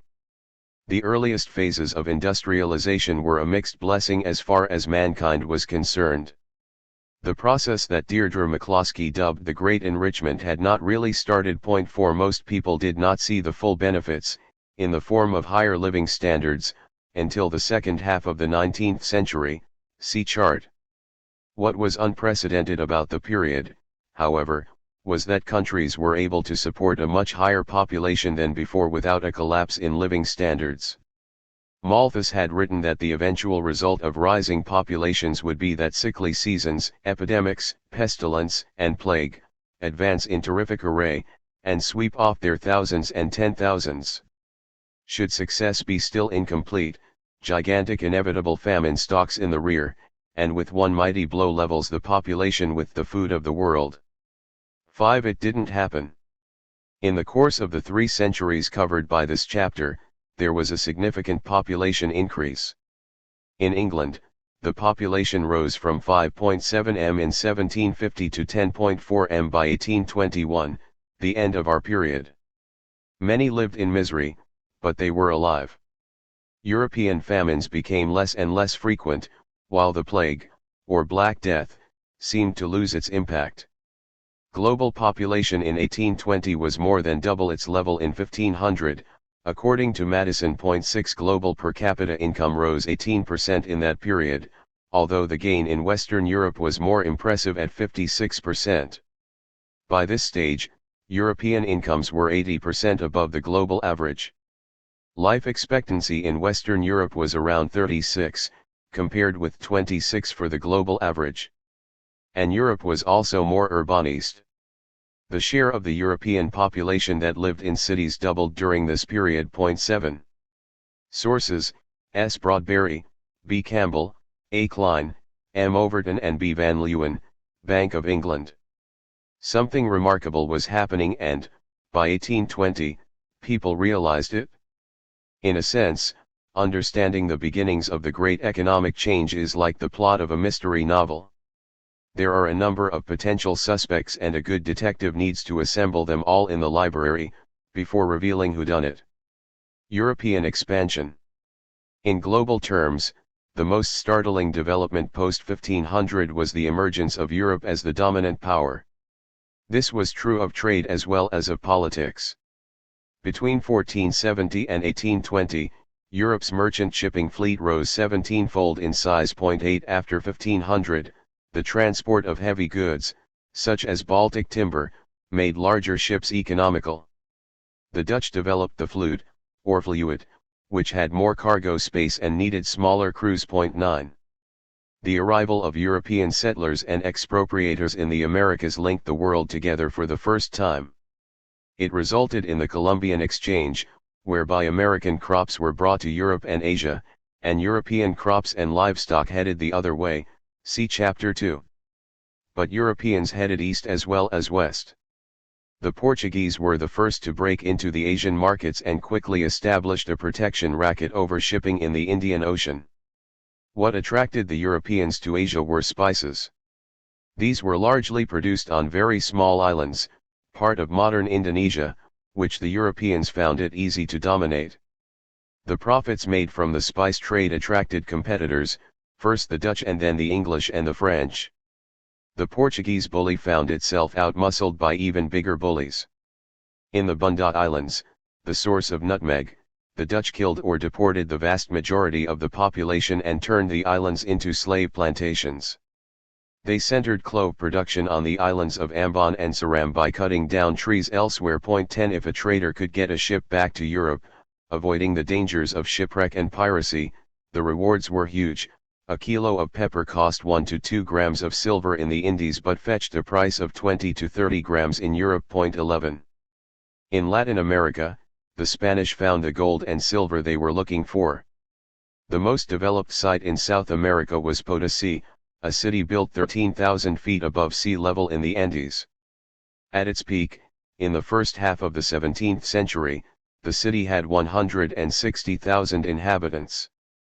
The workers were drawn largely from the indigenous population and it was a dirty, dangerous job, not least as mercury, a poison, was used to refine the silver. After the ore was dug out of the mountain, it had to be carried down to sea level on the back of llamas and then transported across the oceans, either back to Spain or across the Pacific to Manila to exchange for Asian goods. It was all very profitable for the Spanish monarchy, which took a fifth, the quinto real, of all the bullion. As the silver resources of the Americas were depleted, the European focus moved to the plantation system, whereby raw materials like cotton and sugar were developed with slave labor, taken from Africa, see Chapter 9. Conquerors have exploited subject peoples for thousands of years. What was unusual about the European exploitation was its nakedly commercial nature. Both Dutch and British expansion in Asia was spearheaded by companies in the form of the VOC, Verenigd Oost-Indisch Company, and its equivalent, the East India Company. These firms were vehicles for making their Dutch and British employees rich, largely at the expense of the local people.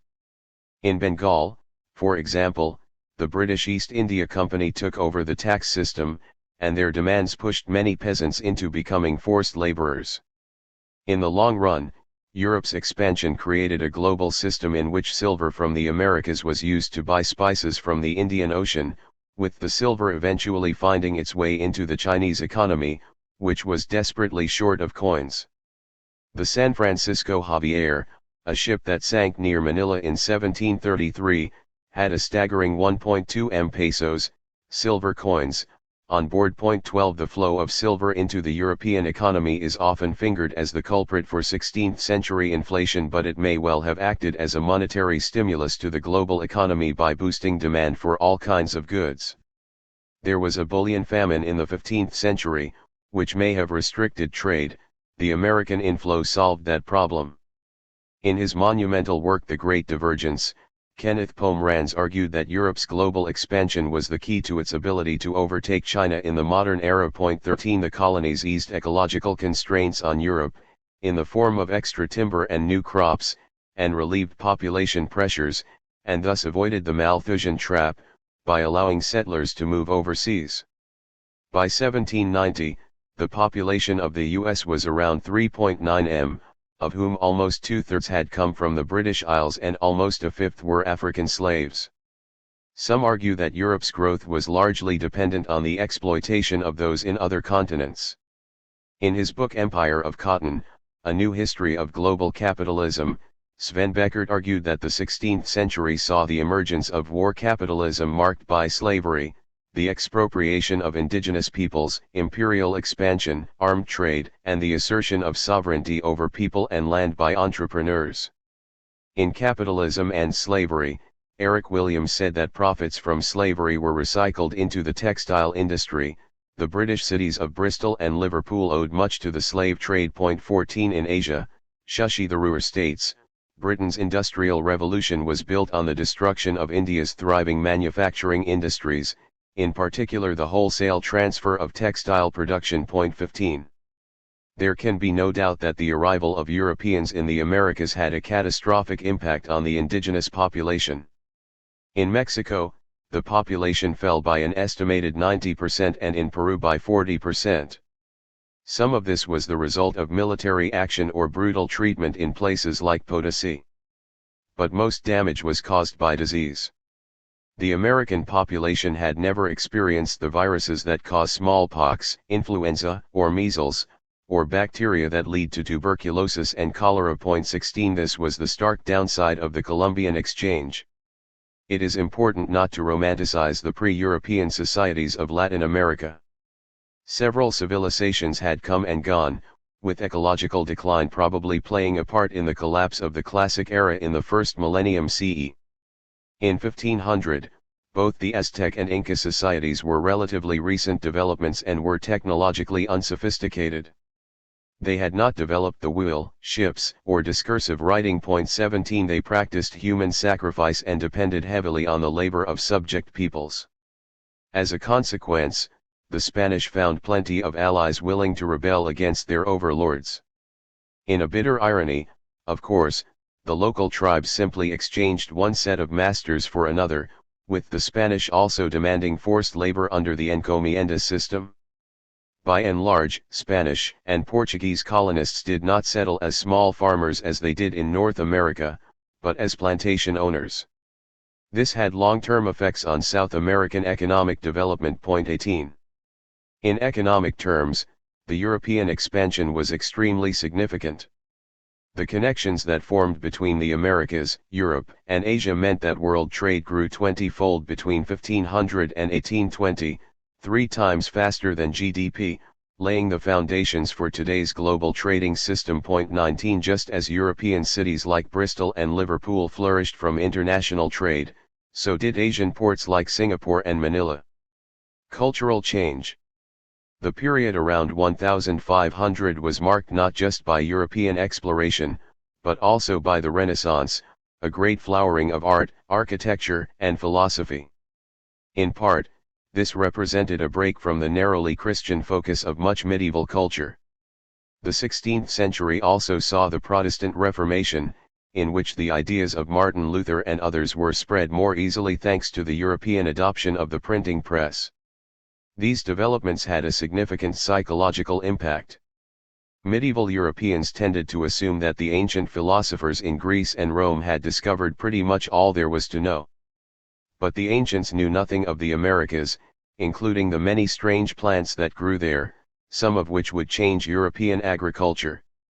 In short, there were new things to discover and ordinary people could benefit from those discoveries. Traditional sources of power came under challenge. Protestantism asserted that the Catholic Church was not an infallible authority on religious doctrine. Scientists also understood more about the universe. Copernicus, Kepler, and Galileo helped establish the principle of heliocentrism, that the Earth revolved around the Sun. As David Wooten, a scientific historian, noted, it is this assumption that there are new discoveries to be made which has transformed the world, for it has made modern science and technology possible. In the 17th century, philosophers like Francis Bacon introduced a systematic way to think about scientific research, while Isaac Newton changed the way people thought about the universe. In the 18th century, the ideas of the Enlightenment favored liberty, tolerance, and reason over faith and appeals to authority. What did all this have to do with steam engines or textile production? There are only a few direct links between scientific advances and the technological changes of the 18th century. Those who created the first steam engines benefited from an understanding of the concept of atmospheric pressure and the nature of a vacuum. Many industrial pioneers, however, lacked a formal education and owed their success to their ingenuity and a trial-and-error approach. Nonetheless, European society was open to the possibility of change, and to the idea that change might lead to material advance. Deirdre McCloskey argues that the bourgeois values of individual betterment and personal liberty were the underlying drivers of economic change. 21 Joel Mokyr says that the bourgeois ethic involves an implicit recognition of the value of progress.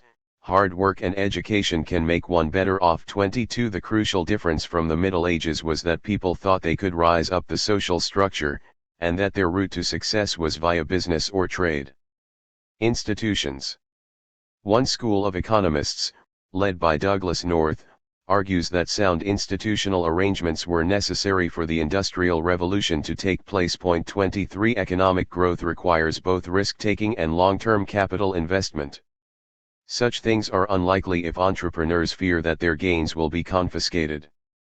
In small economies, individuals will trade with people they know. Those who break the trust of their partners will find themselves ostracized from future deals. Overseas trade, where it occurred, could be conducted through close relatives. But as economies expanded, and people moved into towns and cities, it was impossible to rely solely on personal contacts.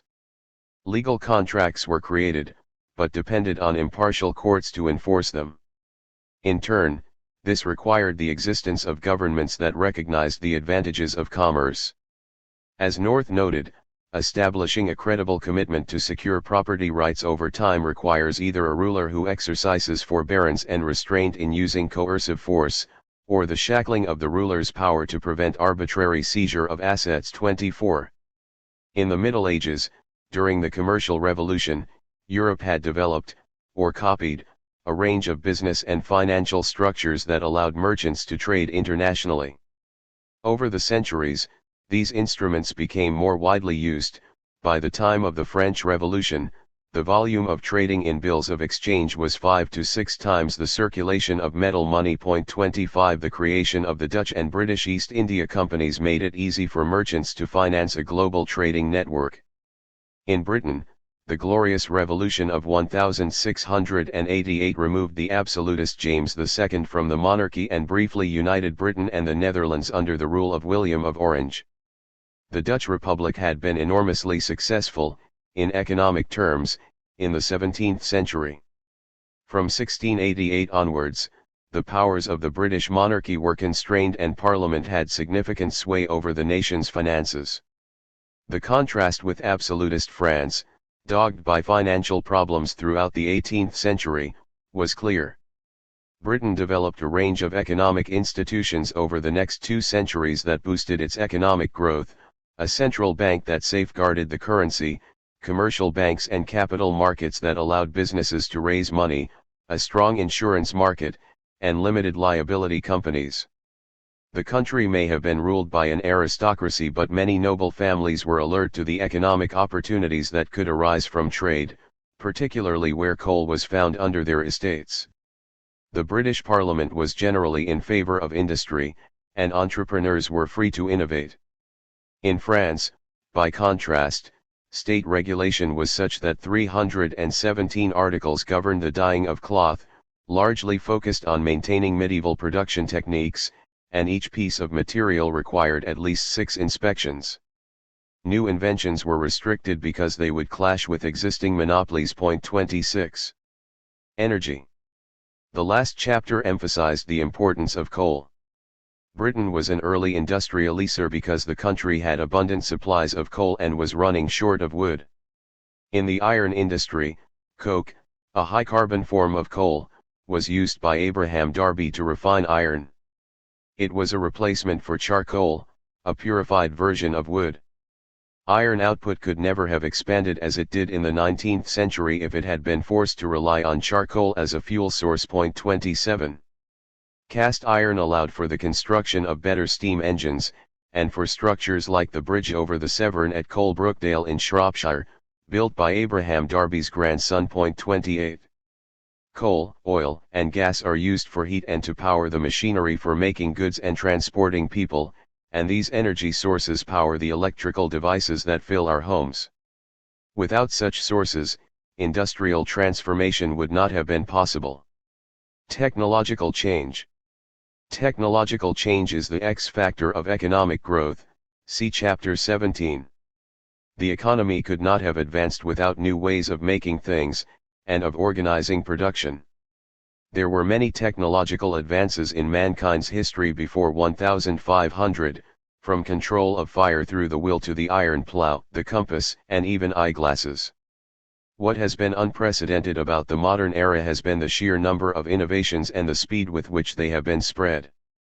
In part, this has been down to the self-reinforcing nature of these changes. For example, invention of the flying shuttle improved the productivity of weavers.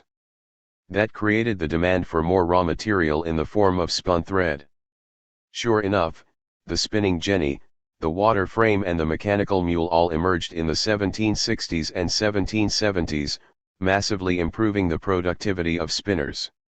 As the efficiency of textile production improved, the price of finished goods fell and this increased demand for the product. Manufacturers were able to benefit from economies of scale. Steam engines were introduced to pump water. But producers had long used water and wind power for other purposes like grinding grain or treating textiles. There was every incentive to try to adapt steam engines for similar purposes. At some mines, the coal that powered engines was transported from the pithead on rails. Again, this led to the adaptation of steam engines to run on those rails.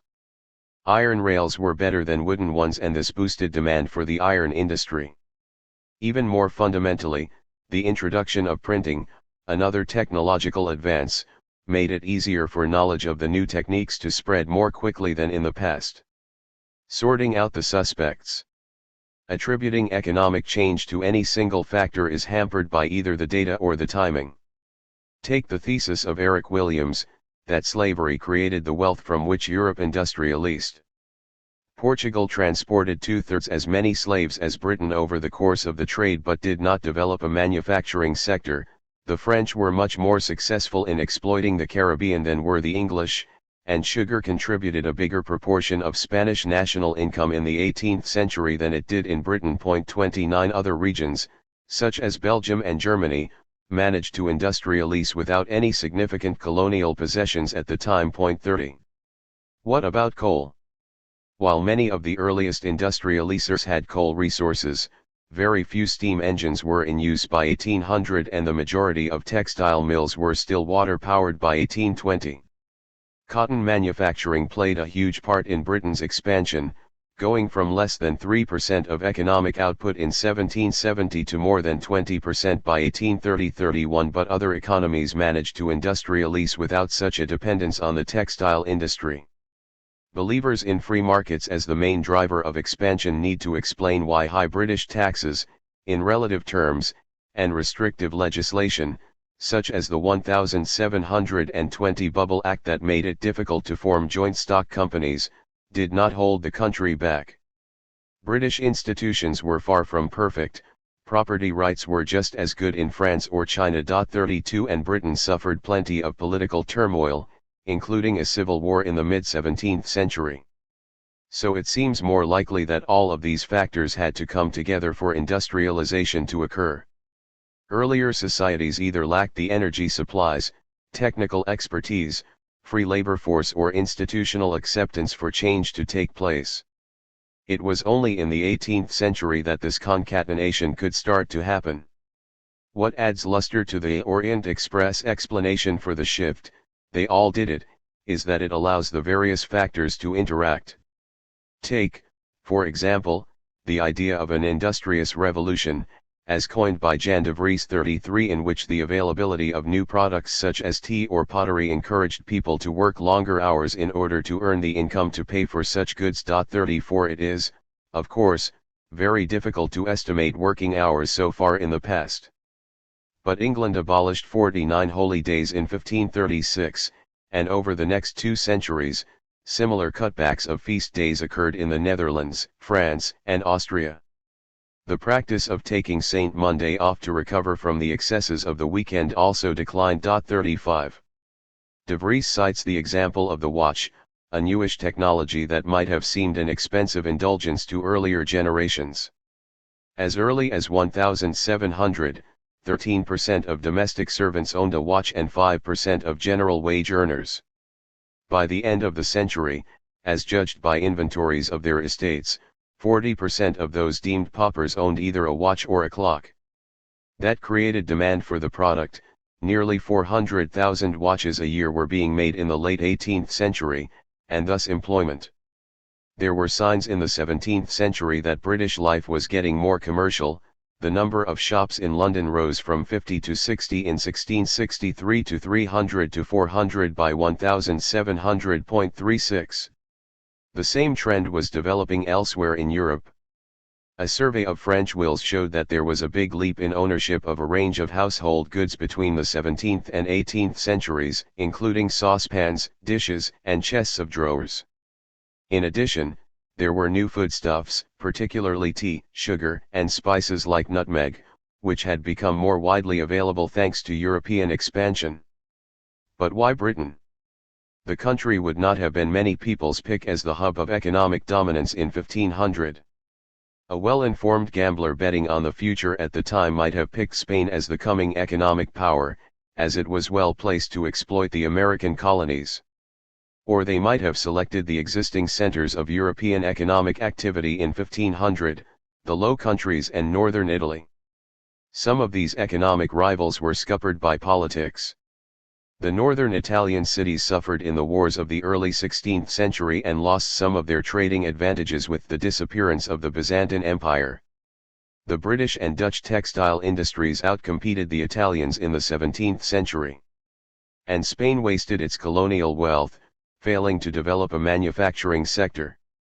Britain had a colonial empire with access to raw materials, an institutional structure that protected merchants, a culture of innovation, and plenty of coal. In the course of the 16th and 17th centuries, Britain moved steadily away from being a purely agricultural economy. It helped that British farming had become more efficient with the help of new crops, and new techniques, like adding lime to soil, and forms of land use. During the Middle Ages, British farmers had steadily obtained more freedom to use their land as they wished, at least in comparison with other countries. This freed labor for other roles. By 1700, only around a third of the population worked in agriculture, almost as many were merchants, shopkeepers, or craftsmen. 37 In contrast, more than half of continental Europeans still worked on a farm in 1840.38. English people became more educated. The proportion who could sign their name rose from about 6% in 1500 to 53% in 1800. And a sign of their prosperity was that British males were taller in the mid-18th century than their French and Italian counterparts, judged by military records. 39 The English also benefited more than other countries from skilled immigration, starting with Flemish weavers back in the 14th century. Of the 55 grants of monopolies made by Elizabeth I, 21 were issued to aliens or naturaliste subjects. 40. Britain's biggest export in the 16th and 17th centuries was wool. It had moved from simply exporting the raw material to weavers in Flanders to producing woolen textiles, such as worsted, a high-quality yarn. That industry used the putting out system, with merchants subcontracting the manufacturing to domestic workers, often women. This gave many agricultural workers an extra source of income. It also provided a model that was easily adapted in the 18th century when British factories started producing cotton goods. By the middle of the 18th century, over half of the adult males in Lancashire derived most of their income from textiles. 41. The British were aware of the competition for wool textiles from cotton clothing. India's printed textiles, or calicos, were highly attractive to European consumers, being lighter and less scratchy than woolen wear. In 1700 and 1721, Britain passed the Calico Acts, banning the import of printed cloth but not the raw material. That created an incentive for home production to fill the gap.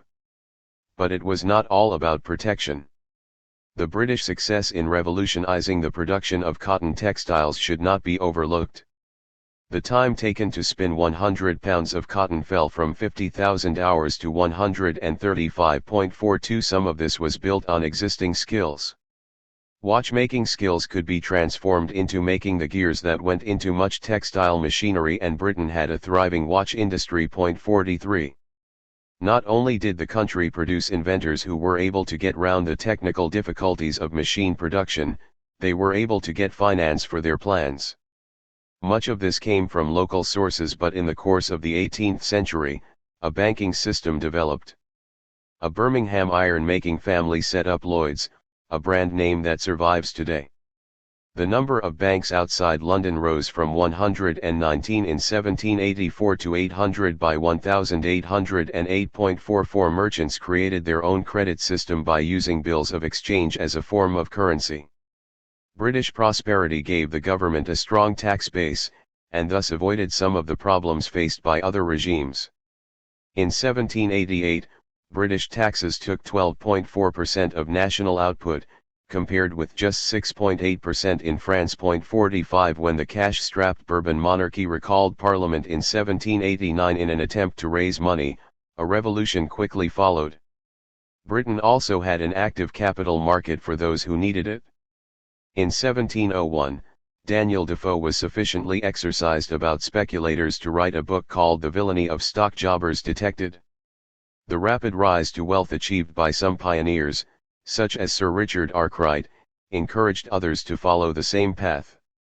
The South Sea Bubble, in which a company issued shares and promised to repay the national debt, set back the development of the corporate structure for more than a century. The bubble's collapse was the scandal of the age.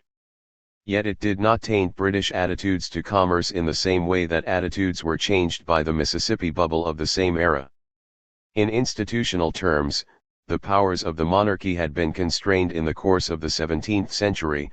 Britain never enjoyed the inflow of precious metals that sustained the Spanish kings. 46. The country was happy to indulge in foreign trade, the value of which increased around 150% between the 1660s and the 1750s. This trade helped to build the shipping fleet, and the tonnage of English merchant shipping rose by 2/3 between 1660 and 1702.47. Another argument that has been made for British primacy is that wages were higher than those in other countries, giving employers an incentive to replace expensive workers with machinery. However, recent work by Judy Stevenson of the LSE suggests that previous estimates of British wages in the building trade may have been overstated. 48. The argument is hard to settle, in part because the information on standards of living in the 18th century is limited. Economists also point out that many of the other factory laborers were low-paid women and children. 49. Whatever the reason, the British were much quicker at adopting new technology than were other countries. Steam engines were used in the Netherlands, Russia, and Germany in the 1770s, but no one came close to the British in terms of scale. In 1800, the British had 25 times as many engineers as the Belgians, the next biggest users. 50.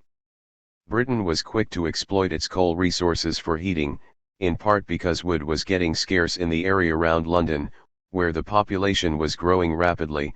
The capital housed 500,000 people in 1700, up from just 55,000 in 1520.51 between the 1580s and 1640. Coal shipments from the northeast of England to London rose from 50,000 tons a year to 300,000.52. In short, there was plenty of change in Britain, and indeed economic growth, before textile machinery was invented and the factory system developed. Call this commercialization, or proto-industrialization, but the economy of Britain in 1700 looked quite different from its medieval counterpart. Why not elsewhere?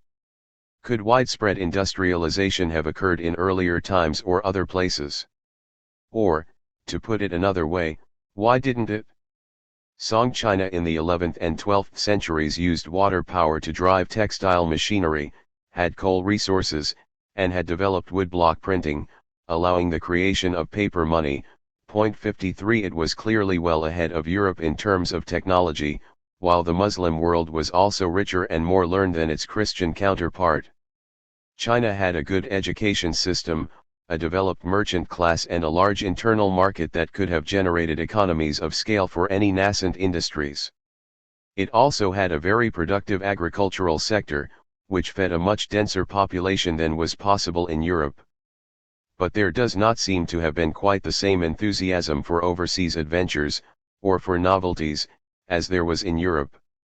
The abandonment of Zheng He's voyages was mentioned in Chapter 4, and another famous case was the Emperor's letter to Britain's George III, in response to a commercial mission, that our celestial empire possesses all things in prolific abundance and lacks no product within its borders. Point 54.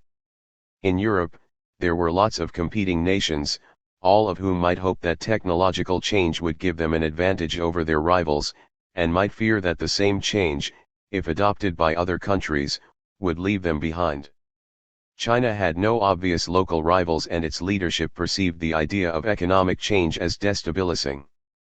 There was no sign of the same drive for technological advance in 18th century China that was seen in Britain.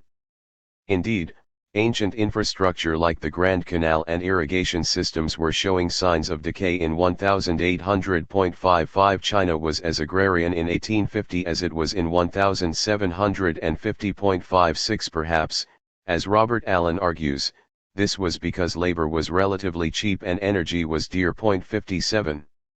There was little interest in overseas trade and no attempt to boost the interests of Chinese merchants along the lines of the Dutch and British East India Companies. A further problem for China was that, while it had coal reserves, which it is still exploiting, they were in the north, while the richest region was in the south. The country had some of the pieces of the jigsaw, but not all. Like China, the Islamic world in the early modern period showed little sign of economic change. The political power of the Ottoman Empire peaked in the 16th and 17th centuries and began its long decline. Tax revenues were farmed out to investors, a practice that weakened the financial power of the state in the long run.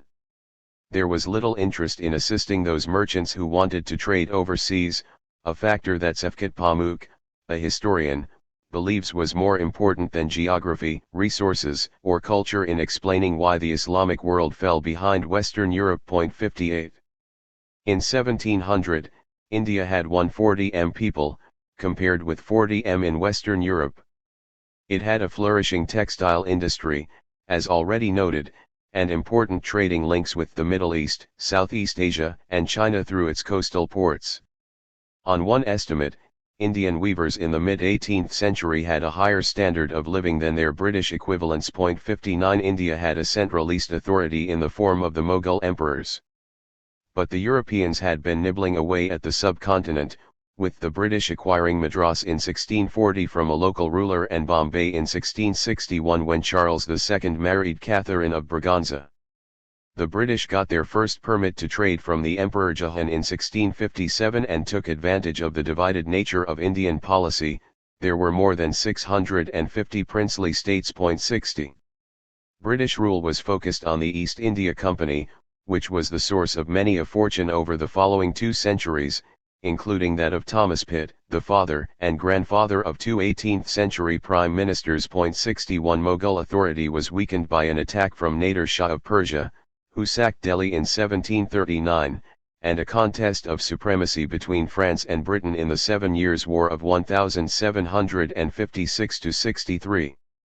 The British destroyed the Indian textile industry, which produced 25% of global output in the early 18th century. 62 Indian export markets were blocked, and its domestic market was flooded in the 19th century with cheap British imports. Whether or not the British owed their economic success to colonialism, they undoubtedly damaged India's economic development. As Shashi Tharoor points out, India made up 25% of global GDP in 1700, before the British arrived, and just 4% in 1950, after they left. After 200 years of rule, Britain left India with a life expectancy of 27 and a literacy rate of 16%, and with 90% of the population living below the poverty line. 63 The railways, funded by Indian taxes, in any case, were paltry recompense. In Europe, the Netherlands might plausibly have beaten Britain to the punch. The Dutch had a limited supply of land and had thus been forced to make their agriculture very productive. They had a highly developed financial sector and an urbanist population. The Dutch were quicker to grab the Asian market than was Britain, and they had a powerful navy, which humiliated the English in 1667 by burning their docks, and an army that was called in to chase out the English king in 1688. But the small size of the Dutch nation may have made it difficult for them to develop an internal market of sufficient size. They lacked Britain's coal resources and depended on peat, and were worse affected than Britain by the expansionary ambitions of the French monarchy. Industrialization did occur in the southern Low Countries, modern Belgium, but the area was dogged by historical conflict. In the first half of the 16th century 40% of the world's trade was channeled through Antwerp. 64 But the city suffered during the long Dutch War of Independence against the Spanish monarchy. It was sacked in 1576 and never recovered its earlier position. Flanders, however, retained its textile industry and it started to mechanize after a British machine was smuggled into the region in the 1790s. By 1810, there were 10,000 workers using 115,000 machines. Cast iron production also expanded in the first 2 decades of the 19th century. Belgium was rich in both iron and coal. 65 This was an early sign that Europe could catch up with Britain.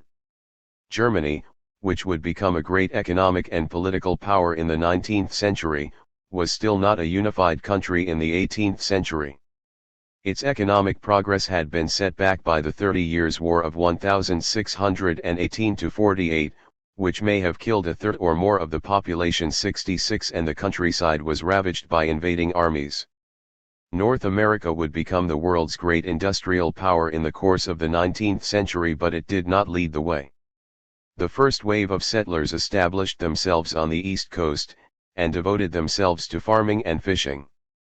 As the population grew, they gradually encroached on the land of the indigenous population, forcing them west. Tobacco was the first great export crop, accounting for around 80% of exports by 1700.67. The colonies depended on Britain for almost all their luxuries and manufactured goods. Many of the early planters lived beyond their means, ending up in debt to British merchants and creating one source of grievance with the colonial power. Another problem was tax. The colonies were expensive to defend, particularly during the 7 Years' War between England and France of 1756 to 1763, which pushed up British government debt by almost 70%. Americans were around 50% better off, on average, than their British counterparts in the 18th century. 68 That explains why so many Britons wanted to emigrate and why Britain thought the colonists could afford to help with defense. But attempts to defray the cost by taxing the colonists met with fierce resistance. Oddly enough, the Boston Tea Party protest was sparked, not by a tax, but by the import of cheaper tea after a monopoly was given to the East India Company. This was a threat to the income of those who had smuggled tea from elsewhere. After independence, there was a battle between the founding fathers over the economic direction of the country. Thomas Jefferson and James Madison favored a rural state. They were suspicious of banks and government spending. In the opposite camp was Alexander Hamilton, who wanted to make the country less dependent on foreign capital. He favored the assumption of state debts, and the establishment of a national bank. He argued that a successful economy must establish a rule of law through enforceable contracts, respect private property, create a trustworthy bureaucracy to arbitrate legal disputes, and offer patents and other protections to promote invention. Hamilton may have lost power and influence with the retirement of George Washington in 1797, and died later in a duel with Aaron Burr, but his economic vision won the day. 69. The first U.S. textile mill was set up in 1790 by Samuel Slater, a British expat who had learned the designs of the vital machines at home. By 1808, around half of the country's mills belonged to Slater, his associates, or former employees. An embargo on British goods imposed by Thomas Jefferson in the course of the Napoleonic Wars, followed by the war with Britain of 1812-15, disrupted the supply of textiles across the Atlantic. By 1814, there were 243 mills operating in 15 states, employing a quarter of the workforce in New England and Mid-Atlantic states. 70. American ingenuity was already showing itself. The invention of the cotton gin by Eli Whitney in 1793 vastly increased the supply of cotton, while the first commercial steamboat service was launched by Robert Fulton and Robert Livingston in 1807. Thomas Jefferson's purchase of the Louisiana Territories from Napoleon in 1803 for the bargain price of $15 million doubled the size of the nation and set the stage for the country's meteoric rise. Just as the Italian city-states had been overtaken by the national states of England, France, and Spain, so the European countries would eventually be surpassed by a continent-wide superpower. Divergence. Whether or not there was an industrial revolution in the strictest sense, the foundations of modern prosperity were laid in the period from 1500 to 1820. The greater use of machines, the substitution of coal for wood and other forms of energy, the emergence of the factory system, all these occurred in this era. Western Europe accelerated away from the rest of the world, with the US catching up rapidly. Other eras had seen technological change. But this period saw the emergence of a self-sustaining process in which changes in one industry were linked to conditions in another. As we have seen, steam engines were needed to pump water out of coal mines. The use of coal, in the form of coke, improved the production of iron, better iron improved the manufacturing of steam engines, and so forth. A bigger and more prosperous population created demand for more goods, which allowed economies of scale and stimulated innovation. The need to shift coal led to investment in canals and eventually railways. And so on. Another change was the emergence of systematic thought about the economy. There had been plenty of debate in the Middle Ages about the nature of money and about the definition of usury. The inflation that resulted from the import of silver from the Americas reignited this debate, as did the debasement of the pound by Henry VIII. The concept now known as Gresham's Law 71 that bad money drives out good, was beginning to be understood.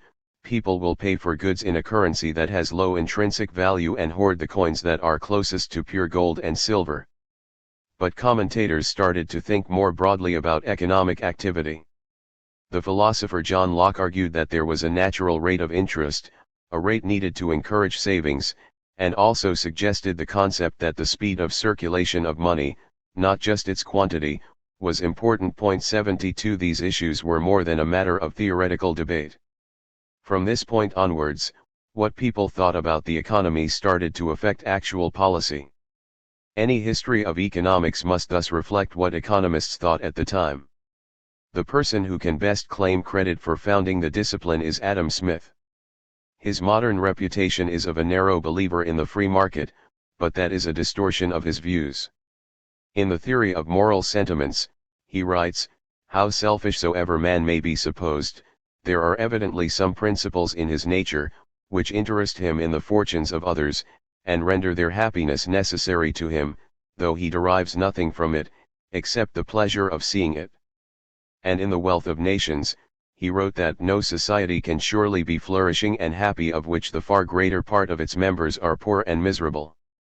Adam Smith's real target was the use of state policy to favor certain industries in the form of monopolies. In The Wealth of Nations, he wrote, "Consumption is the sole end and purpose of all production, and the interest of the producer ought to be attended to, only so far as it may be necessary for promoting that of the consumer." He attacked the notion of mercantilism, which believed that trade was a zero-sum game in which the aim was to get more gold than other nations. On the contrary, the aim of trade was to import goods that one needed or desired. He emphasized the benefits of specialization. One example was the pin factory, where the separation of tasks into discrete steps, handled by different workers, enabled pin production to soar. And the same was true of trade. No sensible person would spend time constructing products at home for a price far higher than they could be obtained in a shop. What is prudence in the conduct of every private family, can scarce be folly in that of a great kingdom, he wrote. Scotland could, with the help of greenhouses and hotbeds, produce its own wine at cost 30 times higher than it would pay for imported wine from Portugal or France, but what would be the point? Instead, Smith emphasized the benefits of competition. In the absence of monopoly, producers will always be under pressure to meet the needs of consumers. Hence his famous line that it is not from the benevolence of the butcher, the brewer, or the baker, that we expect our dinner, but from their regard to their own interest. Adam Smith tackled the economic issues that were relevant at the time, the growing importance of international trade and state intervention in favor of certain industries. He did not deal with issues like unemployment, the economic cycle, or a general deficiency of demand. Those problems would have to be tackled by later economists. All three issues were linked to the sector that was driving growth in the 19th century, manufacturing. 7. Manufacturing, worshipping our makers. Drive across the border between Singapore and Malaysia and you are leaving a rich world country and joining the developing world. But the proximity of Singapore, its port, airport, and rich business district, is an enormous opportunity for Malaysia's southern state of Johor. Thousands of Malaysians cross into Singapore to work every day, making the border, a narrow causeway across the Strait of Johor, one of the world's busiest land crossings and a choke point for traffic. The region also serves as a manufacturing hub, rather like the factories that cluster on the southern side of the Mexican-US border. The Malaysians have set up the Iskandar development area to lure businesses into the region. For all the factories and office blocks, it retains a tropical feel, complete with palm oil plantations and, on the day I visited, the kind of rainstorm that reduces driving visibility to 20 yards. In the heart of the zone is an industrial estate called Iparksina Airport City.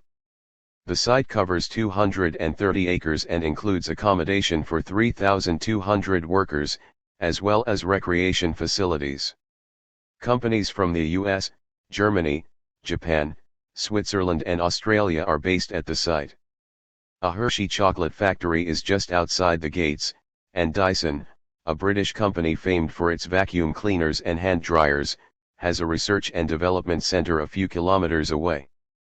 At Resound GN, a Danish company based in the park, Malaysian ladies in headscarves sit in rows and assemble hearing aids. The individual parts are tiny, the entire hearing aid is 2 to 3 centimeters long, and some workers need to peer through microscopes as they maneuver the electronics into place. Some use soldering irons to fix the parts, others check to ensure that the aids are working properly. It is a mini version of the pin factory described by Adam Smith.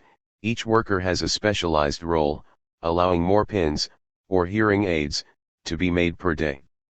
In another room, workers engrave a serial number onto the components with a laser, and in a further room, the parts are given a special coating to make them sturdier. Some hearing aids fix onto the outside of the ear, others are made to fit inside the ear and need to be tailored to fit, since people's ear holes come in many shapes and sizes. A 3D printer can make the parts, but they then need to be ground to remove the excess matter, and then polished. By no means is this unskilled work, but it is not the high-tech part of the business. The electronic components of the hearing aid are made back in Denmark and the Malaysian plant assembles the pieces. Rather than pay European wages, and the associated taxes, it is much cheaper for the Danish company to assemble the aids in Malaysia. And the plant's proximity to the airport means that the aids can be shipped to Australia or Europe within 48 hours. 100 yards from the hearing aid plant is the factory of Biricap, a German company that makes the tops for all sorts of, mostly plastic, bottles, for Coca-Cola, Ribena, bottled water, cooking oil, ketchup, and engine oil. Some caps are much more sophisticated than others, those for engine oil, or child-resistant caps made for medicines, for example. In 2017, the plant was on course to make 1.8 bn caps that year, out of 60 bn made by the company across its 23 factories. That is nearly 9 caps for every man, woman, and child on the planet. The caps are made with injection machines and passed along a conveyor belt. The only workers observable on the factory floor were sealing the cardboard boxes that contain the caps. It is a truly global operation. The plastic to make the caps is imported from Korea and Indonesia, the injection machines are made by companies in Japan and Switzerland, and the caps are then exported to Southeast Asia, Australia, and even to Europe. This is the hub of modern manufacturing, and it is in Asia. Between 2000 and 2015, Asia's share of the value added in global manufacturing rose from 35.1% to 47.5%. China's share jumped from 6.5% to 23.6% over the same period. The US share of value added fell from 25.1% to 17.7%, while Europe's dropped from 12.1% to 9.2%. This shift has alarmed many Western politicians and is blamed for a loss of manufacturing jobs in Europe and America. And it is true that the proportion of manufacturing jobs in the US economy dropped from 32.5% in 1953 to 8.5% in August 2018. But the decline began long before China rejoined the global trading system after the communist era and has actually flattened out a bit since 2010. Technology is also responsible for many of those job losses. Manufacturing output in the US rose 150% between 1980 and 2015, while the number of jobs in the sector fell by a third. In other words, there were fewer workers, but they were more productive. It is a repeat of the decline of agricultural employment. As a sector gets more efficient, its share of the workforce tends to decline. It seems very unlikely that these jobs will return. In 2014, there were 63 million manufacturing jobs in the rich world and 304 million in the developing countries. But the rich world's workers added 2/3 of the final value. The low-value jobs are not going to be brought back. 5. Two historical themes stand out. First, the dominance of Asia in global manufacturing represents a return to the pre-1700 norm, when European consumers desired Indian textiles and Chinese pottery. Second, the post-1700 period led to an understandable economic focus on manufacturing. It was called the Industrial Revolution after all. But factory jobs can be dull and unrewarding, especially if they focus on commodity items like the bottle tops made in Malaysia. An ancient business. Manufacturing is best defined as the process of turning raw materials and components into finished goods. In that sense, it has been going on for thousands of years. Iron, bronze, and copper have been forged into tools, implements and weapons. Cotton, wool, and silk have been spun, woven and stitched to form clothes. And clay has been turned into pottery, for both practical and decorative use. For thousands of years, most manufacturing was largely done by individuals or small groups in workshops. The modern idea of the manufactory, a word that was shortened to factory, only emerged in the 18th century, with the textile mill. Even at that stage, most textile production was conducted through the putting out system. A merchant would deliver fibers to be spun, or spun cloth to be weaved, to families working at home. The finished goods would be picked up a few weeks later, with the workers rewarded on the basis of the number of items completed, the piece rate system.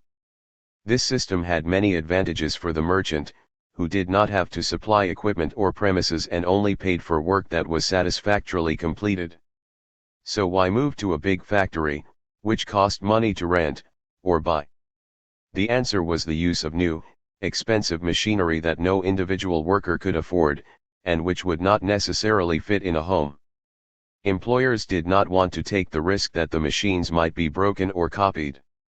Exploiting economies of scale, and getting the full benefits of specialization, required the creation of factories. The new machinery also needed a source of power. In the early stages of factories, this was a water wheel, and these could only operate in select places.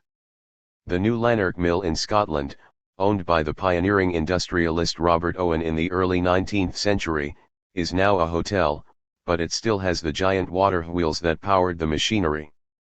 For the worker, the shift to factory labor was a dramatic change of lifestyle. Workers were paid, not for each item they produced, but for their time. Josiah Wedgwood, the pottery pioneer, was the first to introduce time cards and a clock. The workday was long, with shifts lasting 12 hours, and Sunday was the one day of rest a week. Many workers could not afford timepieces and had to rely on the foreman to tell them when it was time to leave.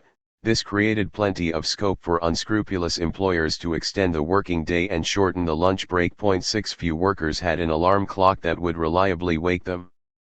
That created the need for the knocker-upper, who used a long pole to tap on the upstairs windows, or in some cases, a peas hooter to achieve the same effect. The role was referred to in Dickens's Great Expectations and lasted well into the 20th century, with some knocker-uppers still operating in London's East End in the 1970s. 7. Paying workers for their time, not their output, meant that employers were worried about the scope for slacking. So workers faced the watchful eye of a foreman or overseer, who could discipline them for small transgressions. Many owners held back a sixth of employees' wages, and this portion was paid quarterly as a reward for good behavior. Bad behavior included tying bad knots as well as absence due to drink. 8 The widespread use of young women and children in early factories was due both to the ease of disciplining them and their cheapness relative to men. When textile mills were dependent on water power, this often meant that they were built in small towns or rural areas, which required the employer to provide accommodation for their workers. In New England, mills recruited farmers' daughters, and they worked both to help their families and to accumulate sufficient savings so that they could afford to marry. Married women were usually expected to give up work. For the women, it was a disciplined and Spartan life, but it may still have been preferable to a life in domestic service, or to remaining within the parental home. In time, as steam power replaced water, factories became associated with cities, such as Manchester, which was dubbed Cottonopolis in the 19th century. The growth of industrial cities brought its own problems, as the crowding together of people in unsanitary conditions, with polluted air, led to a surge in mortality. Life expectancy in Liverpool and Manchester in the 1850s was just 31 to 32, about 10 years below the figure for England as a whole. 9. The top hat mill owner and his cowed employees is one of the defining images of capitalism, as it eventually became known. The key difference, as defined by Karl Marx, was that workers ceased to labor for themselves, using their own tools. Instead they labored for the owners of capital, those who had bought or financed the factories and the textile machinery. And the workers did not receive the full fruits of their labor, since a chunk was schemed off in the form of profits or dividends by the capitalists. Why did workers put up with it? From the start, there was plenty of unhappiness. The records of one English mill in 1786 showed that, out of 780 apprentices, 199 ran away, 65 died and 96 were sent back to parents or overseers. 10 Adult workers demanded higher pay and better conditions, and started to organize. The British government passed the Combination Acts of 1799 and 1800 to prohibit trade unions and collective bargaining. Between 1811 and 1816, the Luddite movement burned mills and smashed machinery in protest at the decline in their living standards. The Luddite rebellions were countered with trials and military action, and with laws to prohibit the smashing of machinery. Despite worker protests, more people were drawn into the industry. Some of this was a lack of choice. A population surge meant that parents were eager to put young children to work, some even lied about their ages to ensure that they got a job. The rise of the factory system also meant less demand for domestically based adult spinners and weavers, and a more efficient agricultural sector meant that fewer people were needed on the farm. Despite the hardness of factory work and the risks of living in crowded, unhealthy cities, enough people must have felt the rewards, in terms of higher wages and independence, sufficient for them to make the leap. The same prospect has lured close to 200 million Chinese people to shift from country to city in recent decades. Even in Britain, it took many decades before the factory became the dominant mode of employment in the textile industry. As of 1820 there were still 240,000 handloom weavers and only 126,000 factory workers. 11 But by 1850 there were only 43,000 handloom weavers left. The factory dominated in the end because it had many economic advantages. Unlike the putting out system, the industrialist had much greater control over the speed and the quality of work. The factory could also keep control of its costs, ordering more raw materials when they were needed, and getting a better deal from suppliers when buying in bulk, slowing production when sales were sluggish, transporting goods to customers by canal or railway, and so on. All this was, of course, on top of the productivity advances achieved by the new textile machinery. By bringing down the cost of yarn, which fell 90% between 1785 and 1795, 12 manufacturers were able to reduce the cost of finished goods. The price of muslin, a finely woven cotton fabric, fell 75% between the early 1780s and the 1830s. 13 In turn, this made cotton clothes and sheets available to many more people. Increased demand allowed factories to achieve more economies of scale. One significant boost to the productivity of manufacturing was the standardization of parts. This initially arose from a desire of French arms manufacturers to improve the quality and reliability of weapons, and was adapted by American gun makers at Harper's Ferry, Virginia, and Springfield, Massachusetts. The techniques became known as the American system as they spread to other goods, including machine tools. 14 The British authorities, reveling in their global economic domination at the Great Exhibition of 1851, were struck by the American skills that were demonstrated at the event, and adopted a similar approach in their own arms industry. Standardization of parts reduced the need for businesses to rely on individual craftsmen to make their goods, and increased the push of workers into factories. Perhaps the first standardized commercial product was the Singer sewing machine. A patent for mechanical sewing had been issued by the British authorities in 1755, but the product was not perfected until Isaac Singer, based on a patent by Elias Howe, opened his business in 1851. Singer was one of the first multinationals, and its product, which saved women considerable time and effort, was instantly popular. By 1876, it had sold 2 million units. This was one of the first brand names to be valued round the world. Over time, of course, technology developed a wide range of consumer goods, and their associated manufacturing brands, from transport, cars, bicycles, motorbikes and scooters, through household goods, vacuum cleaners, washing machines, radios, TVs, ovens, to machines made for both work and home, such as typewriters and personal computers. Manufacturers face a multiplicity of challenges. Not only do they need to design a workable product, but they must make it stylish enough to appeal to consumers, and of the right size and shape to fit into their homes.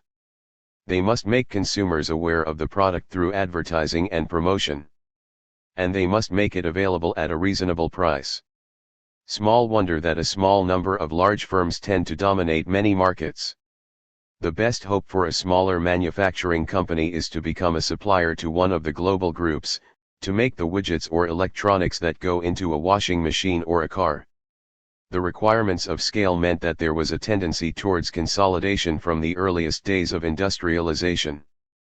The iron and steel industry required heavy investment to construct the furnaces needed to make the product. This made them large. France's Le Creuset Iron and Steel Works had 12,500 workers in 1870, while the Krupp Works in Essen, Germany, employed 12,000 in 1873.16. High fixed costs created the need for economies of scale. As the investment in plant and equipment was spread over a larger number of items, the marginal cost of each additional item fell. By the same token, however, high fixed costs made the steel companies very vulnerable to a fall in prices. So there was a tendency in America to fix prices, in cartels with the competition, and eventually to merge into one big group, U.S. Steel. The Soviet Union also saw gigantism as the aim of steel production. The Magnitogorsk plant was opened in the 1930s under Stalin's 5-year plan with the aim of becoming the world's largest steel plant. Even in the late 1980s, it had 63,000 employees. 17. Iron and steel, along with some types of chemical manufacture, and the production of bulky items such as ships and trains, would generally be classed as heavy industry. These are the kind of industries that employ lots of people, and they were the industries that many developing countries turned to when they industrialized after the Second World War. They looked at Europe and America, saw their huge steel plants and car factories, and resolved to copy them. Many put up tariffs to keep out Western products and protect their infant industries, a process known as import substituting industrialization, see Chapter 12.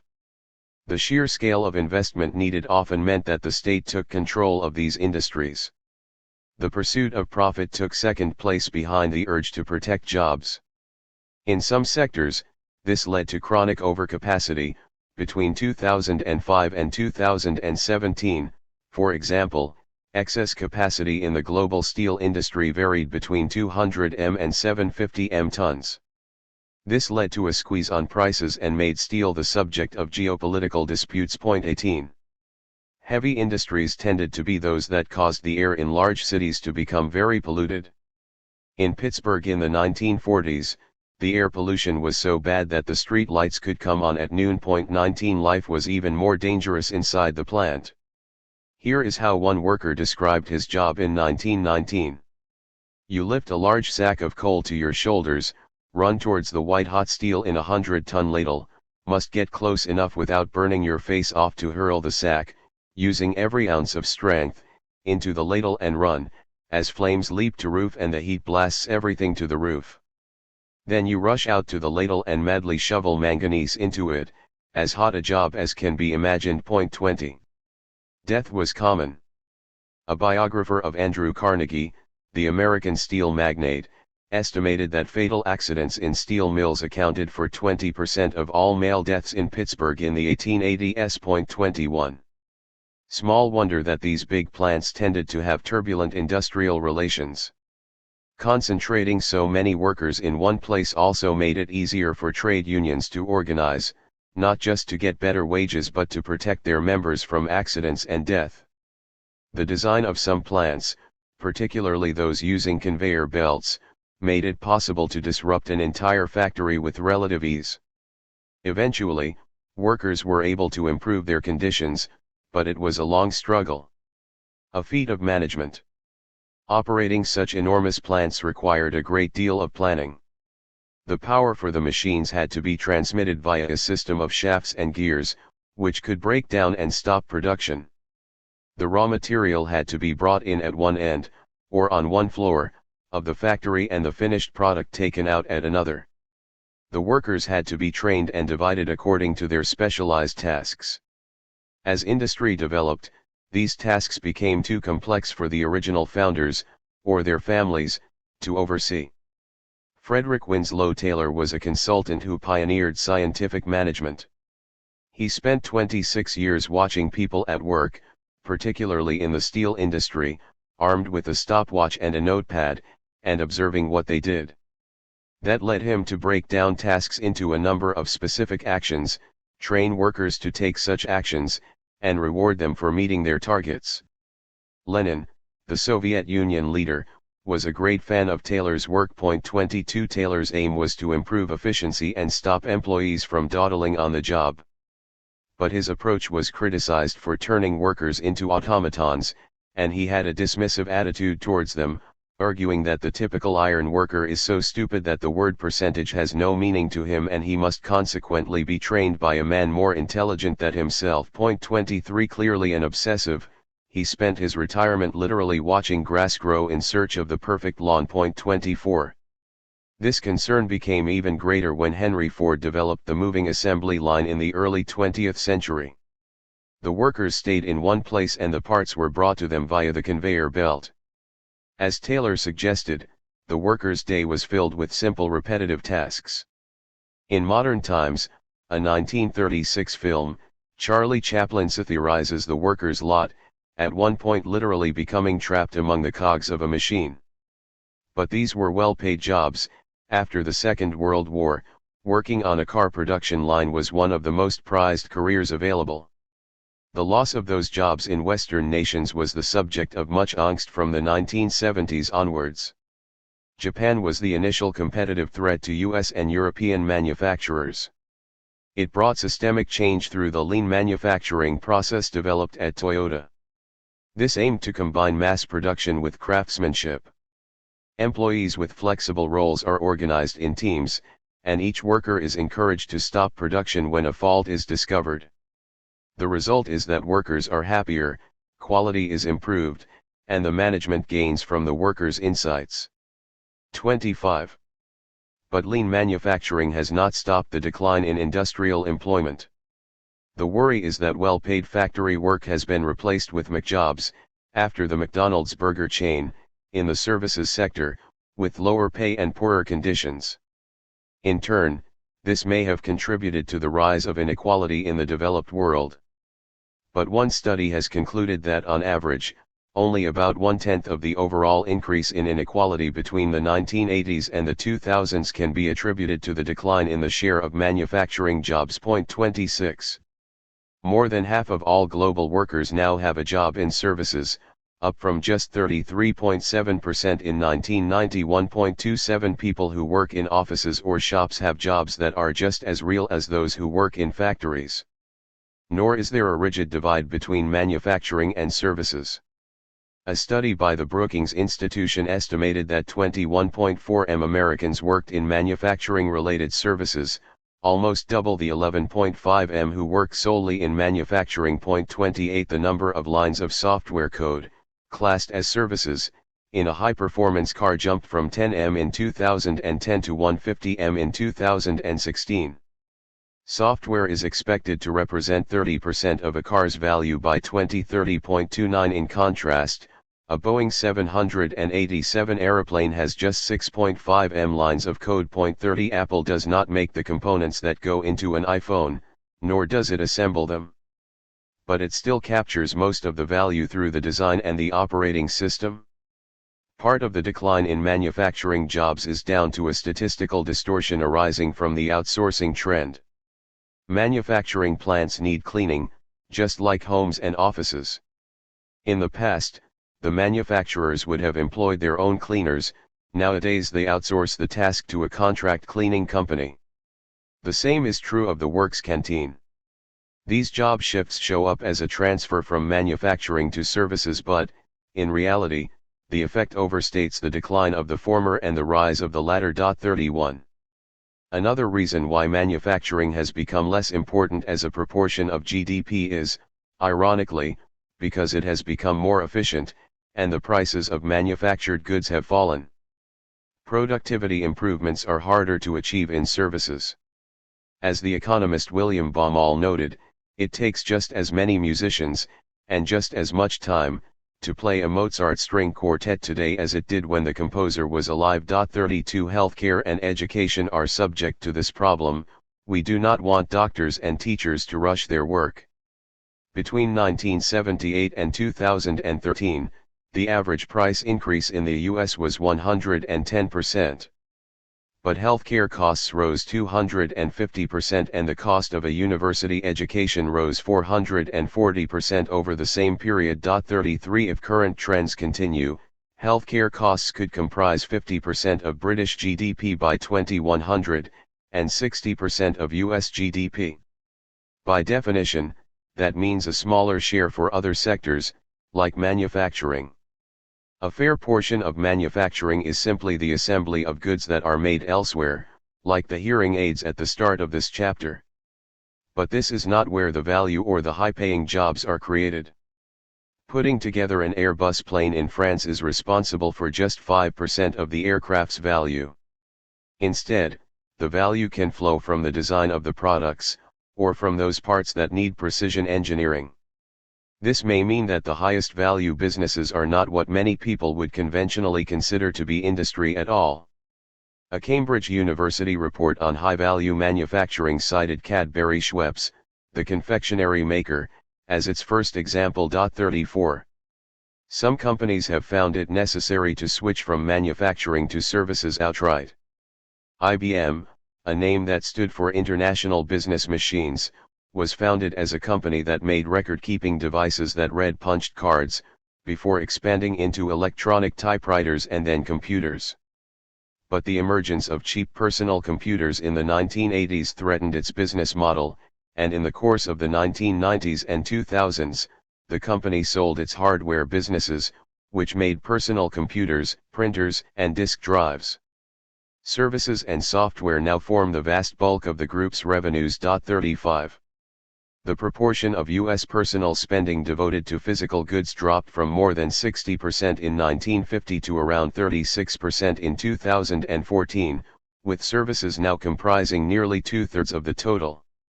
There is talk of Western societies reaching peak stuff. 36 As developed economies have grown richer, a smaller proportion of consumer spending was devoted to food.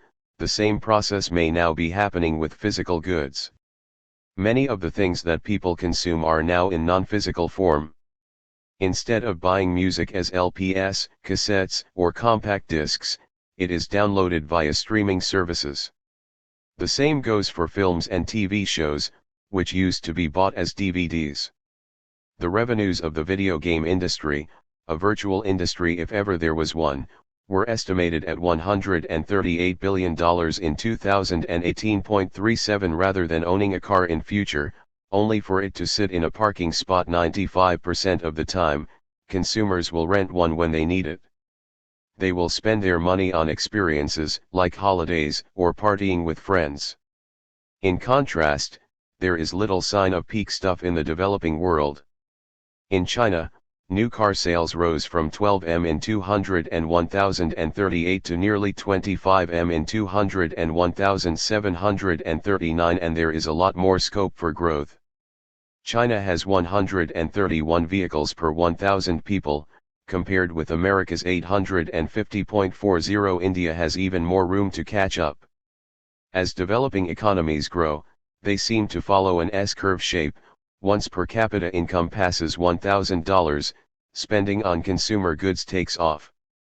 A study by Deloitte, the consultancy, suggests that 5-10 million people will be added to the global middle class between 2015 and 2025.41, so global manufacturers will still have plenty of customers in the years ahead. In modern manufacturing, the designs and brands are usually created in the rich nations, which include Japan and South Korea, and the assembly and manufacture occur in the developing countries of Asia, and other places like Mexico. This combination creates high profits for Western manufacturers and low prices for its consumers. But many are not happy with the model. It is not just that workers in the US and Europe worry about the loss of jobs. There has also been controversy about the conditions in Asian factories. In 2005, Nike, the footwear manufacturer, published a report detailing conditions at its 700 worldwide factories, some of which restricted access to toilets and to drinking water during the day, and workers toiled for over 60 hours a week in more than half of the plants. 42 The company has adopted a code to try to improve conditions but still faces regular protests. 43 In 2010 and 2011, Foxconn, the Chinese company that makes parts for Apple's iPhones, saw a wave of suicides at its plants, amid controversy about the sweatshop conditions. 44 Some Western consumers vowed to boycott products made through unfair labor practices. But many people were only too happy to get the cheap t-shirts, shoes, and electronic goods on offer. And Asian workers argued that they should be given the chance to industrialize, as Europe and the US had done. Many Asians were pleased to move from a life on the farm to a job, however tough, in a factory in a city. Developing countries have fought hard to keep the World Trade Organization, the body that regulates global trade, from enforcing labor standards. There is also a debate about which standards should be enforced. It is easy to agree that forced labor and slavery should be outlawed. But what about child labor? Many children work on farms. Working in a factory may be more onerous, but the extra income could be what keeps the family out of poverty.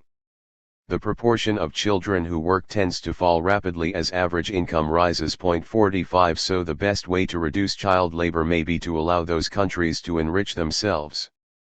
And that is most likely to occur, as it did in China, by joining the global trading system. The chain. The car industry is a good example of the interconnectedness of modern business. When General Motors and Chrysler flirted with collapse in 2009, one of the reasons for a government rescue was that jobs were also at risk at the companies that supplied parts, such as tires or headlights, to the industry. 46 The Motor and Equipment Manufacturers Association, MEMA, estimated that, as of 2018, more than 871,000 American jobs were linked to the creation of cars and trucks. 47 Furthermore, these supply chains are international. While it is common to talk of the US or German car industries, these manufacturers depend on global supply chains.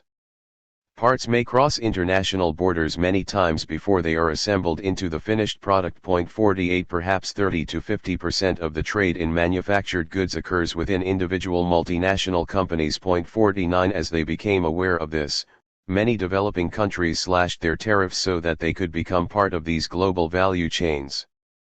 MEMA estimates that around a third of all the parts that make US cars are imported, while in Germany, the proportion is 45%. 50 Why have car manufacturers done this?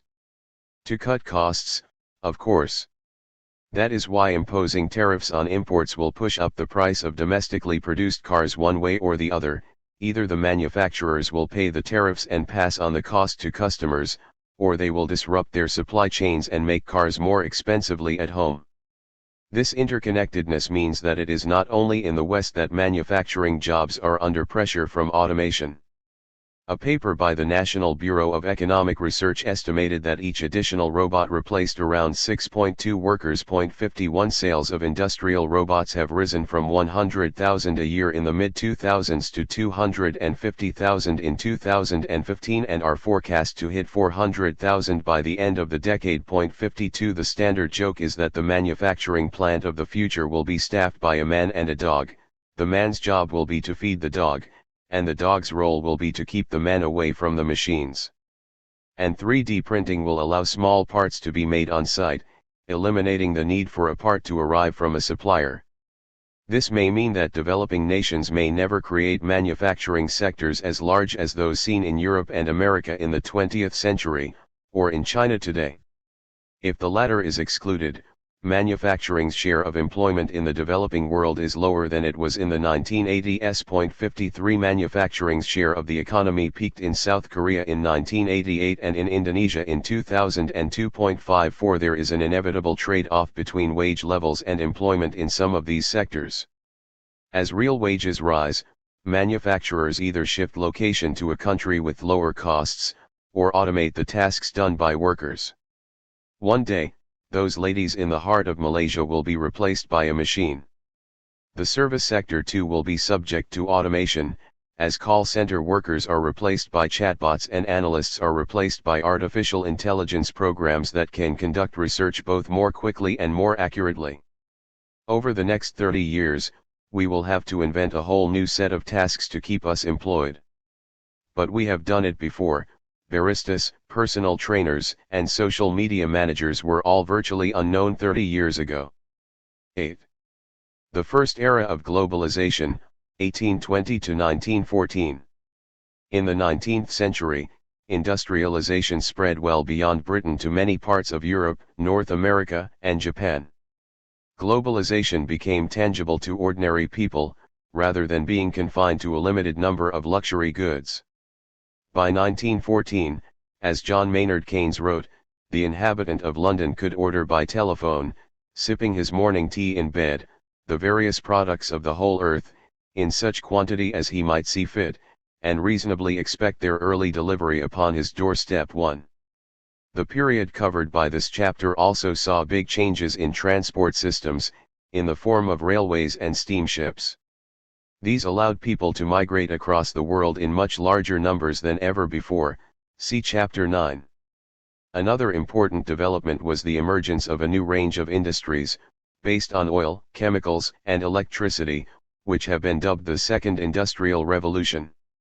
In parts of the world, it was genuinely possible to talk of a great enrichment. In 1820, U.S. GDP per capita, in 2011 dollars, was $2,080. By 1914, it was $8,101. The UK was well ahead of the US in 1820, at $3,241 per person. By 1914, it was slightly behind at $7,973, but this was still an increase of 150%. France almost managed to triple real incomes from a lower base, pushing them up from $1,867 to $5,324. All this is in sharp contrast to China, where per capita incomes fell from $854 to $786.20 in 1913. Western Europe and North America produced 51% of world output with 20% of the global population. 3. Importantly, higher living standards were achieved despite a rising population. Global population probably just topped 1 billion by 1820 and was around 1.8 billion on the eve of the First World War. 4. Global life expectancy edged up from 29 in 1820 to 34.1 in 1913, while, in Europe, the gain over the same period was more substantial, from 35.6 to August 5, 46. The developed world also urbanized in the 19th century. In 1800, 23% of English citizens lived in towns with more than 5,000 people. By 1910, the proportion was 75%. In Europe as a whole, the urban proportion rose from 12% to 41% over the same period, while in the US, the jump was from 5% to 42%. 6. By contrast, in 1900 only 6% of Chinese people lived in towns, a smaller proportion than 3 centuries earlier. 7. Finally, the labor force organized itself into trade unions, and started to challenge the owners of capital. It became more common to speak of the working classes and to analyze society in class terms, and the words communism and capitalism were adopted. Businesses developed the joint stock model of ownership. Private firms grew to immense size and power, Standard Oil and U.S. Steel, for example, and became multinational enterprises. Much of what we think of as modern society emerged. A relatively peaceful age. The defeat of Napoleon at Waterloo in 1815 brought to an end a 23-year period of European conflict. The same year also saw the end of an Anglo-American war that had disrupted transatlantic trade. There were many conflicts to come over the next century, including such shameful episodes as the two Opium Wars. Those were a successful attempt by the British to stop the Chinese authorities from disrupting Britain's lucrative drugs trade. But most wars were local. Global conflicts like the 7 Years' War of 1756 to 63, which stretched from North America to India, or the world wars of the 20th century were avoided. The conflicts that allowed Prussia to unite Germany, by first defeating Austria in 1866 and then France in 1871, were mercifully short. The most devastating events of the 19th century were civil wars, China's Taiping Rebellion of the 1850s and 1860s, which saw between 20 and 40 million deaths, and the U.S. conflict between the federal government and the Confederacy, which cost the lives of around 620,000 soldiers. 9. In the absence of prolonged international conflict, and with piracy now rare thanks to the British Navy, merchants were free to trade across borders. The volume of global trade grew sevenfold between 1840 and 1913, using a different starting point. Trade grew from 1% of global GDP in 1820 to 8% just before the First World War. 10 Economists Kevin O'Rourke and Jeffrey Williamson argue that, until the 19th century, global trade was dominated by luxuries. Spice, perfumes, and items like tea and coffee were almost two-thirds of the Dutch East India Company's imports in the 1780s.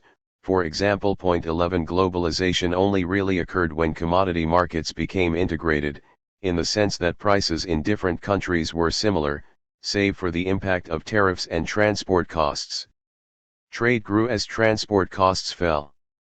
The cost of shipping coal between Nagasaki in Japan and Shanghai in China fell by 76% between 1880 and 1910.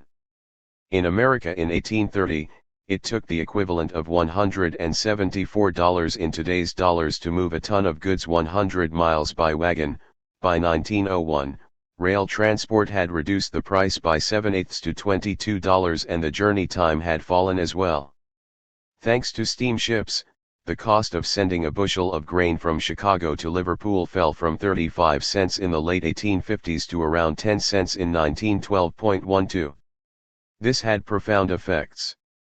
Wheat from the American plains and, after the development of refrigeration, beef from the Argentine pampas was shipped to Europe. The result was cheap food for workers and a rise in their real standard of living. In Britain, the Liberal Party was able to win a landslide victory in the 1906 election in part by arguing that conservative proposals for tariffs would drive up the price of bread. Back then, free trade could be a populist policy. Indeed, The Economist owes its foundation in 1843 to a campaign against tariffs. The Corn Laws were introduced in Britain in 1815 to protect British agriculture from foreign competition. Corn could not be imported until the price reached £4 for a quarter, equivalent to 48.01 or 217 kilograms. This was popular among the landed aristocrats who supported the Tory party, which was renamed the Conservatives in 1834. But those who believed in free trade, along the lines of Adam Smith, opposed the tariffs. They received support from industrialists who understood that expensive food required them to pay higher wages. The abolition of the Corn Laws in 1846 caused a split in the Conservative Party and cemented the hold of free traders on British policy. British tariffs had already dropped 70% between 1815 and 1827 and another 50% between 1828 and 1841.13. As cynics have pointed out ever since, free trade suited the British since their early lead in industrialization made it possible to flood other markets with their textiles and manufactured goods. European countries followed the British lead in the 1850s and 1860s. The Cobden-Chevalier Treaty of 1860 cut British tariffs on wine by 80% and limited French duties on British imports to no more than 30%. Despite this still punitive tax, British exports to France more than doubled in the 1860s. The treaty became a model for others, with Italy arranging 24 trade deals between 1861 and 1870, while Belgium and France agreed 19 each. 14. The obvious success of the British model led other countries not just to loosen their trade policies, but to adopt the gold standard. This was a system designed to protect the value of creditors' capital by constraining inflation. The amount of money that a country's banks could create was linked to its gold reserves. Customers could exchange their banknotes for an equivalent amount of gold and silver. Germany adopted the gold standard after unification in 1871, and it was followed by France, Italy, Sweden, and others in the 1870s. The US adopted the standard in 1873 but faced a long fight with those who argued for bimetallism, using silver as well. The gold standard lasted much longer outside Britain than did enthusiasm for free trade. By the 1870s, the full impact of transatlantic food imports became evident. British imports of grain rose 90%, and those of meat 300%, between the early 1870s and late 1890s. The last quarter of the 19th century was known in Britain as the Great Agricultural Depression. Other countries were not prepared to suffer the same fate. In 1879, Otto von Bismarck, the German Chancellor, imposed tariffs on cereals, which eventually reached 33% on wheat and 47% on rye. The French set tariffs of 10 to 15% on agricultural commodities and more than 25% on industrial goods. 15 And food was not the only protected category. Duties on European manufactured goods more than doubled between 1875 and 1895. Trade, however, kept growing, in part because economies were expanding and in part because transport costs were falling faster than tariffs could rise. Colonial expansion. The late 19th century was the high water mark of European global power. By 1914, Europe, along with its colonies and former colonies like the US, which was mostly populated by European emigrants, controlled 85% of the world's land surface. 17 Trade was certainly a key motive for expansion. In what Paul Barrick dubbed the colonial contract, 18 colonies could only trade with the imperial power and transport their wares in the empire's ships, and they were confined to producing raw materials, rather than manufactured goods. The aim was to create a captive market, with each colony in a permanent state of dependency. Some colonies were highly lucrative. In the 1850s, the island of Java contributed more than a third of the budget of the Dutch state. 19 While profit may have been an aim of imperial policy, it was not the only one. Prestige and FOMO, fear of missing out, were just as important motives. Benjamin Disraeli, the British Prime Minister from 1874 to 1880, saw imperialism as a way of attracting voter support. That's why he made Queen Victoria Empress of India in 1876. In the 1880s, Bismarck was sniffy about the scramble for Africa, fearing that colonial disputes would only damage relations with other European powers. He succumbed to the temptation to seize territory at the Congress of Berlin in 1885, in part because he saw empire building as politically popular at home. But by 1889, he was trying to give away German Southwest Africa, arguing that it was a burden and an expense. Bismarck's reluctance points to a problem with the standard critique of colonialism, as advanced by Lenin and others. In their view, imperialism was the final stage of capitalism. Inequality within the European powers meant that capitalists were unable to sell their goods at home because workers were too poor to afford them. They were thus forced to look abroad for markets. But the financial benefits were not as clear-cut as Lenin suggested. A study of British firms found that, from the mid-1880s, the returns from imperial investments fell below those that could be earned at home. The cost of defending these colonies was high, and the authors suggest that in the absence of empire, the burdens on the British taxpayer could have been reduced and resources diverted to more productive activities. 20 Other academics point out, however, that the empire added considerably to British military might, as the First World War was to show, and that the late Victorian Empire does not appear to have been a waste of money. 21. The two most successful economies of the late 19th century were Germany and the US. The former had a few colonies in Africa, such as Togoland and Namibia, the latter had the Philippines and Hawaii. In neither case did these seem to be hugely profitable. The scramble for Africa was a mistake, and not just for the Africans. Precisely because the African economies were underdeveloped, they were unlikely to be a huge source of demand for European goods. France seems to have lost money in its tropical African colonies while making money from Algeria and Indochina. 22. An alternative argument for colonial expansion is that the Europeans were not interested in exports but in controlling access to raw materials. The most notorious example was in the Belgian Congo, where King Leopold II's regime used forced labor to produce rubber for exports.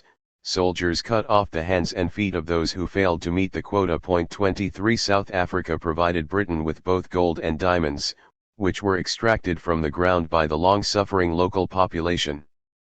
A diamond rush occurred in Kimberley in the 1870s and the world's largest gold fields were discovered at Witwatersrand in 1886. The land rights of the indigenous population were restricted, turning them into a cheap labor force for white farmers and the mines. Foreign investment per head in South Africa was about 11 times higher than the money plowed into Britain's other African colonies. 24. There was a much stronger case for the commodity-driven argument after the First World War, when oil became vital for military purposes, oil that could only be found in a few places on the planet. The British and French vied for control of the Middle East for precisely this reason. Foreign investment was certainly very popular before 1914, but not always in the colonies.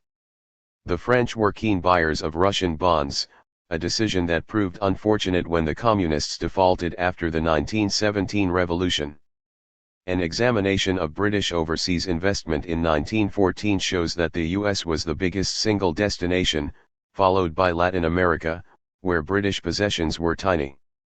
Exclude Europe and the fairly independent dominions in Australasia and Canada and colonial investments were less than a third of the total. The returns from the more developed countries in Europe, Australasia, and North America were 1% a year higher than those in the developing world. 25. Rapid growth was not confined to current, or former, parts of the British Empire. Mexico managed a growth rate of 8% a year between 1876 and 1910 while the population grew by a half. The country benefited from demand for commodities, particularly metals, and was ruled for 35 years by Porfirio Diaz, a general who seized power in a coup. 26 For a while the British were particular enthusiasts for investing in Argentina, which received almost half of all the country's overseas lending in the 1880s. Argentina enjoyed huge immigration, particularly from Spain and Italy, in the late 19th century, becoming a big agricultural exporter. Between 1880 and 1914, it managed an annual growth rate of 5%. 27 By the start of the First World War, Argentina was the 10th richest country in the world, in terms of GDP per head. 28 But the country already showed signs of the financial instability that was to dog it in the 20th and 21st centuries.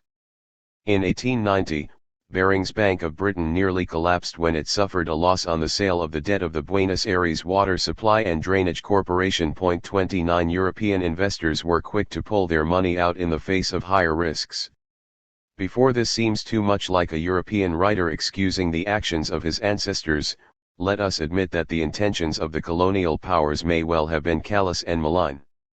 They cared little about the effect of their actions on the peoples of the countries they conquered and made little effort to develop their economies. In the case of India, British rule clearly had an adverse impact. While famines had largely been eliminated from Europe by this period, India suffered 5 major famines in the second half of the 19th century under British rule, taking around 15 million lives in all. The British tended to justify their failure to intervene on the grounds of cost, an unwillingness to interfere in free markets, or simply a belief that a Malthusian-style culling would reduce the population to more acceptable levels. 30 But for a country that claimed to be both civilized and Christian, these were pathetic excuses. In the 20th century, the famines suffered under Stalin and Mao would be seen as horrendous crimes. Bengal falls into the same category. It endured a terrible famine in 1943–44, in which 3 million died, while the British were still shipping rice out of the country. 31. Another terrible famine under British rule occurred in Ireland. It was the result of a blight on the potato crop, which had come to dominate Irish agriculture. The British made initial attempts to provide relief, but these broke down in 1847. Although Ireland was a net importer of food during the famine, wheat was still being sent from Ireland back to England in the midst of the crisis. The British authorities did spend £10 million in Relief 32, but their efforts were severely insufficient. In all, 1/8 of the population, 1 million people, died, while another 1 million emigrated. Exploitation took other forms. The British developed a great enthusiasm for Chinese tea but had few goods that the Chinese wanted in exchange. The East India Company allowed poppies to be grown in India, and local people adopted the crop, which is the basis for opium, after the destruction of their textile industry. British traders then smuggled the opium to China, where vast profits, 2,000% per chest, were available, thanks to the highly addictive nature of the drug. In 1839, a Chinese commissioner imposed a crackdown and demanded the handover of 20,000 chests or 2.5 m of opium. The drug was then destroyed. The furious British, worried about the lost revenue, attacked the Chinese, forcing the emperor to open several ports to foreign trade and to hand over Hong Kong. A few Britons were critical of their government's actions. William Gladstone, a future Prime Minister, declared that we, the enlightened and civilized Christians, are pursuing objects at variance with justice and with religion. He was not enlightened or civilized enough to give back British gains to China in any of his 4 stints as Prime Minister, however. 33. Rule by creditor. The Suez Canal was one of the engineering wonders of the 19th century. The idea that the Mediterranean could be linked with the Red Sea went back to ancient times, when the Persian Emperor Darius first attempted it. The concept was of huge interest to the imperial powers. Once opened, the sailing distance from London to Bombay was cut by 41% and to Shanghai by 32%. 34. Construction began in 1859 and the canal opened in 1869. The Egyptian government put up half the capital and around 400,000 Egyptians labored on the project, working 17-hour days. 35. Some workers were unpaid. The Egyptian government, which was heavily dependent on cotton exports, struggled to pay its debts, and in 1875 sold its 44% stake in the canal to Britain for the bargain price of £4 million. That proved a temporary expedient and the country defaulted on its debts in the following year. This gave an excuse for the Europeans to take control of the country, initially as a joint Anglo-French exercise but then under British rule alone. By 1889, British ships comprised 75% of shipping through the Suez Canal and France just 8%. The Economist commented at the time that the Suez Canal was cut by French energy and Egyptian money for British advantage. Evelyn Baring was appointed as Consul General, and effective power behind the throne, and the British yoke was not completely thrown off until the 1950s. Egypt was not officially a British colony, but it was not independent either. 36. Something similar happened in the Ottoman Empire, which spent most of the 19th century in steady decline. In 1838 a treaty was signed giving Britain and the other European powers the right to trade throughout the Ottoman Empire for a tariff of just 3%. The Sultan's finances did not improve and in 1875 the empire declared effective bankruptcy. 37. In 1881, the Europeans set up the Ottoman Public Debt Administration, which eventually grew to having 9,000 employees, who collected taxes from the empire's citizens in order to pay off European creditors. These two examples of rule by creditor were to have many echoes in the 20th century. Nation-states had used their military muscle to support their merchants, and they gave the same support to their investors once capital started to flow around the globe. Catch up. Britain's domination of global industry in the first half of the 19th century was immense. In 1851, when it held the Great Exhibition to show off its might, Britain consumed 10 times as much coal as France, produced 4 times as much iron as Germany, and used twice as much steam power as France and Germany combined. 38. Even as late as 1880, Britain produced 23% of the world's manufactured goods while the US made 15%, and France, Germany and Belgium combined made 18%. But the other countries were fast catching up and the US had 33% of the global market, to Britain's 15%, by 1913, see chart, 39 Germany was producing more than twice as much steel as Britain by the time of the First World War. 40. In some cases, the technology that had helped Britain industrialize was transferred, or copied, as artisans were lured abroad. Being a late adopter of technology has its advantages. While the British spent decades developing steam engines and inventing spinning and weaving machinery, other countries could simply use the best available versions of those machines. It was inevitable that a small group of islands off the coast of Europe could not maintain their lead. Other countries were aware of the wealth that trade had brought to Britain and eagerly copied its example. The US vastly expanded its territory in the course of the 19th century, turning into a continent-wide power. Natural growth, along with immigration, meant that the U.S. population rose from 9.6 m in 1820 to 31.4 m in 1860. This was a massive internal market that American businesses could exploit without worrying too much about foreign trade. Indeed, the U.S. government relied on tariffs for about 90% of its income between 1790 and 1860. By the late 1820s, the average tariff rate was 60%. While tariffs drifted downwards for a few decades, they rebounded to 50% during the Civil War, staying there for much of the rest of the century. 41. Despite those taxes, the U.S. was still importing manufactured goods in the first half of the century and exporting food and raw materials, cotton in particular. By the middle of the 19th century, the U.S. was supplying 70% of the world's cotton. 42 But manufacturing was also growing in importance and employed about 20% of the labor force in 1860, up from 8% in 1810. A combination of population growth, the exploitation of raw materials and the development of industry allowed real American GDP to increase nearly fourfold between 1820 and 1910. Source: Madison Project Database. Exploiting America's internal market required investment in infrastructure, especially given the vast distances involved. As we saw in the last chapter, there was immense investment in canals and railways. Initially, much of the iron needed to build the latter was imported from overseas. But in the second half of the century, the U.S. began to exploit its own natural resources.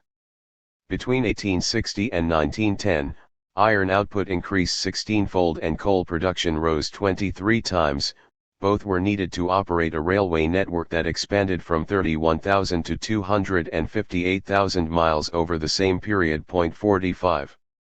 Just as significant was the boom in oil production that followed the strike in Titusville, Pennsylvania in 1859, see Chapter 5. And by the 1880s, the U.S. was no longer copying European technology but leading the way in innovation, as with Edison's development of the light bulb, and, more significantly, the creation of an electricity generating system. Here, we might think back to the factors that allowed Britain to be first to industrialize. America had energy resources, a culture that promoted learning, and institutions that did not stand in the way of business. The Founding Fathers may, mostly, have favored an economy of small farmers, but they deliberately limited the powers of government, and business had plenty of scope to grow. One could argue that the American institutional structure was too minimalist. America's banking system had a Wild West quality before the Civil War, and there were regular crises and frauds.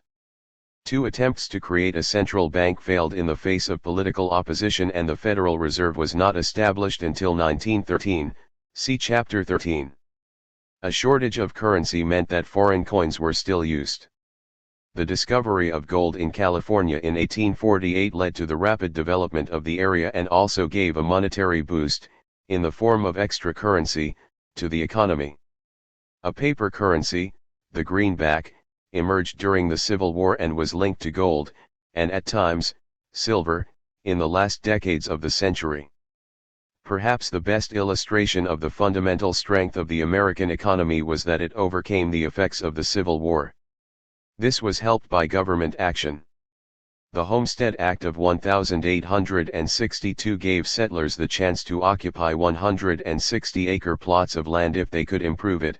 By 1914, 2.5 m claims had been registered. Partly as a result, the proportion of U.S. land devoted to farming rose from 16% in 1870 to 39% in 1910.46. The country became not just a place of freedom, as symbolized by the Statue of Liberty, but a place where young men and women could prosper. An even greater wave of immigration took the population to 92 m by 1910, by which stage the economy was more than twice the size of Britain's. 47. It was already clear that, as a continental power, America would have a much greater weight than any of the European nations. Germany began the period as a splintered state. The Holy Roman Empire had finally been abolished by Napoleon, and 38 political units, each with its own tariffs, emerged at the end of the war. The country started to dismantle trade barriers, first in Prussia in 1818, and created a Zollverein, or customs union, in 1834. This area deliberately excluded the Austrian Habsburg territories, part of a long battle for control of Germany between Prussia and Austria that ended with the former's triumph in 1866. The entire country was united under the Prussian Kaiser after a war with France in 1870–71. Well before unification, parts of Germany were industrializing rapidly.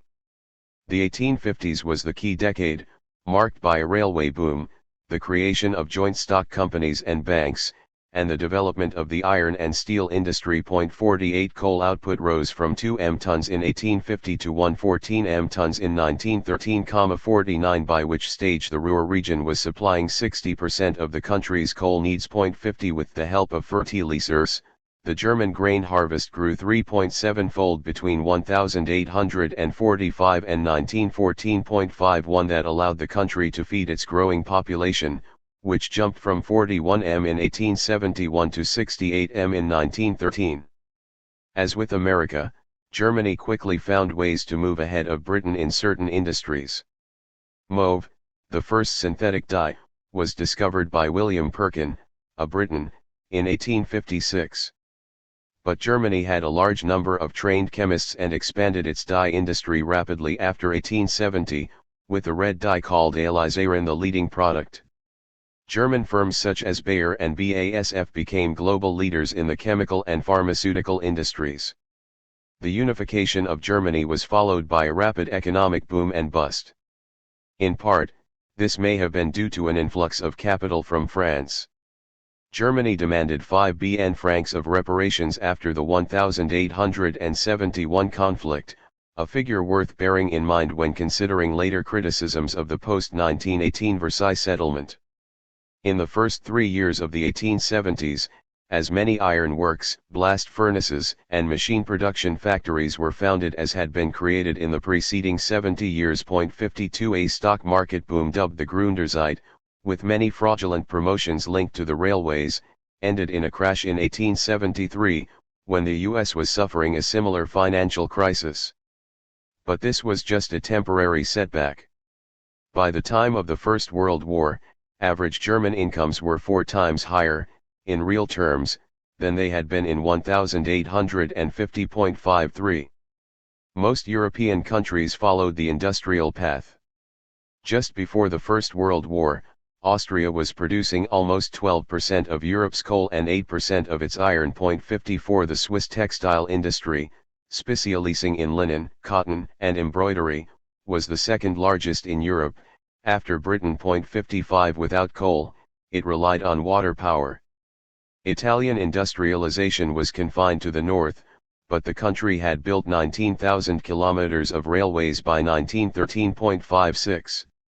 Tsarist Russia, meanwhile, expanded even further in Asia over the same period. 57 Although it took much longer to industrialize, the authorities feared that industrial expansion would lead to social change, and thus a threat to their rule, a presentiment that proved correct.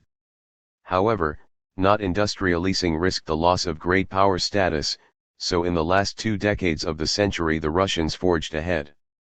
Between 1880 and 1900, iron and steel output rose tenfold, while overall industrial output grew 5 to 6% a year. Between 1885 and 1900, and railway mileage doubled between 1890 and 1904.58. The country benefited from its natural resources, producing around a third of the world's oil in 1900.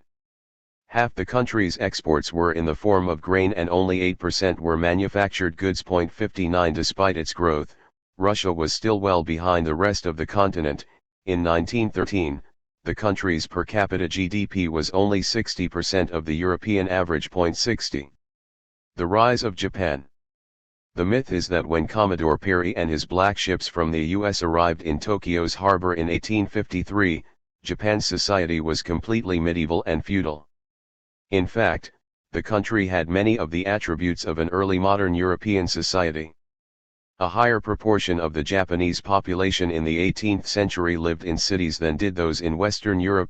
61 Agricultural productivity had been improving, thanks to irrigation, during the Tokugawa, or Edo, period, 1603 to 1868, allowing the population to rise from 18.5 m in 1600 to 32 m in 1850.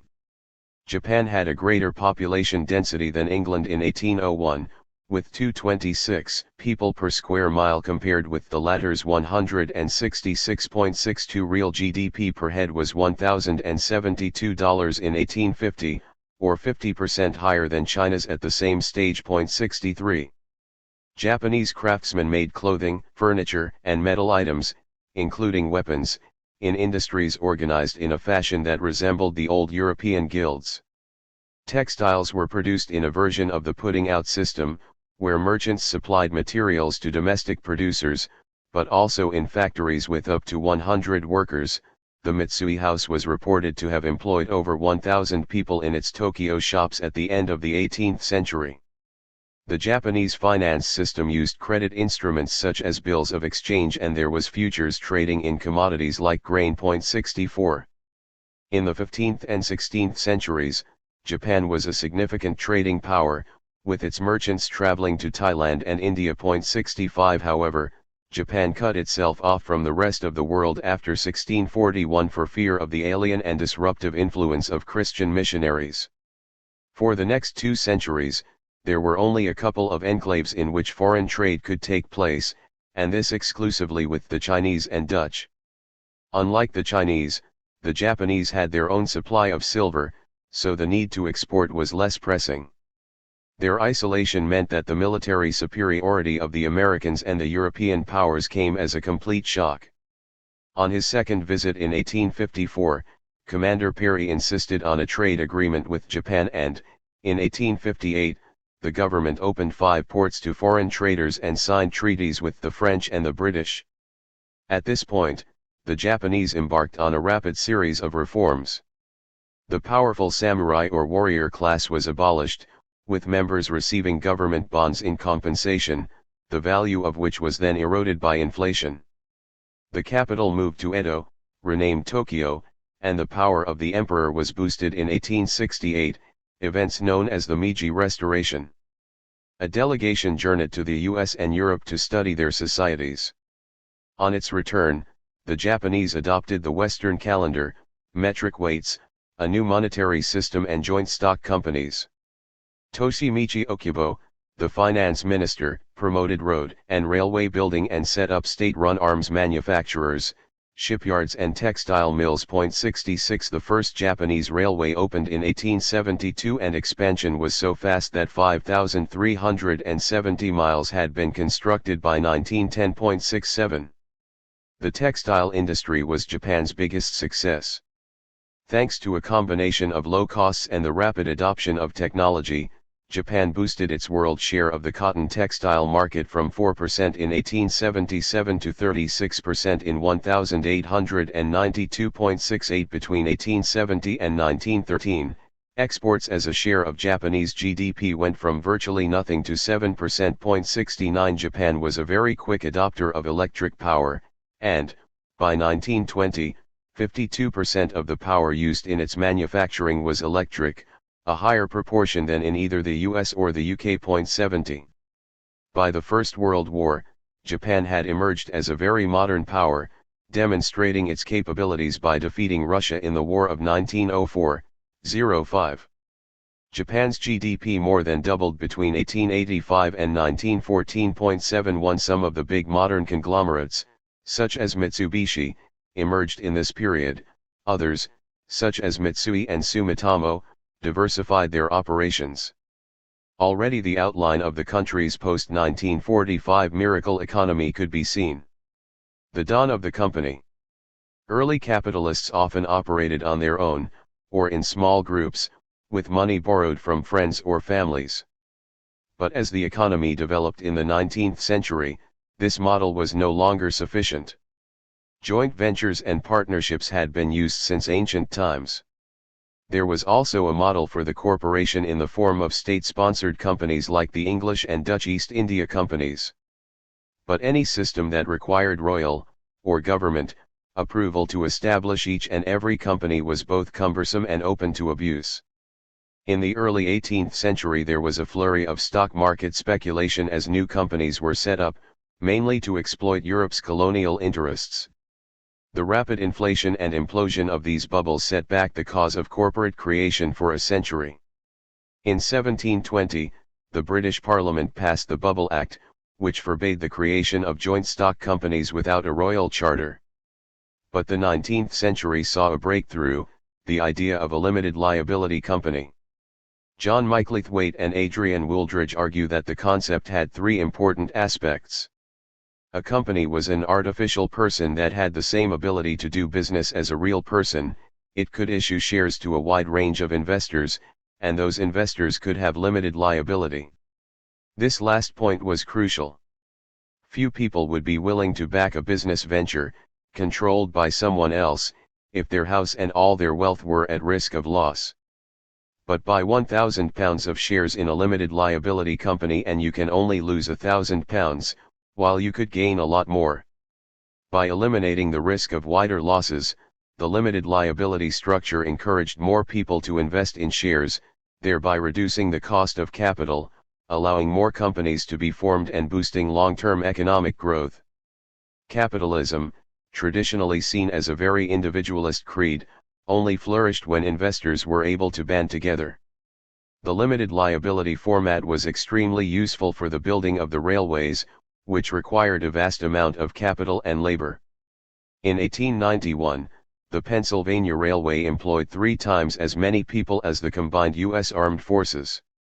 Britain had a railway mania in the mid-1840s, when the creation of British companies still required an Act of Parliament. In 1846, 246 railway acts were passed in a single year. 72 Those who invested in railway shares at the peak did not get their money back until the end of the century. 73 That didn't stop investors in other markets from trying their luck. Railways comprised 60% of all issued shares on the New York Stock Exchange in 1898. Once created, the limited liability company was widely adopted, but it was only in 1937 that an economist named Ronald Coase came up with a theory for why that was so. The key issue, he argued, was the complexity of the tasks involved. Some tasks are simple to organize, ordering a pair of horseshoes from a blacksmith, for example. But an entrepreneur might require the completion and the coordination of a wide range of different tasks in order to create a product. Arranging this via a set of transactions in the market would be too complex and expensive, and any contract to deliver such goods and services would need to cover a variety of contingencies. Hiring people and ordering them to do these various tasks is simpler and cheaper than doing so via the market.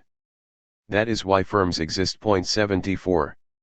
The limited liability company was such a good idea that the economist Tim Harford included it as one of the 50 things that made the modern economy. 75 But it wasn't too long after the spread of the corporate structure before problems started to emerge.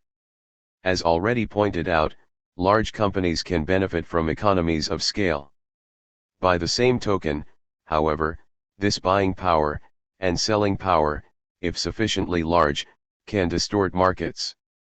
Shortly after oil was discovered in Pennsylvania in 1859, John Rockefeller moved into the energy business. But rather than take the risk of drilling for oil in promising places, he focused on refining.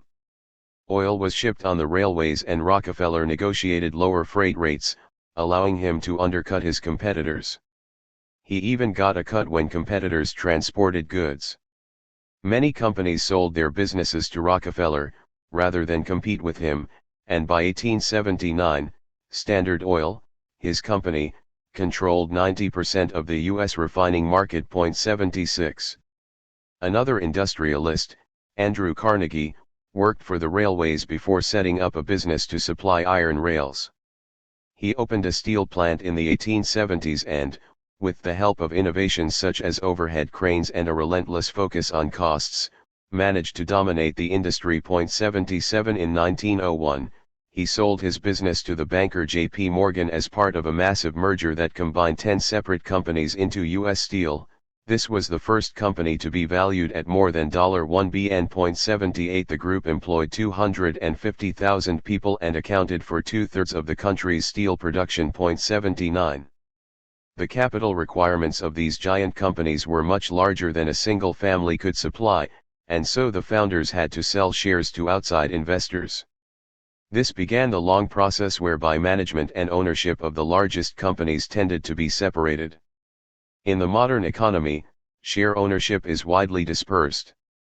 Of course, the rich still have a much bigger stake in the stock market than do the poor, but ordinary workers may well own capital in the form of an entitlement to a pension, or savings in a collective fund that they use to plan for long-term commitments, such as a child's wedding. One of the issues with which modern economics grapples is the principal-agent problem, in which the interests of owners and intermediaries are imperfectly aligned. This can be true both of executives, who have an incentive to boost their salary and perks at the expense of the shareholders, and of fund managers, who have the incentive to pursue short-term returns to ensure that they retain clients. In the late 19th century, however, the main worry was monopolies. The risk of monopolies remains that they will abuse their position in order to push up prices. Luckily, the late 19th century was an era when technological improvements were bringing prices rapidly down. The wholesale price of steel fell by 83.5% between 1867 and 1901, while the U.S. domestic price of iron ore fell by half between 1890 and 1905.80. The harm caused by monopolies was suffered more by rival companies than by consumers. Many big conglomerates were organized in the form of trusts, which disguised the extent of corporate consolidation. The trusts aroused opposition from those who worried about their monopoly power and their influence over politicians. But efforts to curb them were ineffectual. Congress passed the Sherman Antitrust Act in 1890, but it was little used. When the Ohio Supreme Court ruled that Standard Oil was a monopoly, the company moved to New Jersey, which aimed to attract holding companies. By 1901, 2/3 of all U.S. companies were based in the state. 81. Later on, Delaware succeeded in luring companies away with even more business-friendly rules. Delaware has maintained its appeal to this day, thanks to an approach that minimizes taxes and regulations. As of 2016, more than 60% of Fortune 500 businesses were incorporated in the state. 82. A fierce opponent of the trusts appeared in an unlikely form. Theodore Roosevelt was a member of the business-friendly Republican Party, but he still worried about the vast individual and corporate fortunes, the vast combinations of capital which have marked the development of our industrial system, and warned that the state, and if necessary the nation, has got to possess the right of supervision and control as regards the great corporations which are its creatures. 83. Soon after Roosevelt became president in 1901, he filed an antitrust lawsuit against Northern Securities, a railway holding company, and in 1906, he started a case that eventually led to the breakup of Standard Oil. Roosevelt also acted to control corporate excesses elsewhere, pushing through the Meat Inspection Act and the Pure Food and Drug Act in 1906 to improve conditions in the food industry. 84. The poor hygiene standards of the meatpacking industry, and the dangerous conditions faced by workers, had been exposed by Upton Sinclair in his novel The Jungle in 1904. Sinclair sent a copy of his book to the president, who had the abattoirs investigated and found that the conditions were as bad as the author described. By the time of the First World War, the corporate sector had emerged as a significant economic force. Businesses were becoming multinational, setting up factories and buying mines and plantations in other countries. The US was not the only country to see a trend towards monopoly. In Britain, a series of mergers saw the soap market dominated by Lever Brothers, the forerunner of Unilever. Germany had 275 cartels operating by 1900.85. By 1913, around $40 bn, 45 bn, or one-third of global investment, was comprised of foreign direct investment, or FDI. 86 shares in these companies were traded on stock markets, and their rise and fall were beginning to be seen as a sign of economic confidence. The Dow Jones Industrial Average, probably the best known, although not the best designed, 87 indicator, was first published in 1896.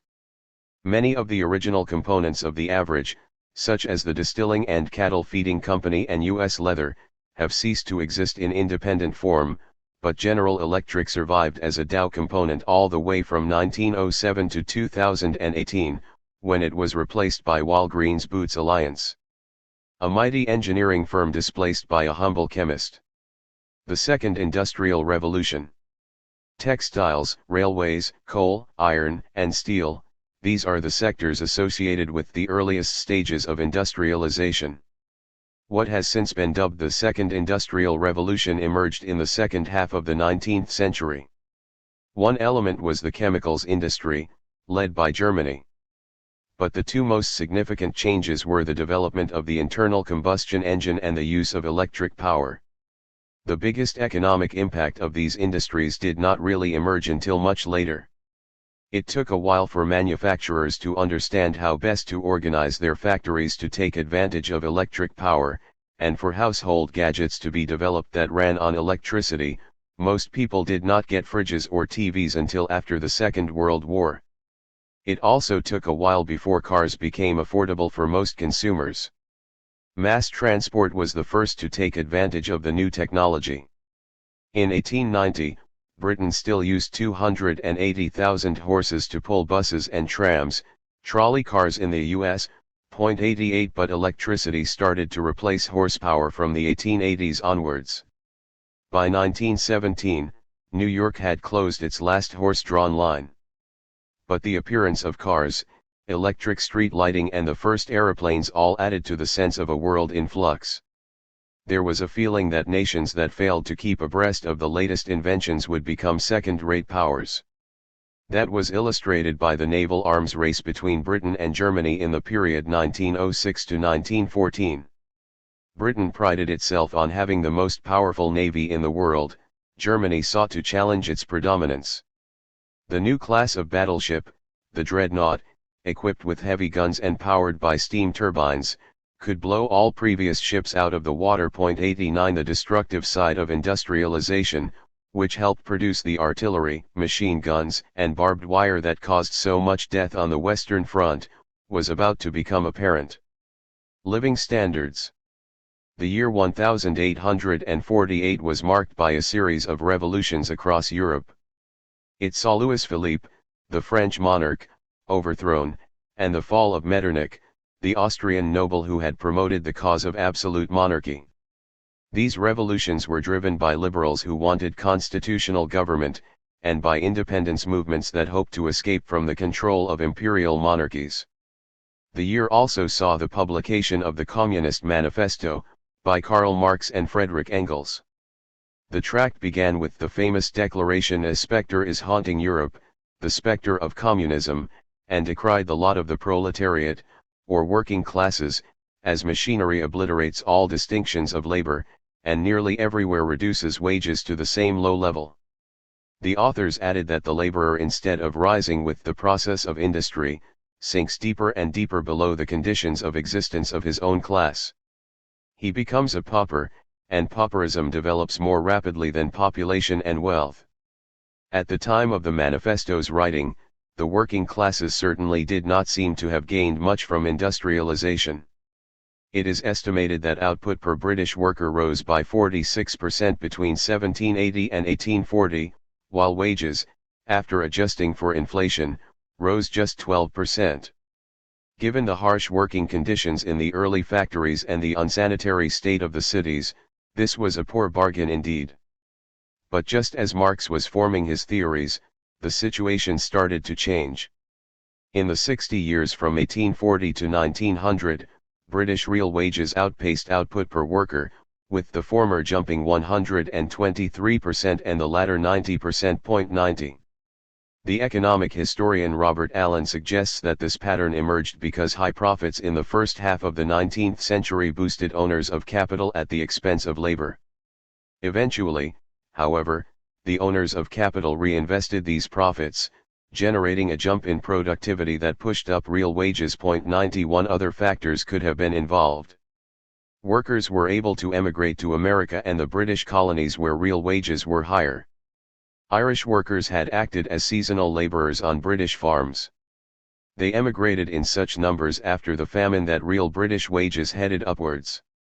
And in the last 3 decades of the 19th century, cheap grain from the New World reduced food prices and boosted spending power. Workers also benefited from the wider range of goods that were on offer, particularly in the form of cheap clothing. They could travel by cheap rail on their days off, and when they visited the big cities, walk on gaslit streets. These were improvements in living standards that may not have shown up in the conventional statistics. What's more, many people who benefited from new technologies did not have to put up with factory work. The 1851 British census showed, for example, that while there were around 500,000 cotton workers, 1 million people worked in domestic service and 2 million on farms. 92 Half of all French workers were on the farm at the end of the 19th century. Inequality did increase in the 19th century. The main reason seems to have been that a higher GDP meant that a small portion of the population could enjoy a higher standard of living without driving everyone else below the starvation point. The peak of inequality was reached in about 1867 in Britain and in the early 20th century in America. After those points, real wages grew more rapidly, allowing workers to catch up. 93 Eventually, most people benefited from economic growth. Trade unions. As industrialization spread across the world, workers organized to fight for better pay and conditions. In Britain, trade union membership went from 674,000 members in 1887 to nearly 2 million in 1905. In France, membership rose from 139,000 in 1890 to 614,000 in 1902, and in Germany, figures increased from 95,000 members in 1887 to 887,000 by 1903. 94 Clashes between labor and business could turn very violent. In 1892, Andrew Carnegie cut the wages of workers at his steel plant in Homestead, Pennsylvania. When the workers went on strike, they were locked out and replacements brought in. This led to a battle between the strikers and members of the Pinkerton Detective Agency, in which 9 of the former and 7 of the latter were killed. The governor sent in 8,000 members of the state militia and the strike collapsed. Industrial unrest was common in Europe too. Some 400,000 French workers went on strike in 1906 to demand an 8-hour day, and miners in Germany's Ruhr district took action regularly between 1905 and 1912. Britain saw the first national railway workers' stoppage in 1911 and the first national miners' strike in 1912. 95 Strikes in these industries could be particularly effective because the economy had become dependent upon them. Without coal to power the factories, or railways to transport their goods, other sectors would quickly grind to a halt. During the 1911 railway strike, Winston Churchill sent troops into Laneley and 6 men died, an incident that many in the labor movement held against him for decades. Female workers were treated even worse. The match girls at Britain's Bryant and May factory worked from 8 a.m. in winter and 6:30 am in summer and continued until 6 p.m., with breaks of 30 minutes for breakfast and an hour for lunch. The work was done standing up and paid 4 shillings a week, but girls could be fined 3d for talking or going to the toilet without permission. 96 In 1911, 146 workers died, 123 of them women, when the Triangle Shirtwaist Factory in New York caught fire. The owners had locked the doors to the stairwells to prevent theft and unauthorized breaks. 97. The growing militancy of unions across Europe worried governments, who feared that they might form the basis for a broader revolutionary movement. This may have encouraged some governments to take a more aggressive approach to foreign policy and to use patriotism as a way of distracting workers from their economic concerns. If that was the aim, then the irony was that the turmoil of the First World War led to a genuine revolution in Russia and the fall of monarchies elsewhere. But the broader question is why Marx's predictions of inevitable revolution did not come true. The answer is that the benefits of industrialization, for the majority of people, were sufficiently apparent by the late 19th century. Crucially, agricultural output kept pace with the rise in population, so the factory workers did not starve. A survey of agricultural output across 25 countries shows that it doubled between 1870 and 1913.98. Both Germany and France increased their use of machinery such as threshers and reapers in the late 19th century, while Russia managed to grow its grain production almost six-fold between the 1860s and 1914.99. Governments also offered welfare benefits to head off the threat of socialism and communism. Bismarck introduced health insurance, accident insurance, and pensions to Germany in the 1880s. France brought in health insurance and child care help in the 1890s and 1900s, and Britain offered pensions and unemployment insurance in the first decade of the 20th century. In the second half of the 19th century, life expectancy also started to make significant gains. One reason was that scientists developed the germ theory of disease, and realized the terrible effects of insanitary conditions. It took time for these theories to be accepted. In 1847, Ignaz Semmelweis, a Hungarian obstetrician, correctly identified that puerperal fever was spread by doctors, and insisted that his colleagues wash their hands. But although the death rate of new mothers fell dramatically, his theory was not widely acknowledged. Semmelweis had a nervous breakdown and was beaten to death by guards in an insane asylum, never knowing that his ideas would become widely approved. 100. In 1854, John Snow, a doctor who had written about cholera transmission, successfully traced an outbreak of the disease to a water pump in London. When the pump was taken out of service, cholera cases declined. 101. Between 1859 and 1870, a team led by Joseph Bazalgette created a network of sewers under London that stretched for 550 miles, 885 kilometers, and connected to a network that was 13,000 miles, 21,000 kilometers, in all. The scheme was rejected 5 times by Parliament and was only approved after the Great Stink of 1858, in which the curtains of the House of Commons were coated in lime to reduce the smell. 102 Sewerage systems began to be built in U.S. cities in the late 1850s, and in Germany and France in the 1860s. The Frankfurt sewer system managed to cut the death rate from typhoid from 80 per 10,000 inhabitants in 1868 to 10 in 1883.103. As well as getting healthier, workers were becoming more educated. In the first half of the 19th century, governments were beginning to introduce education for younger children.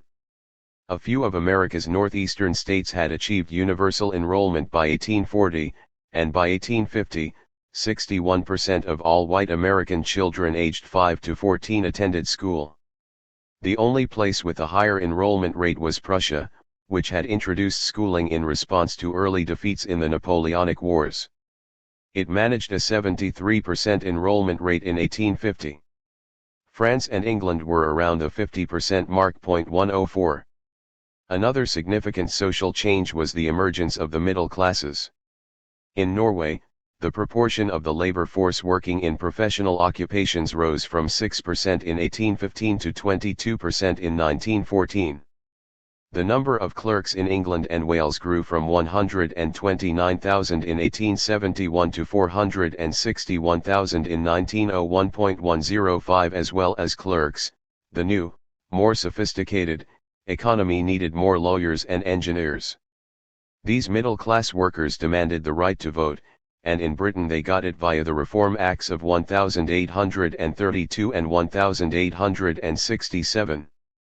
From 1870, all adult males in Germany aged over 25 had the right to vote in Prussia, although the parliamentary system was rigged in favor of the aristocracy and the monarchy exercised effective control. Universal male suffrage was introduced in France in 1849, but restricted again under Napoleon III, before becoming properly established under the Third Republic after 1871. These voting extensions may well have been an attempt by elites to head off revolution, particularly given the events of 1848.106. The middle classes moved out of the inner cities and into the suburbs, they could afford the cost of commuting. And they were important customers of the retail empires that emerged in the second half of the 19th century. Department stores created display windows to lure customers into the shop.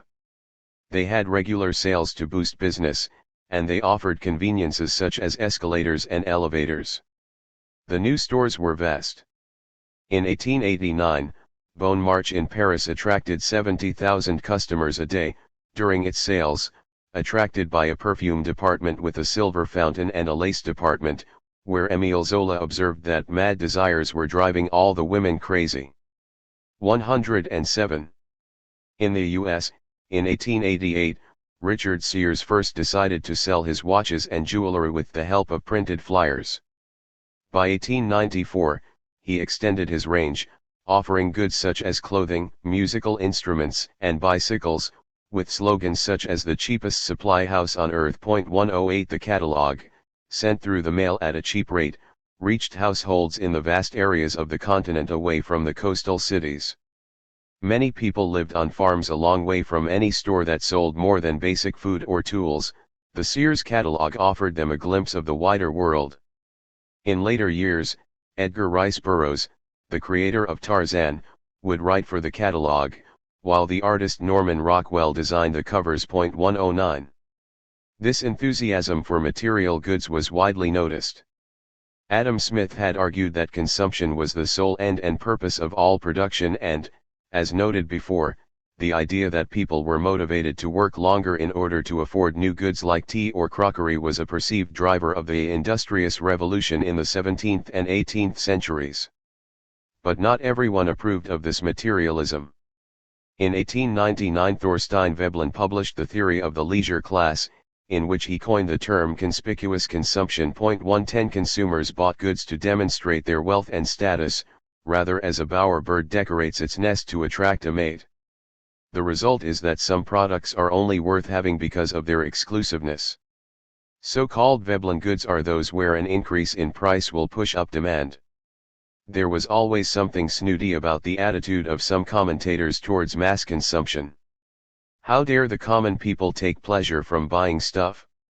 Indeed, it brings to mind the medieval sumptuary laws against buying clothes, which tried to prevent poorer people from wearing fabrics and colors that were favored by the aristocracy. One of the great benefits of industrialization is that it enabled citizens to buy useful things at affordable prices. Frank Woolworth opened what he called Woolworth's Great 5-Cent Store in Utica, New York, and, when that failed, tried again the following year in Lancaster, Pennsylvania. The key to success turned out to be offering goods for 5 or 10 cents, in stores nicknamed Five and Dimes, rather like the dollar and pound stores that operate today. The chain's success was such that, in 1912, it floated on the stock market with 596 stores in total, and in the following year, the Woolworth Building, the tallest in the world at the time, was opened in New York. 111 Woolworth's formula, which a later store owner would dub "Pile 'em high and sell 'em cheap," would have many imitators in the 20th century and, in the form of Amazon, the 21st. Some of the world's great brands first emerged in this era. The leaves of the coca plant had long been chewed by South American people for the stimulatory effect of their key ingredient, cocaine. John Pemberton, an American pharmacist, was one of many people to try to create a drink linked to the coca leaf. He had the bright idea of combining coca with an extract from the cola nut, a stimulant used in Africa. The first version of Coca-Cola in 1886 contained traces of cocaine. After Pemberton's death, a man named Asa Candler masterminded the drink's success. By 1895, it was selling in every U.S. state. 112. The creation of a sugary drink was not a great leap forward for mankind. But people freely chose to drink and enjoy it. Coca-Cola is said to be the second most understood word in the world after OK. The cycle. An agricultural economy was driven by the harvest, and the success and failure of crops could be explained as the result of acts of God. But as the global economy became more commercial and industrial, a more distinct form of cycle, in the shape of boom and bust, began to emerge. There was pretty much one every decade from the 1830s onwards, with some being centered primarily in America and others in Europe. There are a number of potential explanations for these patterns. The first relates to business investment. 113 Building a factory and buying machinery requires a heavy initial outlay. It is a different calculation from hiring workers or buying raw materials. The workers can be laid off and the raw materials sold. Entrepreneurs will only tend to take the risk of fixed investment if they are sure there is a market for their goods. Naturally, then, entrepreneurs will tend to invest when the economy is booming and profits are high. In aggregate, this investment will give the boom more momentum, as more machines are ordered and workers hired. Eventually, however, the market will become so crowded that profits start to fall as businesses compete on price to sell their goods. Costs will rise as businesses pay more to hire workers and buy raw materials. Faced with this deteriorating outlook, some businesses will postpone their investment plans, or lay off workers. Some companies will go bust. In aggregate, this will reduce demand for goods and the cycle will go into reverse. All this was dimly understood by most people at the time. But the price was paid by workers who were thrown out of work during the regular downturns, at a time when welfare assistance was minimal. To them, the workings of the cycle seemed arbitrary and cruel. It is little wonder that, in the aftermath of the First World War, workers began to demand more social protection. But in the late 19th century, European workers had another way of avoiding economic hardship: to head to the New World. 9. Immigration. The Island of Lost Souls. Take the tourist boat to Ellis Island, from the southern tip of Manhattan, and one of the highlights of the trip is a close view of the Statue of Liberty, with its inscription, "Give me, you're tired, you're poor, your huddled masses yearning to breathe free. The wretched refuse of your teeming shore. Send these, the homeless, the tempest-tossed to me, I lift my lamp beside the golden door." 1. The same glorious sight greeted immigrants who arrived on the east coast of the U.S. between 1892 and 1954, when Ellis Island was the first point of embarkation. Over 12 million immigrants passed through the site. After the first processing center burned to the ground in 1897, the immigrants entered a vast castle-like Victorian building that is still there today. Once off the boat, their first port of call was the baggage hall, now filled with display cases about the global history of immigration. They could bring as much as they were able to carry. Children often had a roly-poly walk as they were wearing all the clothes they possessed.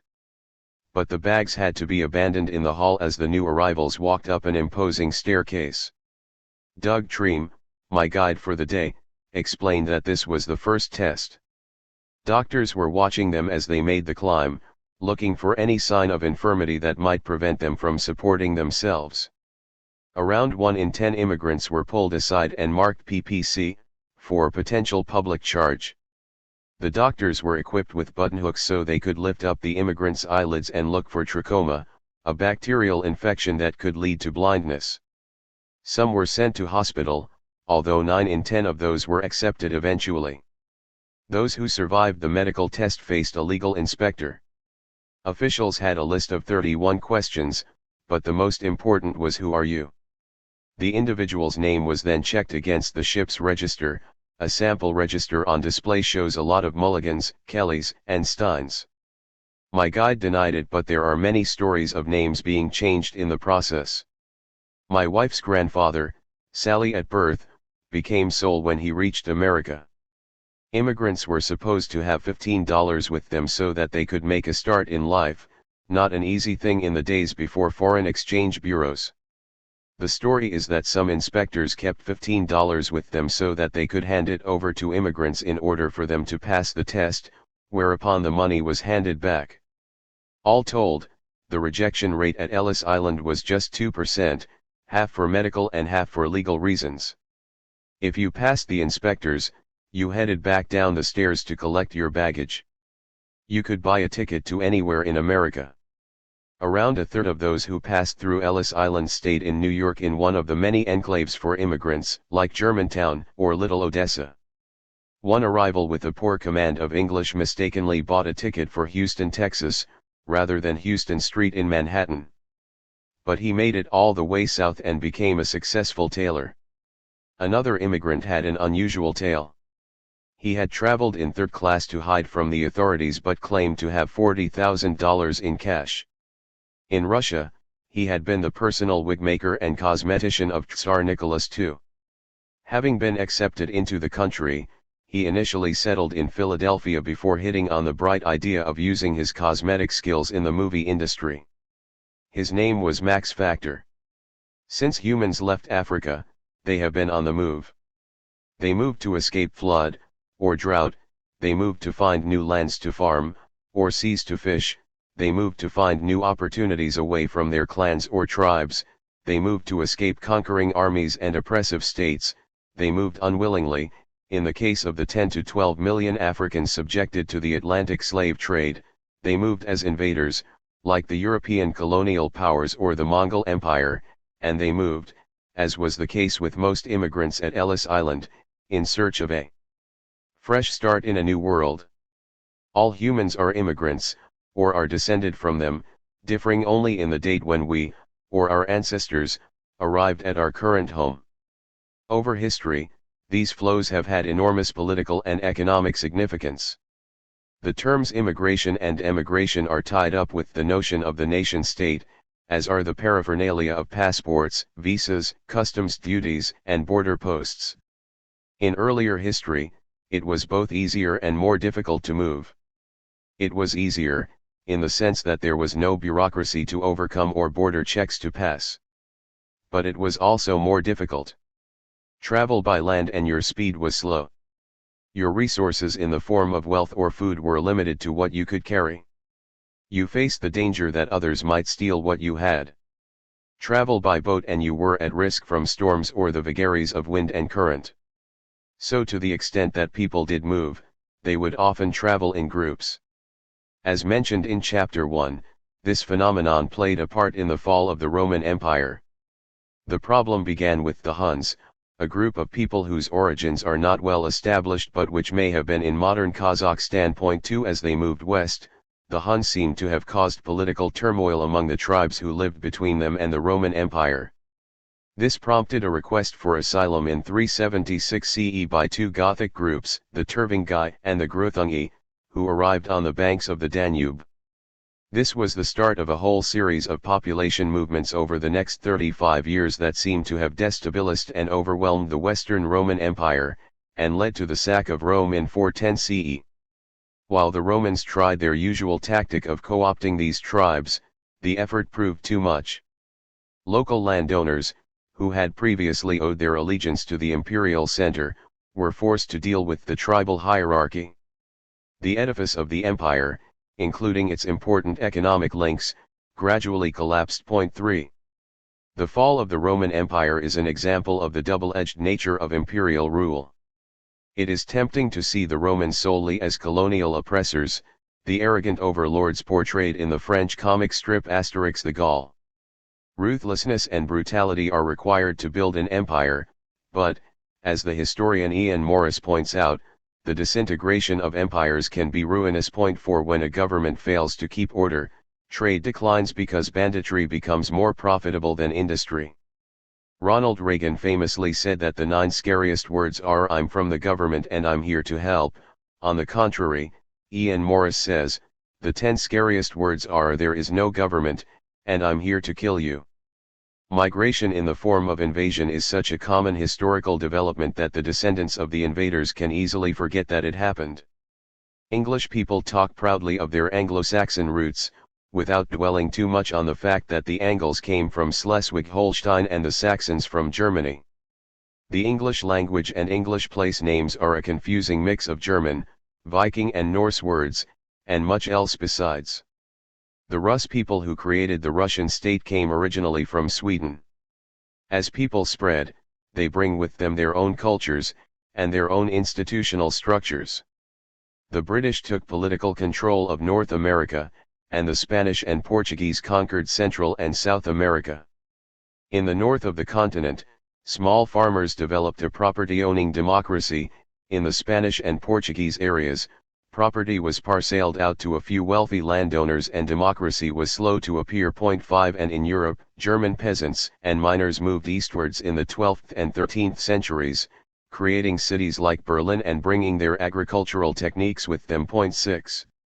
Smart imperialists realize the importance of encouraging trade within their borders, if only for the extra tax revenues it can create. Just as Roman invasions created a single trading area in Western Europe, so the Islamic expansion of the 7th and 8th centuries created a trading area in the Middle East, North Africa, and parts of Asia, and the Mongol attacks did the same for Central Asia in the 13th and 14th centuries. Within the boundaries of these empires, trade could increase and people could prosper. Why would a peasant care who sat on the throne hundreds, or thousands, of miles away as long as they were left alone to harvest their crop? European colonization of the Americas and parts of Asia and Africa created an enormous world market. Of course, this process involved terrible costs to the indigenous people of the countries they invaded, although this was true of most imperial expansions, including those of the Mongols. Forced migration. Migrants can arrive as conquerors but also as the conquered and dispossessed. Asians expelled from Uganda in 1972 by Idi Amin brought their business skills and work ethic to Britain. 7 Another highly successful group in economic terms were the Huguenots, a Protestant group expelled from France in 1685. About 200,000 fled the country, of whom 50,000 settled in England, and their expertise in silk weaving boosted the British textile industry. 8 Sir John Houblon, the child of Huguenot refugees, was the first governor of the Bank of England. There are of course less happy examples, including the expulsion of Jews from Spain in 1492 and of Moriscos, Muslims who had converted, in 1609, Stalin's forced deportations of a wide variety of ethnic groups to Siberia, the shift of Muslims from Greece and Christians from Turkey after the First World War, and the mass population movement that accompanied the partition of India and Pakistan. Quite apart from the human misery caused, such disruption had a significant economic impact, as businesses were abandoned and people were forced to leave behind their possessions as they fled to safety. The worst case of forced migration was, of course, the slave trade. As has been noted elsewhere in this book, slavery in various forms existed from ancient times. Forced labor helped to build the pyramids of Egypt and the canals, and other irrigation systems, of China. The Romans and Greeks had large numbers of slaves, and owning slaves was a mark of wealth in China in the early 12th century. 9 The Muslim conquerors of Spain took slaves from the local population, and between 850 and 1000 CE perhaps as many as 2.5 million Africans were shipped from south of the Horn of Africa, which was dubbed the Cape of Slaves. 10 And Viking raiders made slaves from the peoples of Eastern Europe. This was so common that Slav became the basis of the word slave. The Atlantic slave trade was different in terms of its sheer scale, it was the industrialization of brutality. From the start of the trade in the 1440s to its final abolition in the mid-19th century, around 12 million Africans may have been transported to the Americas. Such was their inhumane treatment on the ships that transported them that perhaps 1.5 million died en route. Each slave was given a space around 63 inches, 1.6 m, high and 52 inches, 1.32 m, wide. In these crowded conditions, sickness was inevitable. Around a third of the deaths on board were from dysentery, with smallpox the second biggest killer. 11 In one notorious case, 132 sick slaves were thrown overboard to drown so that the owner could claim on the insurance. 12. The Atlantic slave trade was driven by economics, not conquest. The European Christians who invaded Palestine in the course of the Crusades came across sugar cane. Sugar beets were not cultivated until the 18th century, 13, and they took a taste for the crop back with them. The Islamic Empire had spread sugar cultivation around the Mediterranean, including North Africa and Spain, and Europeans took over sugar planting as they reconquered some of these territories, initially using forced peasant labor. But a shortage of labor in the wake of the Black Death resulted in the growing use of slave labor, particularly on the islands of Crete and Cyprus. 14. As the Portuguese started to explore the west coast of Africa in the first half of the 15th century, they discovered the islands of Madeira and the Azores. They also started to buy slaves from Africa, trading them for European goods such as textiles, glass from Venice, wine and sherry, and metal implements like knives and swords. 15 And they established sugar plantations on the island of Madeira, worked by slaves from the Canary Islands and Africa. Madeira experienced a phenomenal boom and bust, with sugar production rising from 280 tons in 1472 to 2,500 tons in 1506, before falling 90% by 1530. In the process, Madeira, whose name means island of wood, was almost completely deforested, since sugar production required massive amounts of energy. 16. After the discovery of the Americas, the Portuguese first planted sugar cane in Brazil in 1516, and started to produce a commercial crop after 1550. At first they relied on indigenous workers, but there was a huge death rate from disease. So they focused instead on slaves from West Africa, where there was a rivalry between the kings of Congo and Ndongo, modern Angola, over who should be their main supplier. 17 For African leaders who handed over prisoners of war, or other unfortunates captured during raids, it was a highly lucrative business. In the late 17th century, sugar production shifted to the Caribbean, where Barbados, Guadeloupe, Jamaica, and Haiti all became major centers. The crop was brought over by the Dutch, who had occupied part of Brazil, but the British and French quickly dominated the market. Sugar was known as white gold to the British colonists, such were the profits from the business, and slaves were used since the local population had been almost wiped out by disease and ill treatment. Work in the hot, humid conditions of the fields was bad enough, Europeans did not want to do it. Life was even worse in the sugar mills, where the cane had to be fed into the machinery so that it could be burned. A slave with a machete stood beside the machine worker, ready to hack off a limb if it became trapped. One contemporary report stated, "If a mill feeder be catched by the finger, his whole body is drawn in, and is squeezed to pieces. If a boiler gets any part into the scalding sugar, it sticks like glue or bird lime, and 'tis hard to save either limb or life." 18.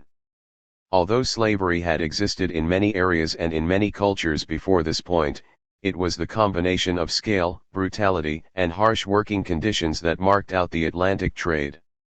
The plantation owners generally wanted males for hard labor. By contrast, 2/3 of the Arabian slave trade, which also took people from Africa, comprised women and children. 19 Many of them were destined for domestic service, rather than the brutal conditions of a plantation or sugar mill. Islamic law said that slaves should be treated with justice and kindness, and liberating slaves was seen as a praiseworthy act. The Mamluk rulers of Egypt were soldier slaves who had converted to Islam and been freed. 20 While some owners in America did free slaves from time to time, such freemen had little prospect of social advance. The profitability of the Atlantic trade meant that, by the end of the 17th century, the Dutch, English, French and Portuguese all had forts and trading stations in West Africa, and were transporting 24,000 slaves a year. 21 In 1713, the British took over the asiento, or right to carry slaves to the Spanish colonies, under the Treaty of Utrecht. The British got Gibraltar under the same deal. The right was promptly sold to the South Sea Company, the subject of the famous bubble of 1720. By the 18th century, the classic pattern of the Atlantic Triangle had developed. Europeans sailed to Africa and exchanged manufactured goods, usually textiles, for slaves. The slaves were then taken to America and swapped for raw materials like sugar and cotton. Those goods were then taken back to Europe. Most slaves were bought from local traders in Africa rather than captured by Europeans themselves. Slavery was also practiced by the colonists of what became the United States. In 1703, 42% of households in New York had slaves. But the biggest demand was in the southern states, in places where sugar, tobacco, and cotton were farmed. Charles Mann suggests that malaria, brought over by infected Europeans, played a key role. 22 The dividing line between areas where malaria was endemic and where it was not roughly coincides with the Mason-Dixon line that divided slave from non-slave states. Europeans sickened quickly from malaria when working on the farms.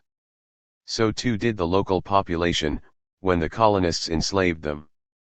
But around 97% of the population of West and Central Africa were immune to vivax malaria, the most frequent form of the disease.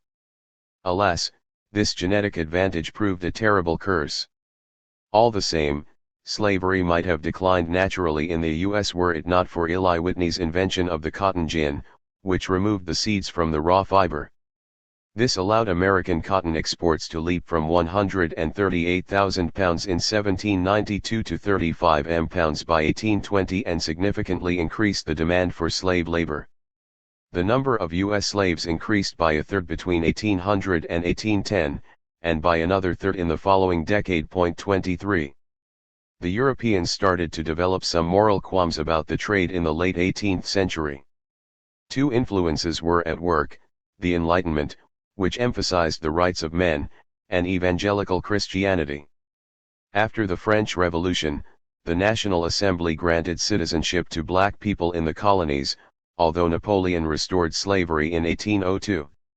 The British, and the cities of Bristol and Liverpool in particular, profited heavily from the trade. In 1790, around a quarter of the ships visiting Liverpool were involved in the business. 24 But evangelical Christians became increasingly vocal in their opposition. One example was John Newton, who captained 3 slave ships and was an investor in the trade.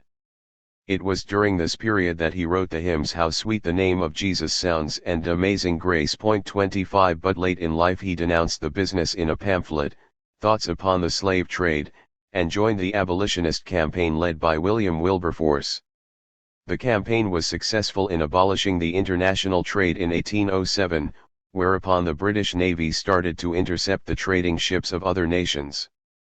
Nevertheless, around 500,000 slaves may have been shipped from Africa to the Americas in the 1820s.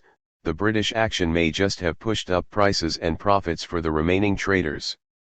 Not everyone in Africa was happy about the shift. In many areas of West Africa, such as Ghana and Nigeria, land was owned collectively, so slaves were a widespread form of personal wealth. 26 As well as being captured in battle, people could be enslaved for criminal offenses or for failing to repay debts. Rather than being forced to take part in the slave trade, African rulers were willing participants. In the 17th century, Europeans actually sold 40,000 to 80,000 slaves to African traders in modern Ghana. 27 When the British cracked down in the 19th century, King Gazo of Dahomey complained that the slave trade has been the ruling principle of my people. It is the source of their glory and wealth. 28. Whether you view the British conversion to abolitionism as deeply cynical or morally commendable may depend on your nationality. It is worth noting that the institution of slavery was not abolished in the British Empire until 1833. Compensation was paid to the owners and not to the slaves themselves.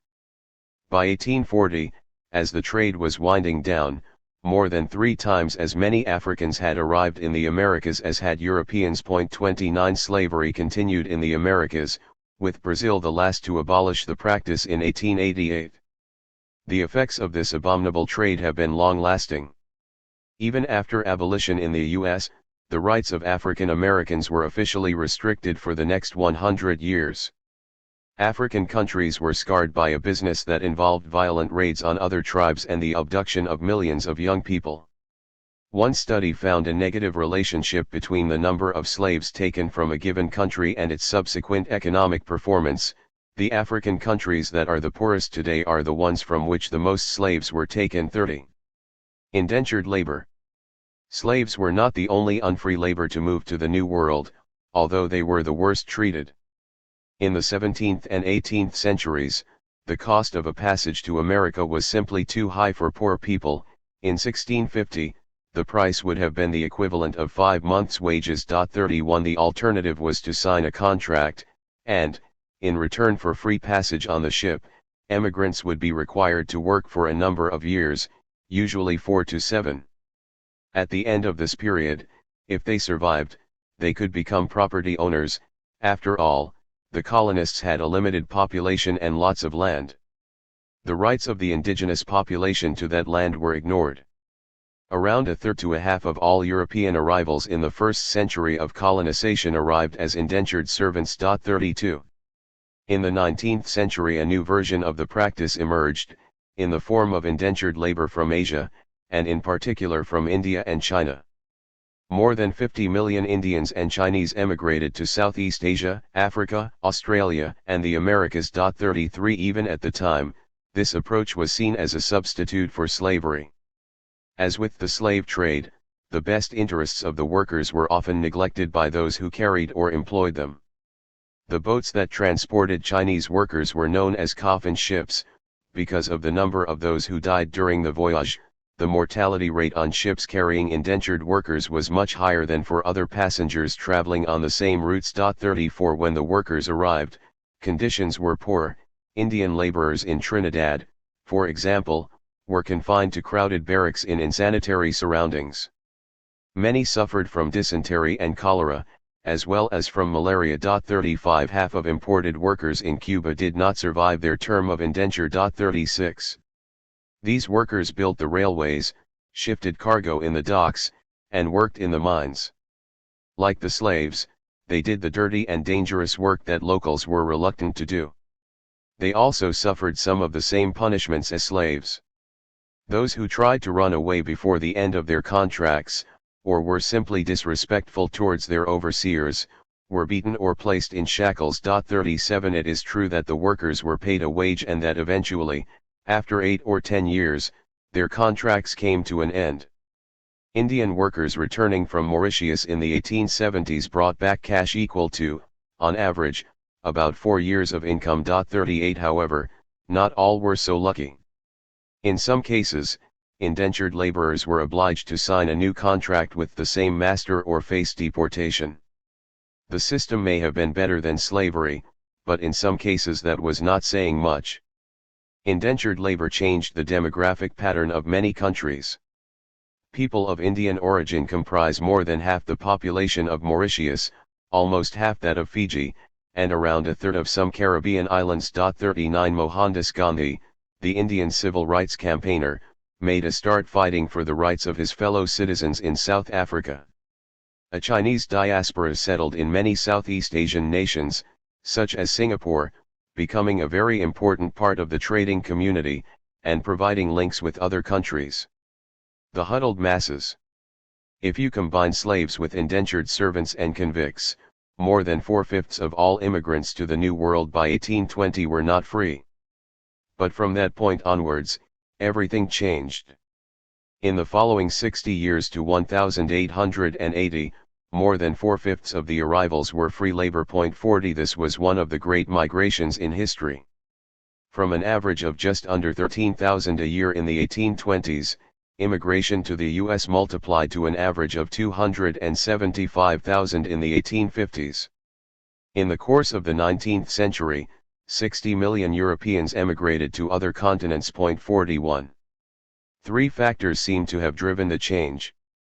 The first was that it became a lot cheaper to travel across the ocean thanks to the arrival of steamships.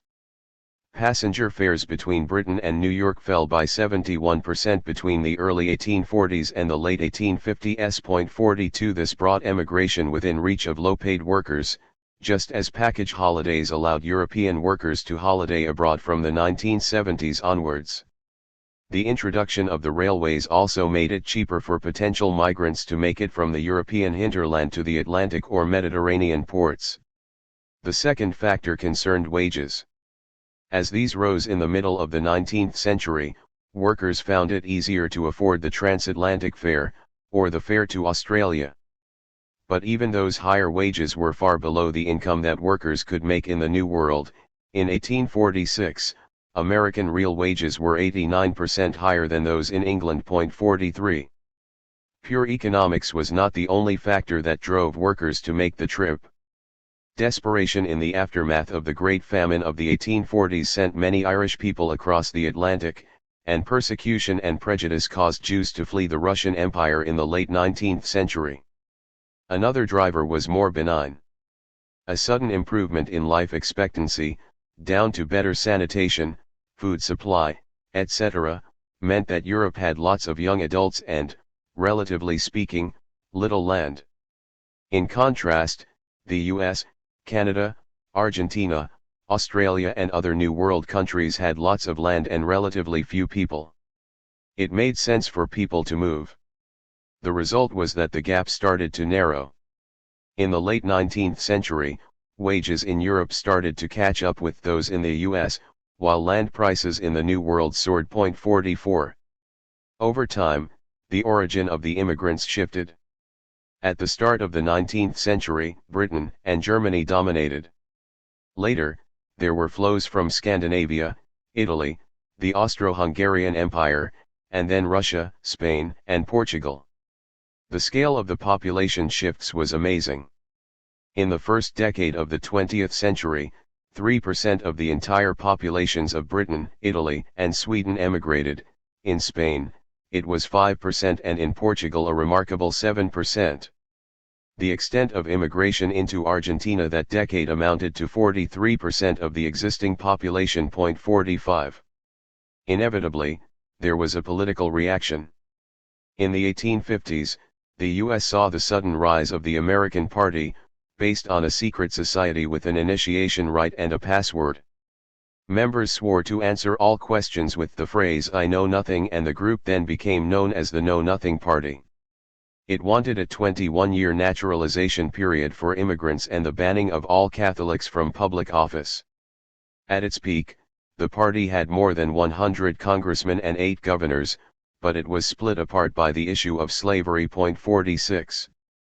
Racism was even more prevalent than anti-Catholicism, which may, in any case, have been motivated by dislike of the Irish and Italian immigrants who were arriving in large numbers after 1850. The use of Chinese workers to build the Transcontinental Railroad caused unrest among workers who feared that their wages were being undercut, and inspired much xenophobia.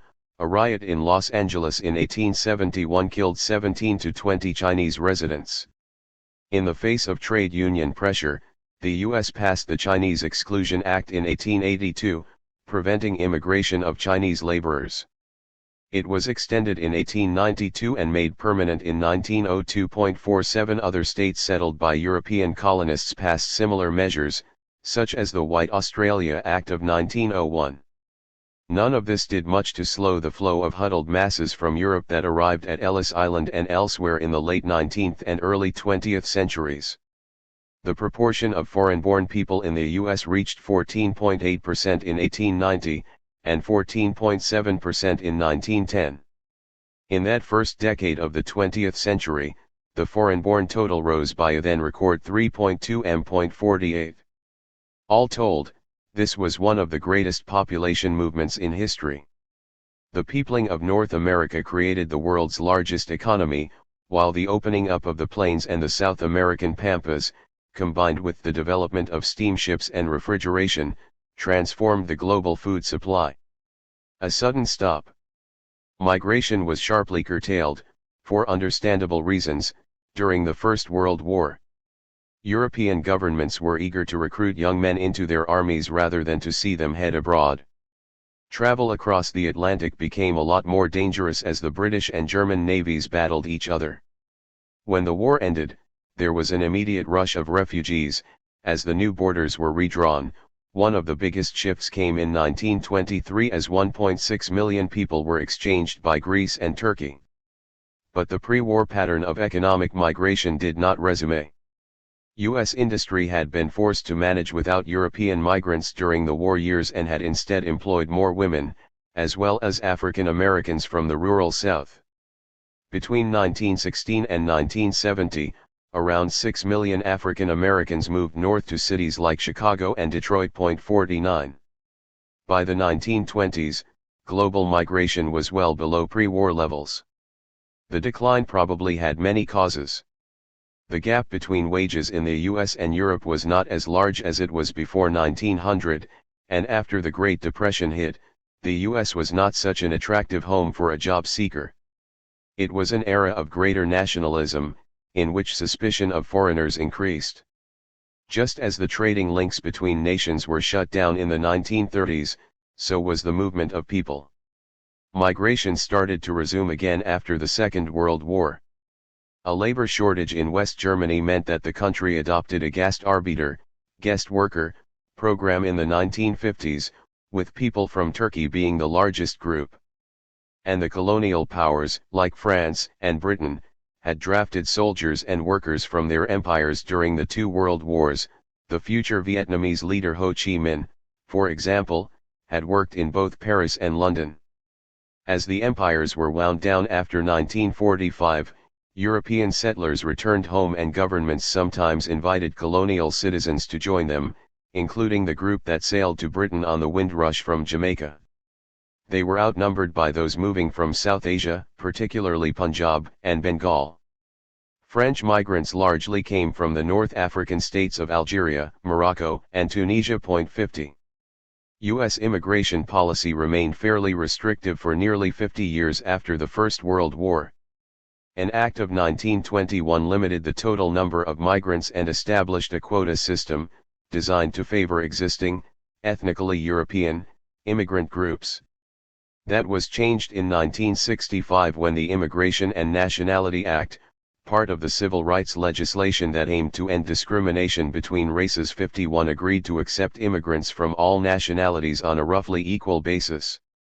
The act had enormous long-term consequences. It led to chain migration, as a worker, once established, sent for his relatives. The proportion of foreign-born citizens in the U.S., which reached a low of 4.7% in 1970, rose to 12.9% by 2000 and 10.52% in 1960. 7 of every 8 migrants were from Europe, 53 by 2010. That proportion was down to just 1 in 8. More than half came from Mexico and the rest of Latin America, while 28% came from Asia. 54. More generally, there was a big surge in international migration, although not on the scale of the late 19th century. In 1960, there were around 79 million people living outside their country of birth, 55 by 2017. The figure had risen to 258 m.56. The U.S. was the most popular single destination, attracting around 1 million migrants a year in the first 15 years of the current millennium. But the big change from the Victorian era was that Europe had become a net importer rather than an exporter of people, with Spain, Germany, Italy, and the UK attracting significant inflows. In part, migrants were drawn by economic opportunities. Real wages have consistently been higher in the rich world than in Africa, for example. But economics was not the only factor. Around 111 million people relocated within the developing world, with many driven abroad by conflicts in the Middle East and in Africa. Almost 6 million people fled from Syria in the course of its civil war, with over half going to Turkey and more than a quarter ending up in the small, neighboring countries of Lebanon and Jordan, which have a combined population of around 14.5 million. 57. But the media focused on the arrival of Syrian refugees in Europe and on the tragic flow of migrants in unseaworthy boats across the Mediterranean, where thousands drowned. The UN High Commissioner for Refugees estimated that the global total of displaced people in 2016 was 60 million, a post-1945 record. 58 In another repeat of the 19th and early 20th centuries, there was a political reaction. Anti-immigrant parties did well in Europe and Donald Trump was elected President of the USA, in part because of his anti-immigration stance. The economic impact of migration. It might seem obvious that an influx of immigrants will be bad for the wages of indigenous workers. After all, an increase in supply will lead, other things being equal, to a fall in price. But other things aren't equal. If more workers mean lower wages, then how come the rise in the global population from 1 billion to 7 billion hasn't led to mass poverty? The obvious answer is that each worker is also a source of demand. Each immigrant spends the money they earn on local goods and services.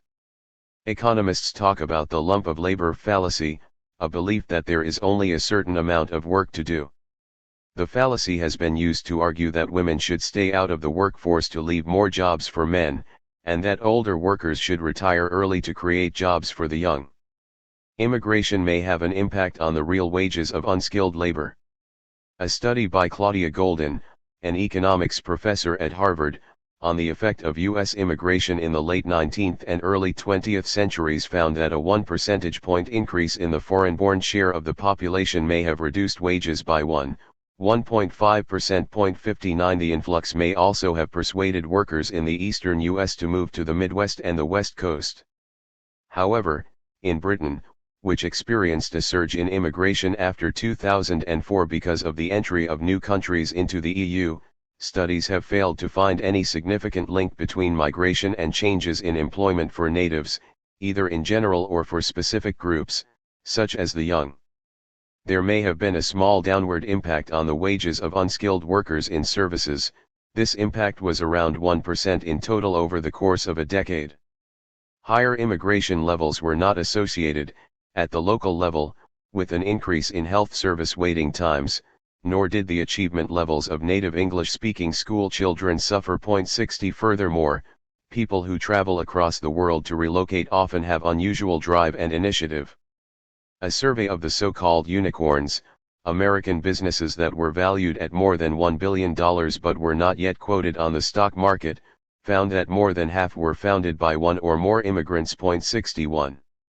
For the global economy as a whole, there is little doubt that migration is a great benefit. Workers in a poor country can be far more productive when they move to a rich one. They have better tools and benefit from better institutions, which ensure that they are rewarded for their labor. It is also much easier to move labor from one nation to another than it is to create better institutions in a struggling country. A world with completely free movement of labor would, one study estimated, be $78 trn richer, an average gain of $10,000 per head. 62 Politics makes this impossible. Indeed, even the politicians who argue most vigorously for free markets in capital and goods are rarely willing to advocate the same liberty for people. 10. World Wars and Depression, 1914 to 1945. It is hard to think of a bleaker period of modern history than the 3 decades from 1914 to 1945. Perhaps as many as 19 million people died in the course of the First World War, and around 60 million in the Second, including those who suffered from war-related disease and famine. In between the two conflicts occurred the worst economic setback in history, the Great Depression. This was an era that rejected globalization in favor of nationalism. Exports were 14% of global GDP in 1913, just under 12% in 1929, but dropped to 5% in 1935. They did not recover to pre-depression levels till 1974.1 in real terms. World trade was stagnant between 1914 and 1944.2 as well as goods, capital, and people moved less freely. Foreign direct investment as a proportion of world output dropped from 9% in 1913 to 4.4% in 1960.3. America turned its back on immigration, with strict quotas that excluded Asians. There are many competing theories about the outbreak of the First World War, with blame for the conflict being attributed to Britain, Germany, France, and Russia, or to more general causes such as imperialism. The most convincing explanations revolve around the idea of cock-up, rather than conspiracy. Each of the powers took a strong diplomatic position in the hope that it would prompt the others to back down. A combination of overconfidence and pride meant that the powers were sleepwalkers heading to war. 4. Europe's leaders may have been deceived by the speedy outcomes to mid-19th century wars between Prussia and Austria, and Prussia and France. The appropriate precedent, however, was the U.S. Civil War, which dragged on for 4 years despite the economic and military advantages enjoyed by the northern side. Stock markets are supposed to be guided by the wisdom of crowds, as investors use their judgment to assess the outlook. But as the historian Niall Ferguson has pointed out, the markets barely reacted to the assassination of the Austrian Archduke Franz Ferdinand on June 28, 1914, the event that sparked the drive to war. It was not until July 21 that investors began to respond, as the Austrians made threatening noises towards Serbia, whose agents were deemed to be behind the assassination. By July 27, the Austrian markets had to close. They were quickly followed by others, with London and New York shutting on August 1. 5. If the war was a capitalist plot, it was a very odd one. Trade and financial markets were immediately disrupted. In 1909, Norman Angell had published The Great Illusion, a book that argued that the cost of war would be too great for European countries to undertake. He was right about the cost, but they did it anyway. The Rothschild family had banking interests across Europe and strived hard to prevent war. They received a dose of anti-Semitic abuse for their pains. Most German businessmen and bankers advised against war. 6. While more than half of Russian overseas debt was in the hands of German creditors. 7. Had the term globalist been around in 1914, it would have been thrown in their faces. Arms manufacturers, no doubt, were happy about the prospect of war, but they were only a small part of industry in 1914. The politicians who were in charge of the major powers tended to be those drawn from the aristocracy, or upper middle classes. They were motivated more by issues of prestige and power projection than they were by economics. Indeed, had they realized the extent to which taxes would have to rise to finance their war, they would have been horrified. The state became much larger in the course of the 1914-18 war and never retreated to its previous level. The conflict led to much more government intervention in the private sector than before. British government spending increased from 10% of GDP to 70% at its peak, and even the US, which entered the war late, pushed up spending from less than 2% of GDP in 1916 to 25%. 8. The US abandoned its free market approach, setting up, in 1917, the War Industries Board, which had the power to set production quotas and allocate raw materials. Stricter planning was forced on the Central Powers of Austria-Hungary and Germany, which faced a war on two fronts. In 1916, under the Hindenburg Program, Germany's generals set munition targets, offering to pay for the costs of production and guaranteeing industrialists a fixed rate of profit. Germany faced a severe problem over food supplies. A naval blockade by Britain cut Germany's dairy imports by 80% and meat imports by around 90% between 1916 and 1918. But nitrogen, needed for fertilizer, was diverted to making munitions, while draft horses were sent to the front. In 1915, free trade in grain and flour was prohibited and bread rationing was introduced.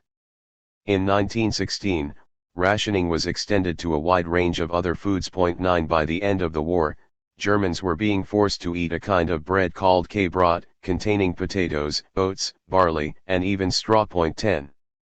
Economics may have decided the conflict. The Western Allies, France, Britain, and Russia, began the war with greater economic resources than their opponents in Germany and Austria-Hungary, and had the enormous bonus of US help. They easily outproduced the Central Powers in terms of machine guns and ammunition. 11. For three great royal houses, the war brought not glory but the end of their rule. A Habsburg had been Holy Roman Emperor as far back as 1273, and the dynasty had held the office continuously from the 15th century onwards. As rulers of Austria-Hungary, the Habsburgs oversaw the second largest state in Europe. Austria-Hungary dissolved in 1918.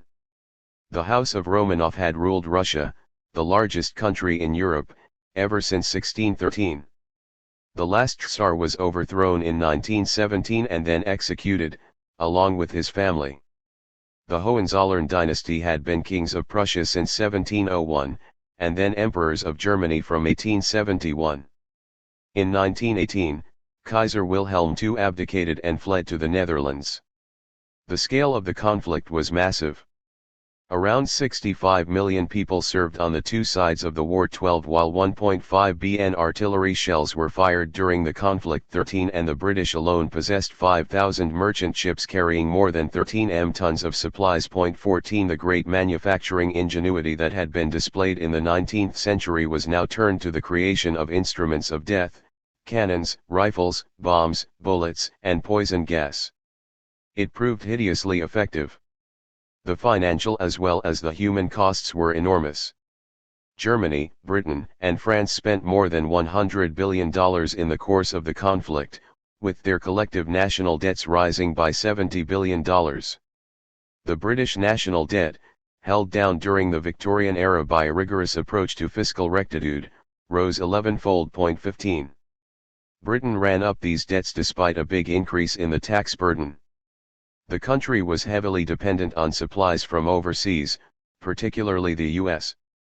To help pay the bills, Britain liquidated around a quarter of its pre-war holdings of foreign assets.